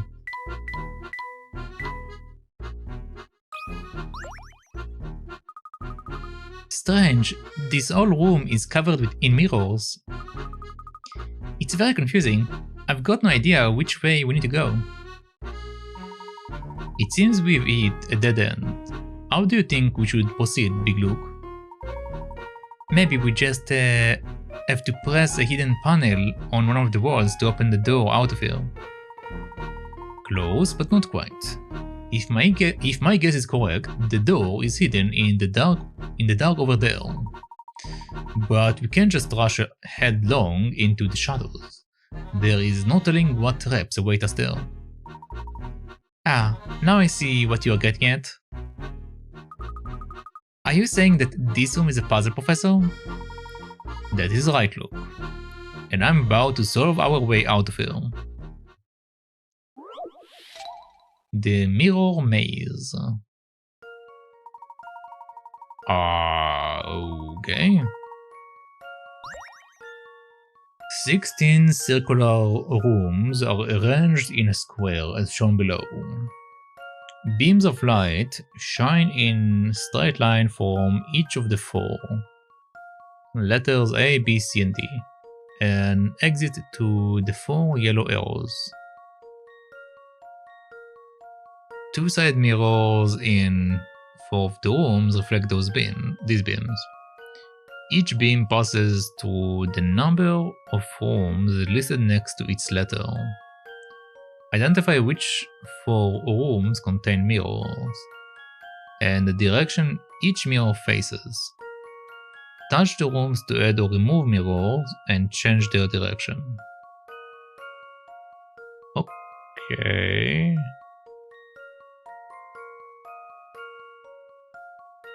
So we get light from each of the letters' location.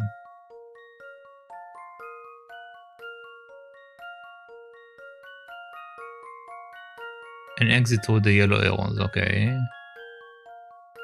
Also, we have 2-sided mirrors.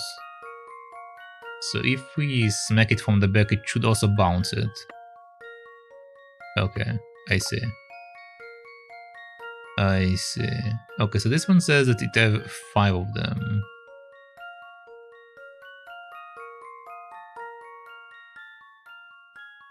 And this one says that there is 8 of them? Okay.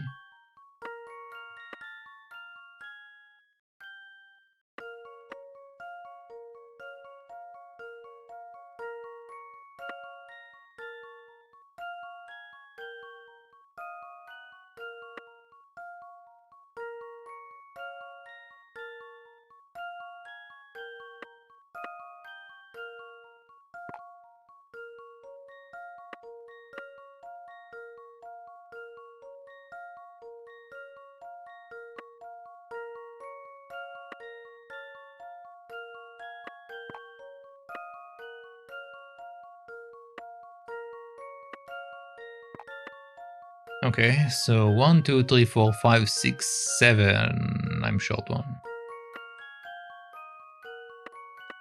That will be the 8th one, but then I don't have light going into there, so that won't work. Okay.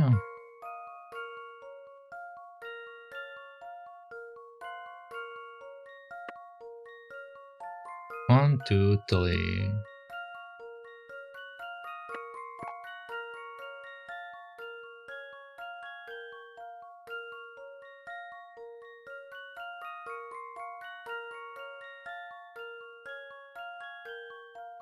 C should have 4 mirrors.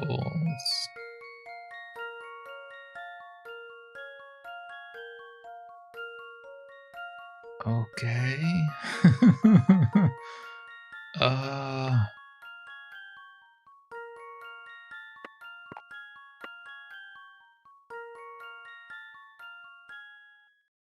1, 2, 3,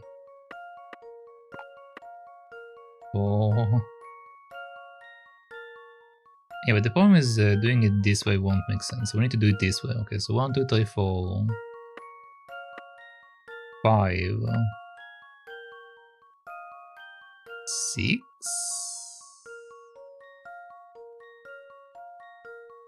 But then we are blocking the pathway for the other ones.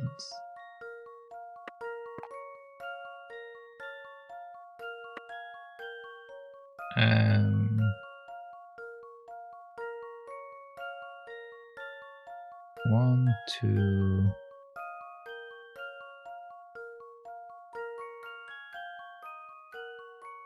One, two, three, 4. No, it can't because again it's blocking it. 1, 2.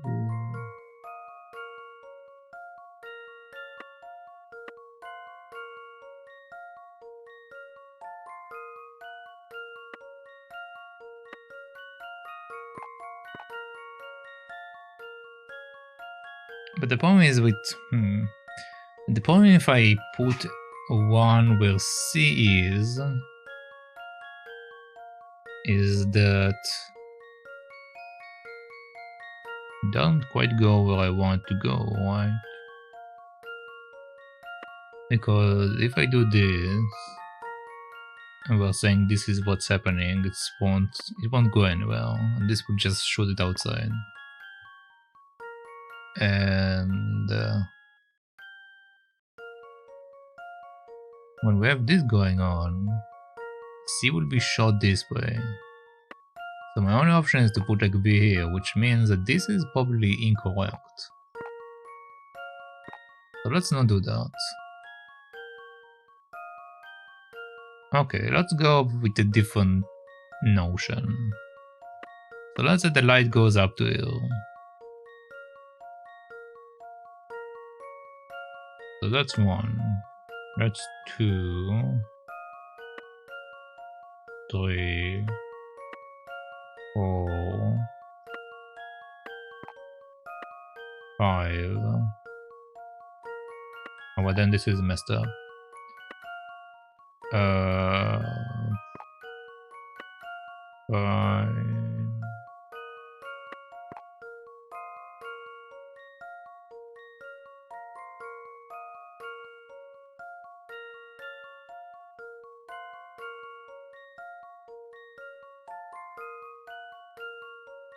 1, 2, 3, 4. 5 and out.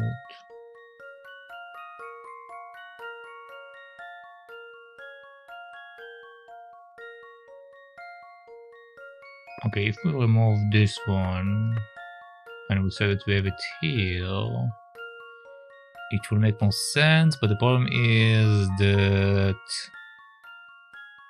it will send A to error, which is not great for me.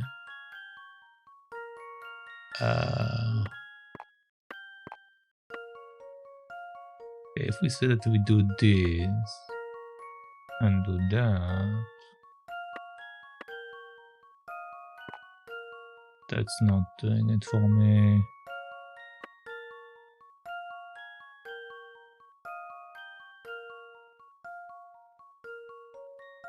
1, 2, 3, 4, 5. Still not quite the number I'm looking for.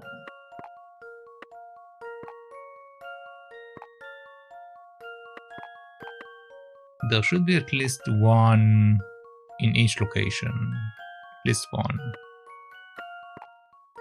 It can be right in front of this, because they just bounce it there. It could be this direction. Then, like we are saying, the light will come from above.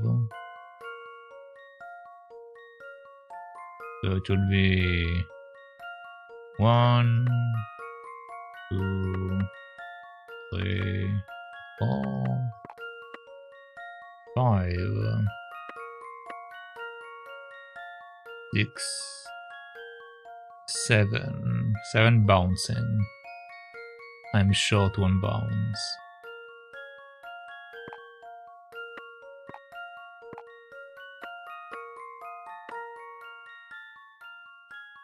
One, 2, 3, 4, 5.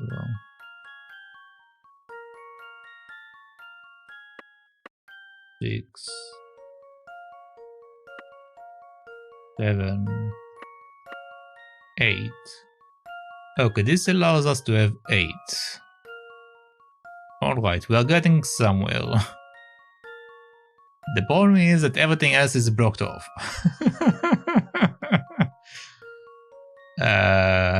Alright.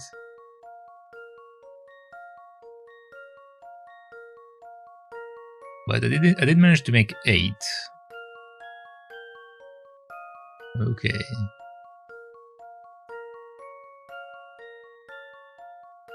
If I make this one bounce here,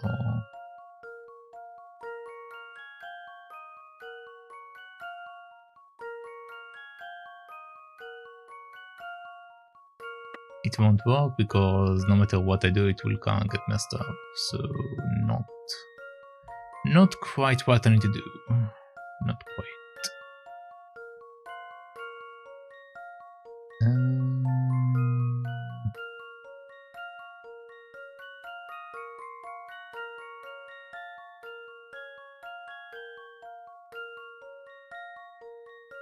Two-sided mirrors in 4 of the rooms reflect these beams. Each beam passes through the numbers of rooms listed next to its letter. Oh wait, I'm wrong. It's not the number of mirrors that it's bouncing through, it's the number of rooms it's need to pass through. Okay, that makes it better, because the way that I did it was a headache. Okay, now I'm starting to see what I'm doing here. Okay. So I need to pass through 8 rooms and then exit.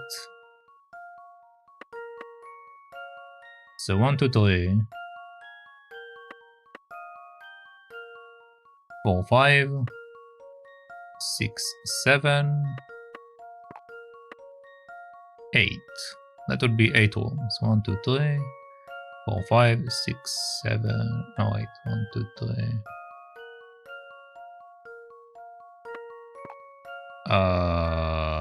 It can go in a straight line, it's fine. So 1, 2, 3, 4, 5, 6, 7, 8. Okay. So we're saying that this is D. Okay, now we need to walk through the other stuff. 1, 2, 3, 4, 5. 1, 2, 3, 4. 1, 2, 3, 4. 1, 2, 3, 4 in a straight line. Yeah, 1, 2, 3, 4 in a straight line. Okay. So this is D, this is A, this is B, and this is C. Okay, so the way that I would set up, it's like A goes through 1, 2, 3, 4, 5. B goes to 1, 2, 3, 4. C goes to 1, 2, 3, 4. And 8 goes to 1, 2, 3, 4, 5, 6, 7, 8, and outside. So that should be the way that it is. Let's see if I've got this right. Yep. Okay. Few things Oh my god, I satisfy like a tried to do it puzzle so much more difficult by trying to bounce it 8 times to a mirror. Dazzling. Right then, let's pass on.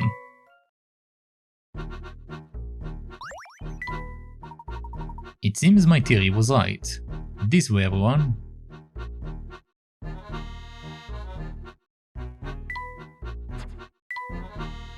My, what a fine hat the gentleman is wearing. Oh, wait. You are funny, Mr. Layton. Very funny. Look at this rugged old clock, Luke. Could it be an antique?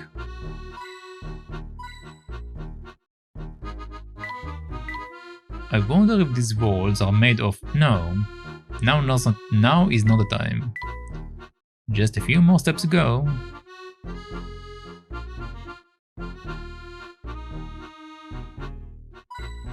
Okay, there we go. These winding stairs seems to go on forever, don't they?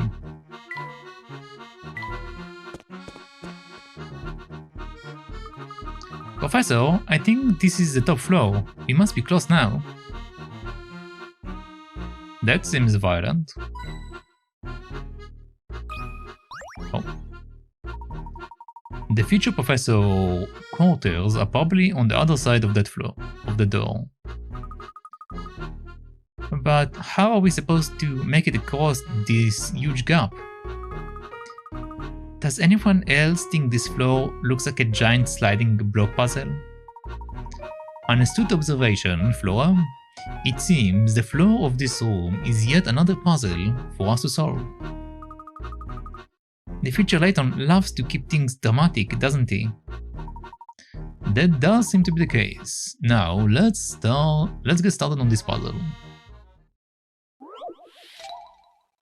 Alright.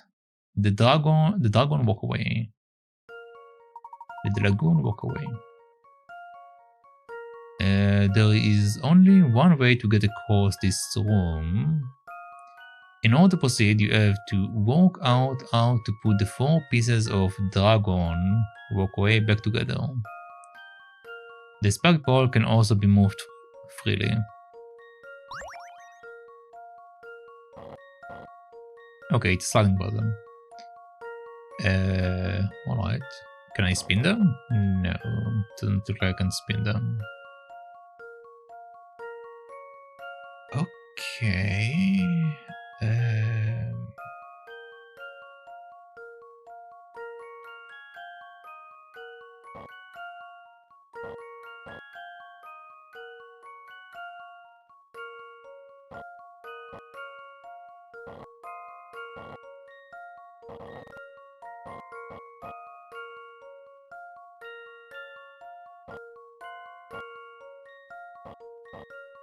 I see.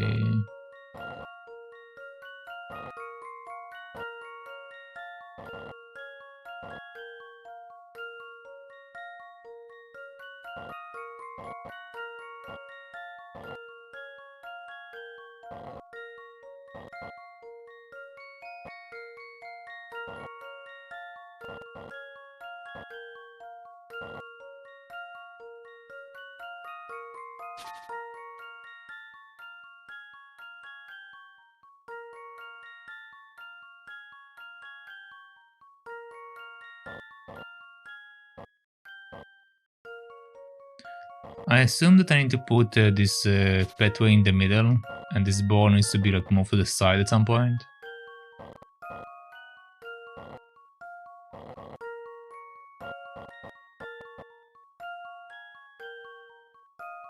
So like, yeah, I think it needs to be like this.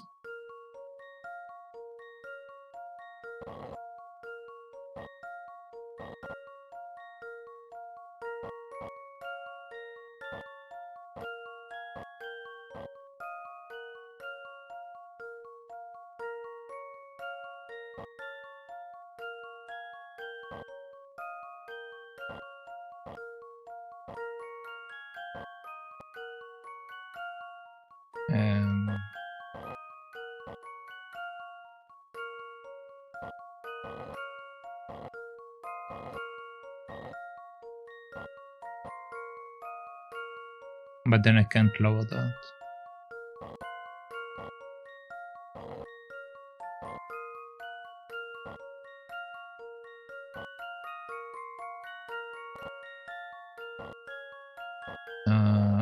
Okay.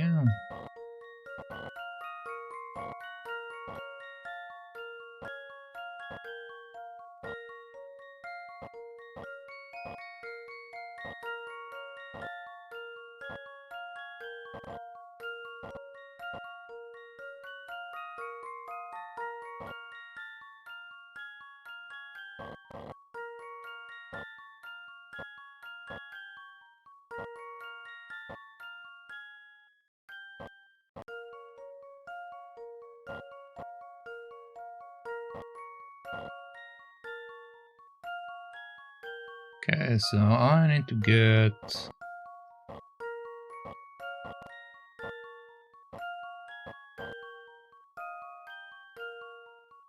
this piece out of there.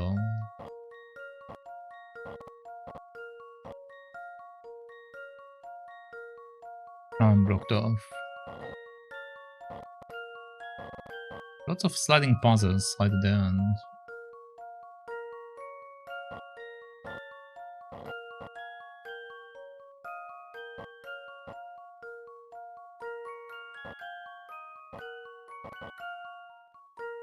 Yeah, I can take it either way.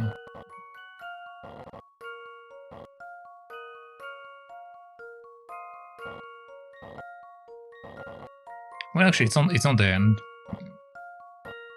We still have several chapters, so this is not the end.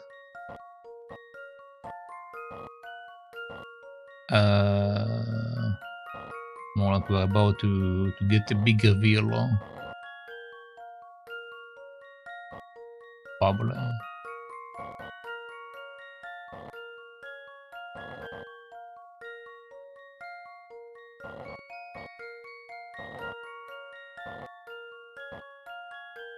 Okay, that's a bit better. I didn't mean to do that.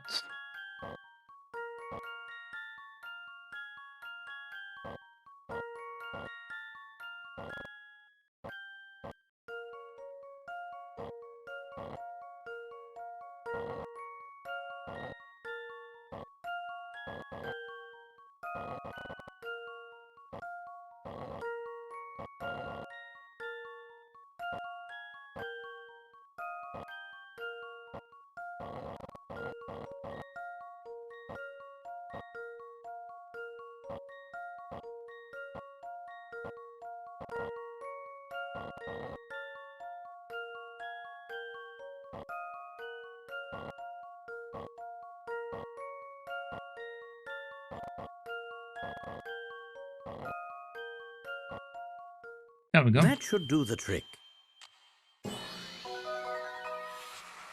Well, that's settled. You did it. Future Layton awaits on the other side of the Dragon Walkway.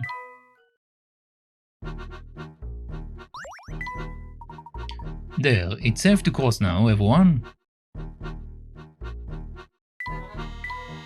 This is horrible, Professor. It's pitch black down there. Careful, little Luke. If you get hurt, I will be in trouble too. I wonder how it works. Dangerous, but quite intriguing.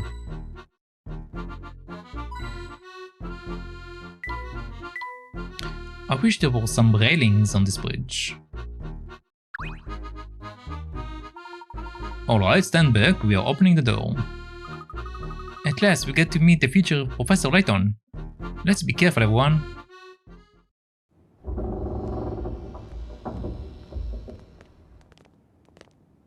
Anime time. Professor, is that...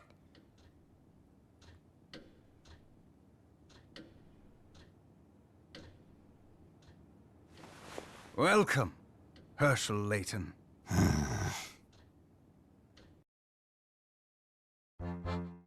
I demand an explanation. Are you really Professor Layton? Yes, of course. Don't you recognize your old friend? I don't know. Something about you seems off. Surely you recognize yourself, Herschel? Misfortune, our fortune, is a result of your ambition and genius. What is it, Professor? You've put on quite a show, but it's clear to me that you're nothing but a charlatan. Oh, is that so? What tipped you off, Professor? Yes, what indeed? I'm all ears. You, sir, are a fraud, and exposing you for the imposter that you are will prove simple. Fascinating. Do continue. Luke, would you be so kind as to solve a quick puzzle for me? Right now, Professor. Yes, right now, Luke, right now. Looking up. Blocks have been carefully stacked as shown in the image below. The image is a view from the side, and the perspective has been rotated in an unknown direction. Gravity is acting on the blocks, so any block not touching the surface or a block below it will fall. When you are looking at the blocks from the correct angle,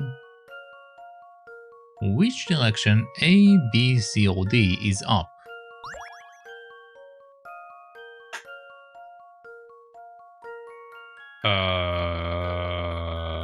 What?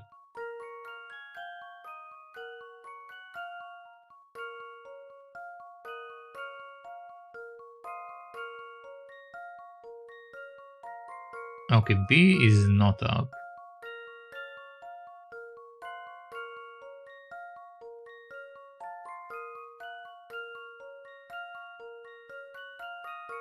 I think A might be up. C is not up.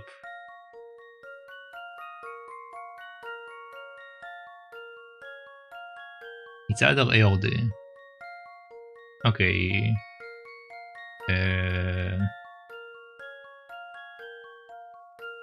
D should be up. D should be up. Because of the pink piece in the middle. How about this? I knew it! I knew it. You got it. D is indeed up. When you look carefully at the stack from each angle, you can see which block would be pulled down by gravity. With the exception of when D is up, all other possibilities involve block falling. Yep. Yes, the boy is quite bright. We all know that, but what does that have to do with anything? I'm getting there, but first, a question. I have a pen in my pocket that is either red or blue. Could you tell which color it is? What a terribly uncharacteristic query for you to make. There is no logic for me to walk through. I'm not a mind reader, and I refuse to guess blindly. How can I solve your puzzle without a single hint? So in other words, you have no idea what color pen I have in my pocket. Of course not. That's funny. Oh. Look, what would happen if I remove the bottom row of blocks from that pile I just showed you? The rest of the blocks would fall down, I suppose. That's right. Those blocks in the middle of the structure don't float in midair. Only by resting on the blocks beneath can those blocks stay elevated. ... If you were really my future self, you would have experienced this very moment before. There's simply no way you could forget it. Given your answer, I can only assume that your memory of this crucial event is missing. But remember those blocks, all blocks are supported by other blocks. When you remove one, everything on top of it comes tumbling down. The same goes for memory. You can't simply be missing a whole block of memory. It would destroy your very persona. It all makes sense now. I see. I see. So what color is the pen in your pocket then? My pockets are empty. There was never a pen there to begin with. ...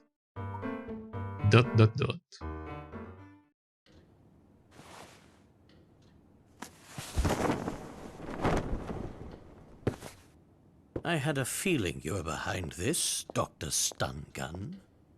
Or, should I say, Dimitri Allen? An impressive deduction. Does anything ever get past you, Herschel?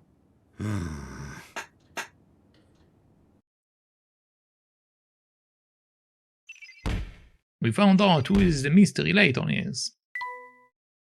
The evil Layton. The future Layton turned out to be Dimitri Allen, the famous scientist renowned for his research into time travel. But what was Dimitri's reason for posing as a future Professor Layton? With Dr. Stun Gun. Dr. Stun Gun is really Dimitri Allen, one of the scientists involved in the time machine accident 10 years ago.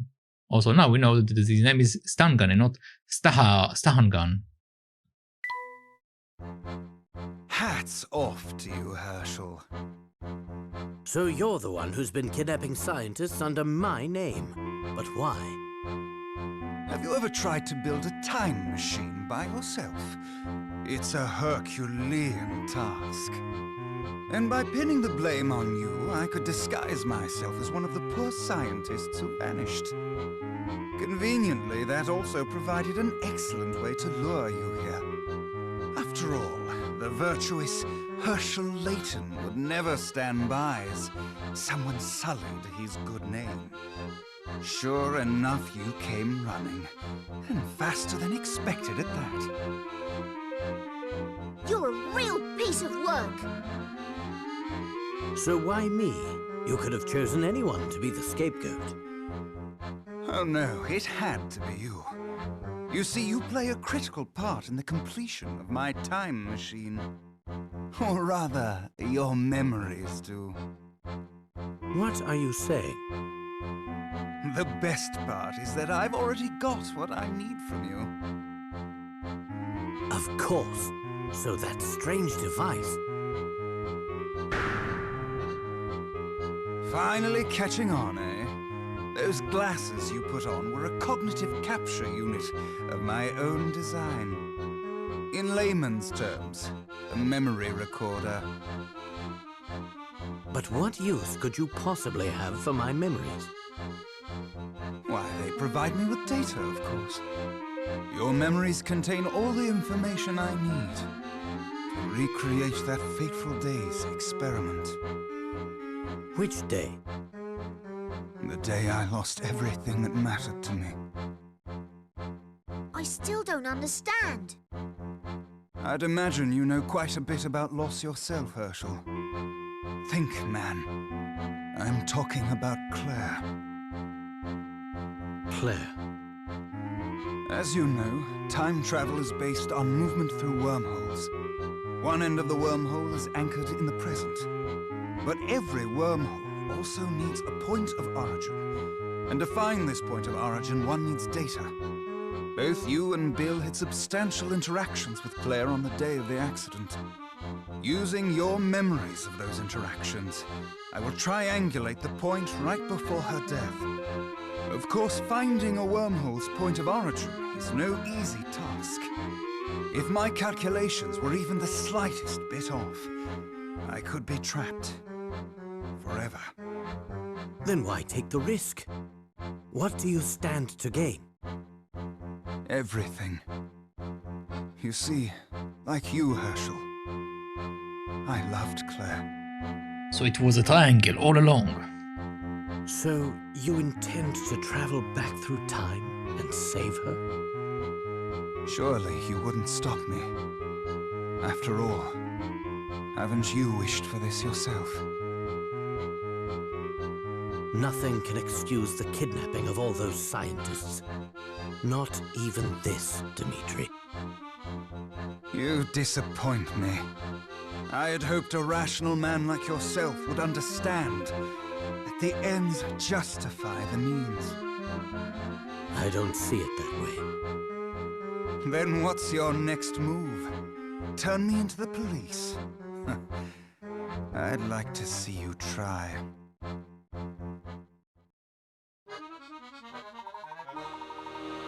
You're mistaken in thinking I came here to report you to the authorities.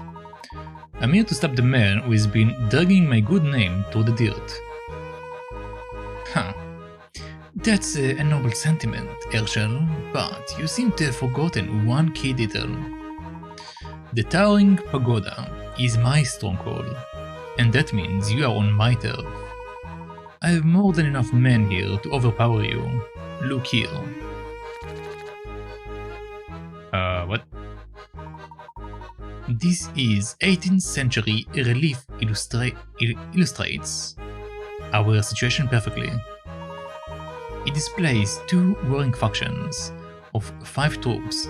The stars indicates the strength of each soldier. The red troops represent you in your current situation. The white troops are mine. It should be fairly clear who the victor will be. The white side has more powerful troops.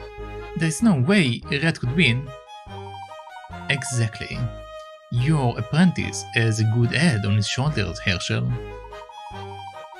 I think it's a touch premature to praise him in this case, Dimitri.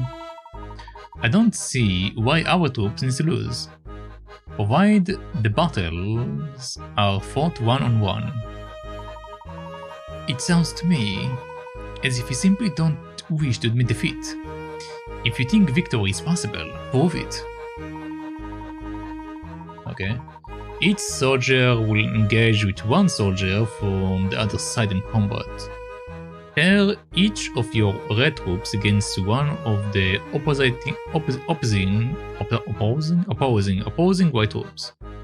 Your troops are marked with an icon depicting Professor Layton. The strength of his soldier is represented by the number of stars on his banner. Arrange your forces so that the red side avoid defeat. Okay.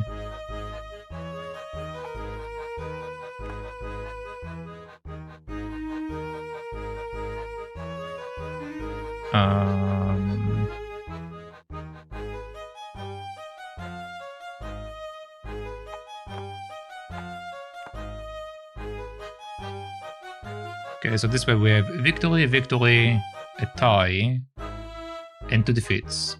So this way we basically get a draw. There, each side wins 2 fights, lose 2 fights, and tied 1.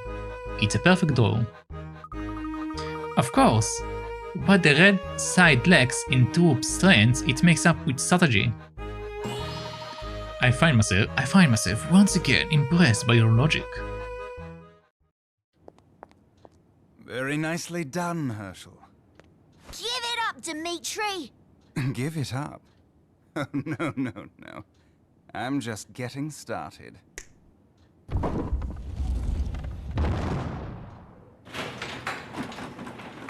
Who is that? Bill Hawks. As you can see, my hostage here is something of a big shot. So I wouldn't try anything funny if I were you. You're a monster!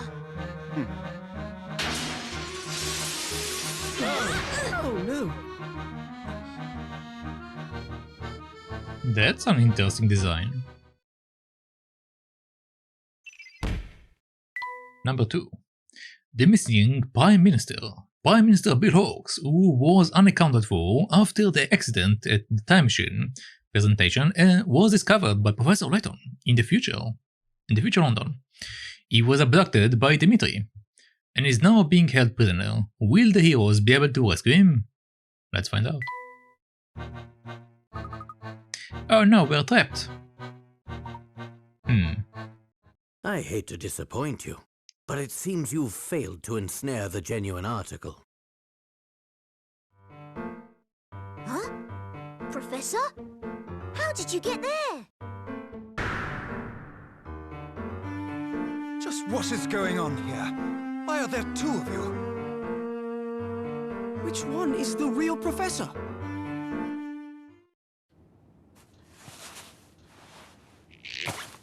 What? Oh, this guy. Don Paolo? If he's in here, Then where's the real Professor? Huh? this is getting far too complicated. Yeah, what's going on? Take note, Luke. A true gentleman never plays his ace in the hole until absolutely necessary. Hey, Layton, here's an idea for you. Why don't you quit it with the lectures and get me out of here? Help us, Professor! Be patient, Luke. I just need to find a way past this lock. Steps. In order to open the cage, you will need to decide which button to push. The rules are simple. Think of the buttons as squares. Each symbol indicates a direction and you proceed from square to square following these directions. Star is left, moon is right, sun is down, water is up. There's one square you can start from, which allows you to pass through every square exactly once. Touch that square. Okay, so moon is right. Okay, so these directions that we see below us is correct. Okay, let's try it out. So right, up, left, up, right, up, right, down, right, up, and then it goes this way. And this keeps going in a loop, basically. So this is incorrect.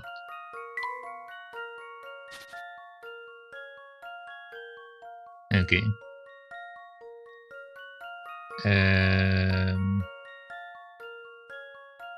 If we start from here, it will then use this guy that we just skipped. Then it will be the same pathway.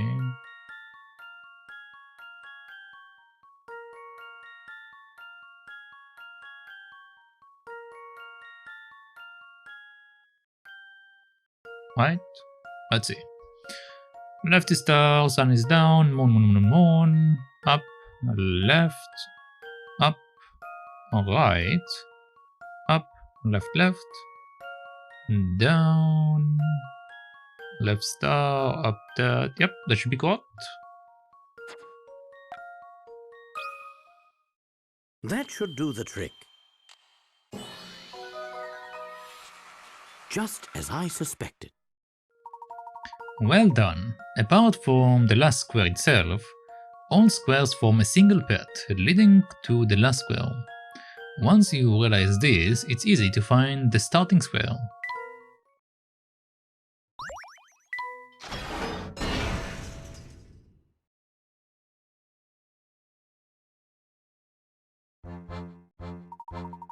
It would seem the tables have turned, Dimitri.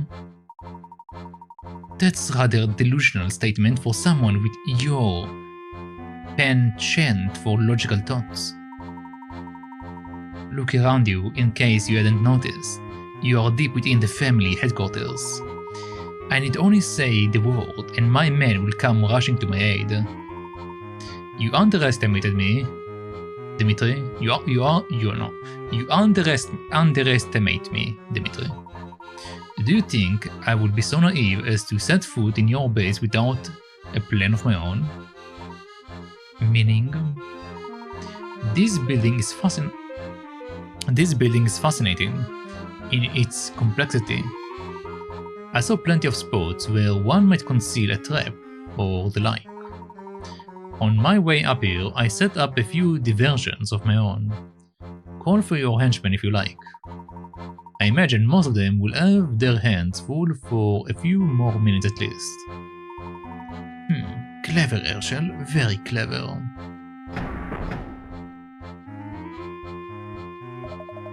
Come on, boss, we've got to scrap her. It seems I must concede defeat for now, but this is far from over. I look forward to seeing you when our pets cross again. Dart! They're much faster than I thought. There's no chance of us catching them. Oh no. What is wrong? All this commotion allowed Dmitri and his men to grab the Prime Minister and take him with them.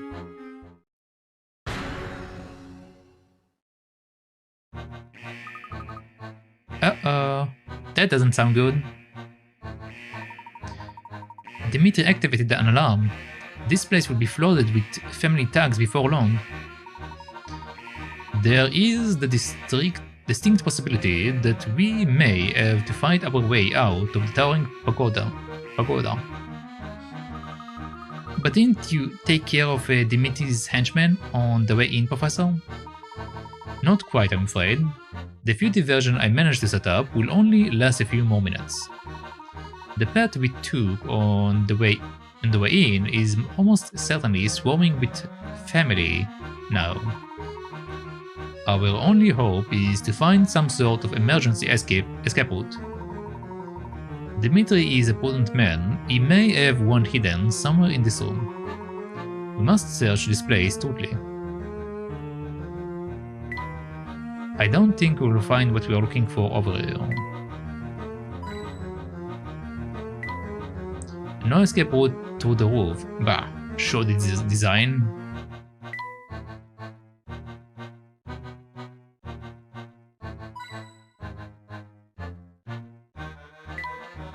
It looks dodgy, but there doesn't seem to be anything there. No, I want to click the clock. Ah, there is a trapdoor here.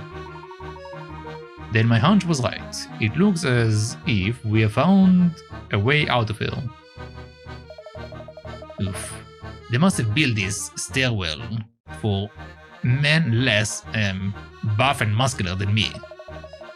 And there is more than one path. Which way do we go, Layton? Look, there is a map here that charts out the network of tunnels below us. Let me see.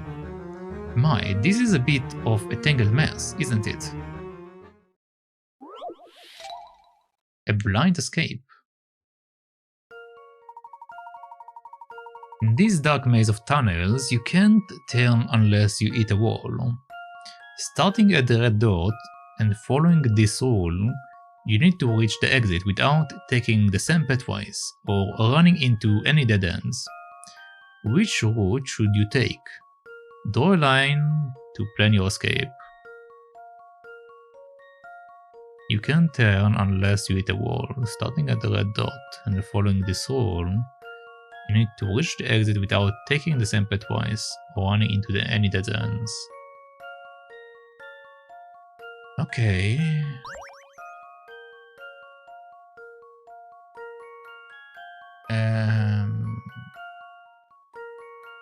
Let me see real quick. How do we get down there? Okay, we need to get inside this pathway.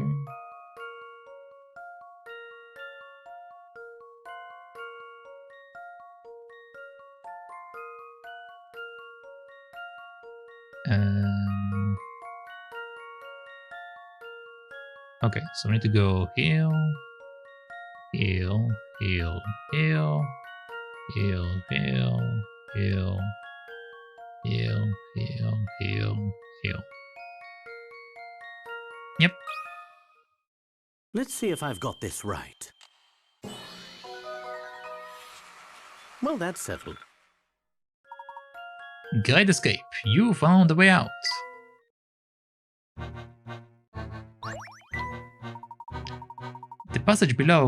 The The passages below are too narrow for all of us to move through at the same time.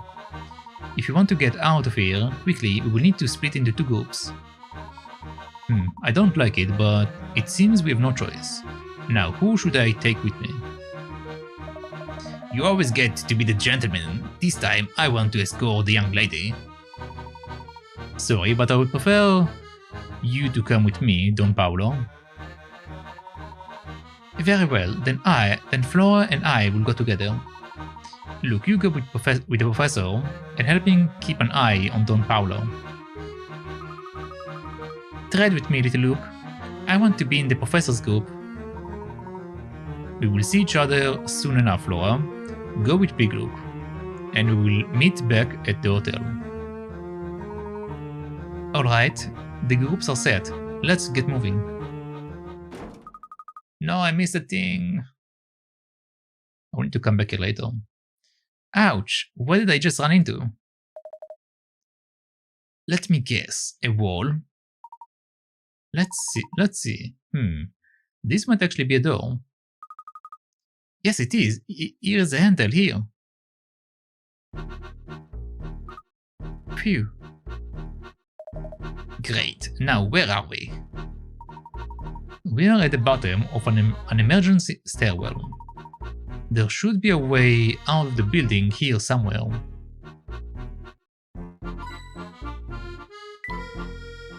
Could that be a trap to keep out intruders like us? I'm not allowed to go back. Yeah. The Mete must use these stairs to come and go as he pleases.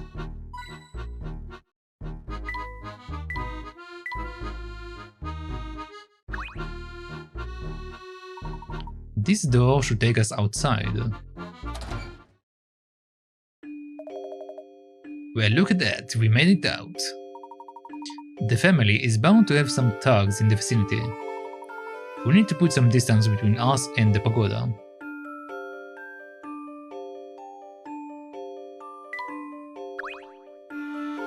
It would be foolish and dangerous to return to the pagoda when it's under such heavy guard. Fine.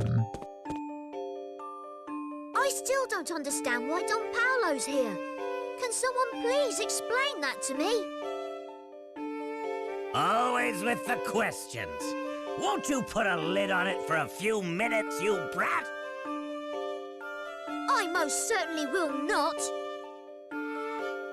Honestly, you two, would you please stop bickering? You're on the same side. And while I'm getting things off my chest, why the heck did I have to play the decoy who gets caught? Come now, Paul. It wasn't that bad. Your role was certainly the more exciting one. Professor, you still haven't explained what's going on. I knew we'd be monitored from the moment we stepped foot inside the pagoda. So I wanted to make sure we had at least one trick up our collective sleeve. Don Paolo, master of deception and disguise, seemed like the perfect man to employ for the task. You two are friends? That's the first I've heard of this. Ha! Don't get it confused, kid. I'm no friend of his. We both want answers to the same questions, so we decided to work together. That's all. When did this start? Tell me, Luke, when we visited Dr. Schrader, did anything he said strike you as strange? No, not really. It was his greeting that made me suspicious. Huh?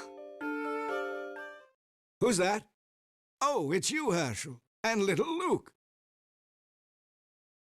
Yeah, I remember. But what of it?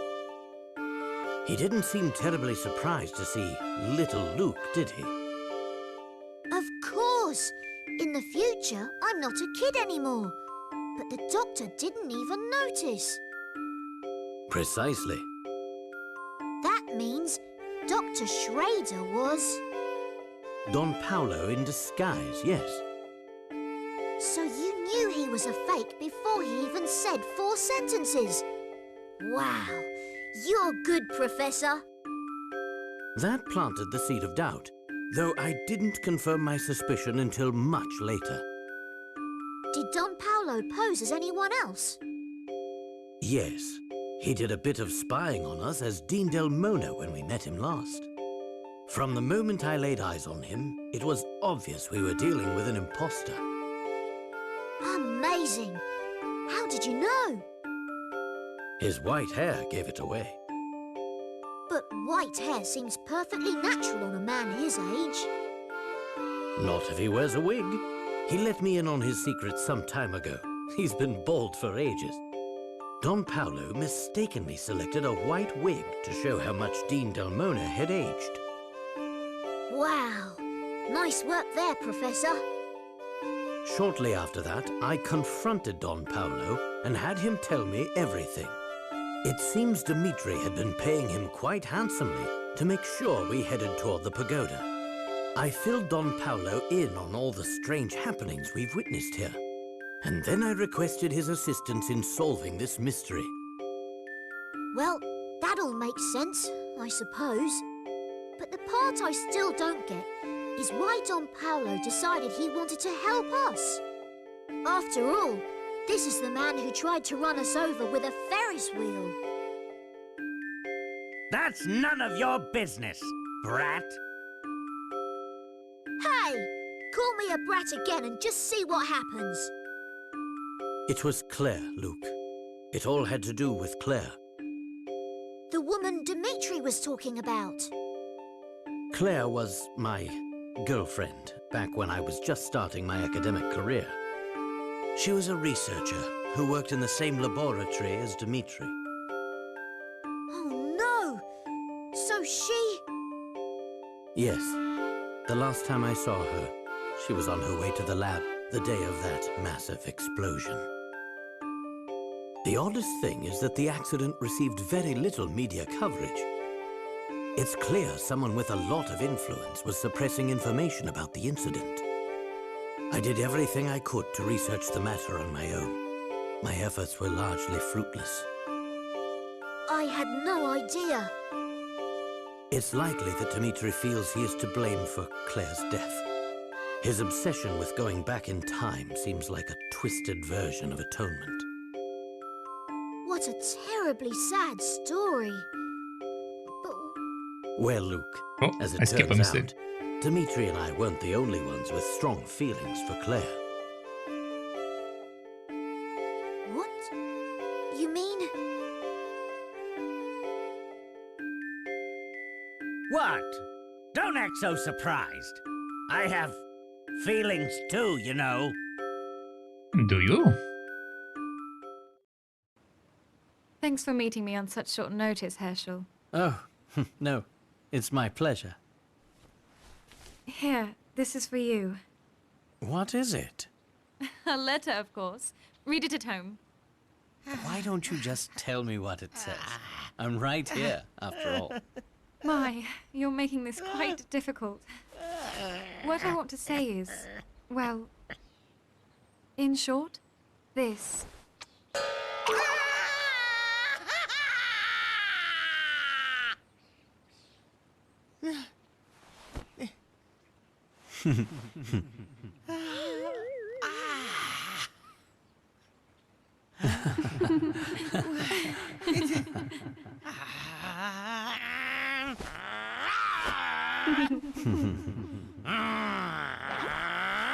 Layton! You will pay for this someday! What was that? Huh?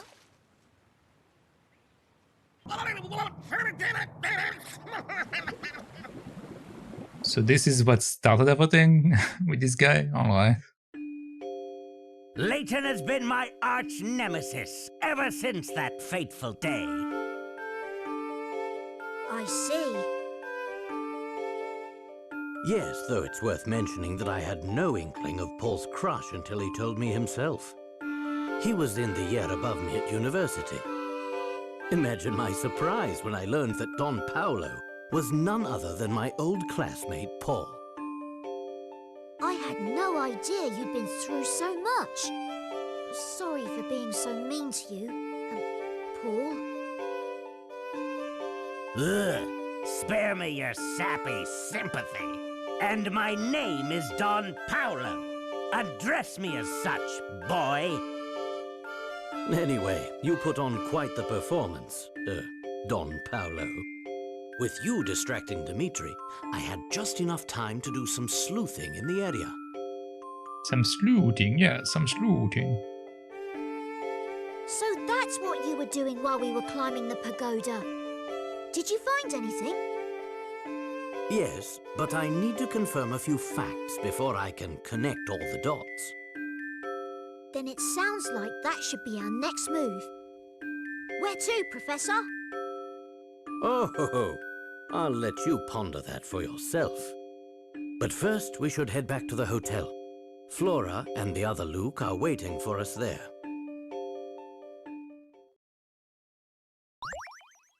And there we go. This is the end of the chapter. Nice. And I believe also with that we shall wrap it up for the day. We didn't progress as much as the other time, but we did beat 2 chapters, so I think that's good.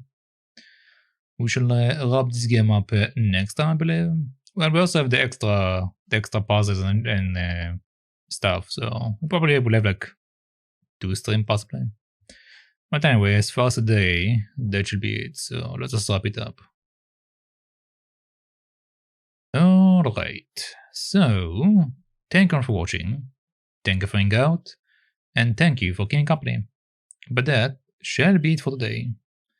And per usual, if you liked what you've seen here, make sure to follow here on Twitch. And if you are watching this VOD anywhere else that I may have uploaded into, make sure to follow, subscribe, or whatever it's called over there, so you can catch more of this VOD and playthroughs and all of that. But as far as today, that shall be it. So thank you. And bye-bye.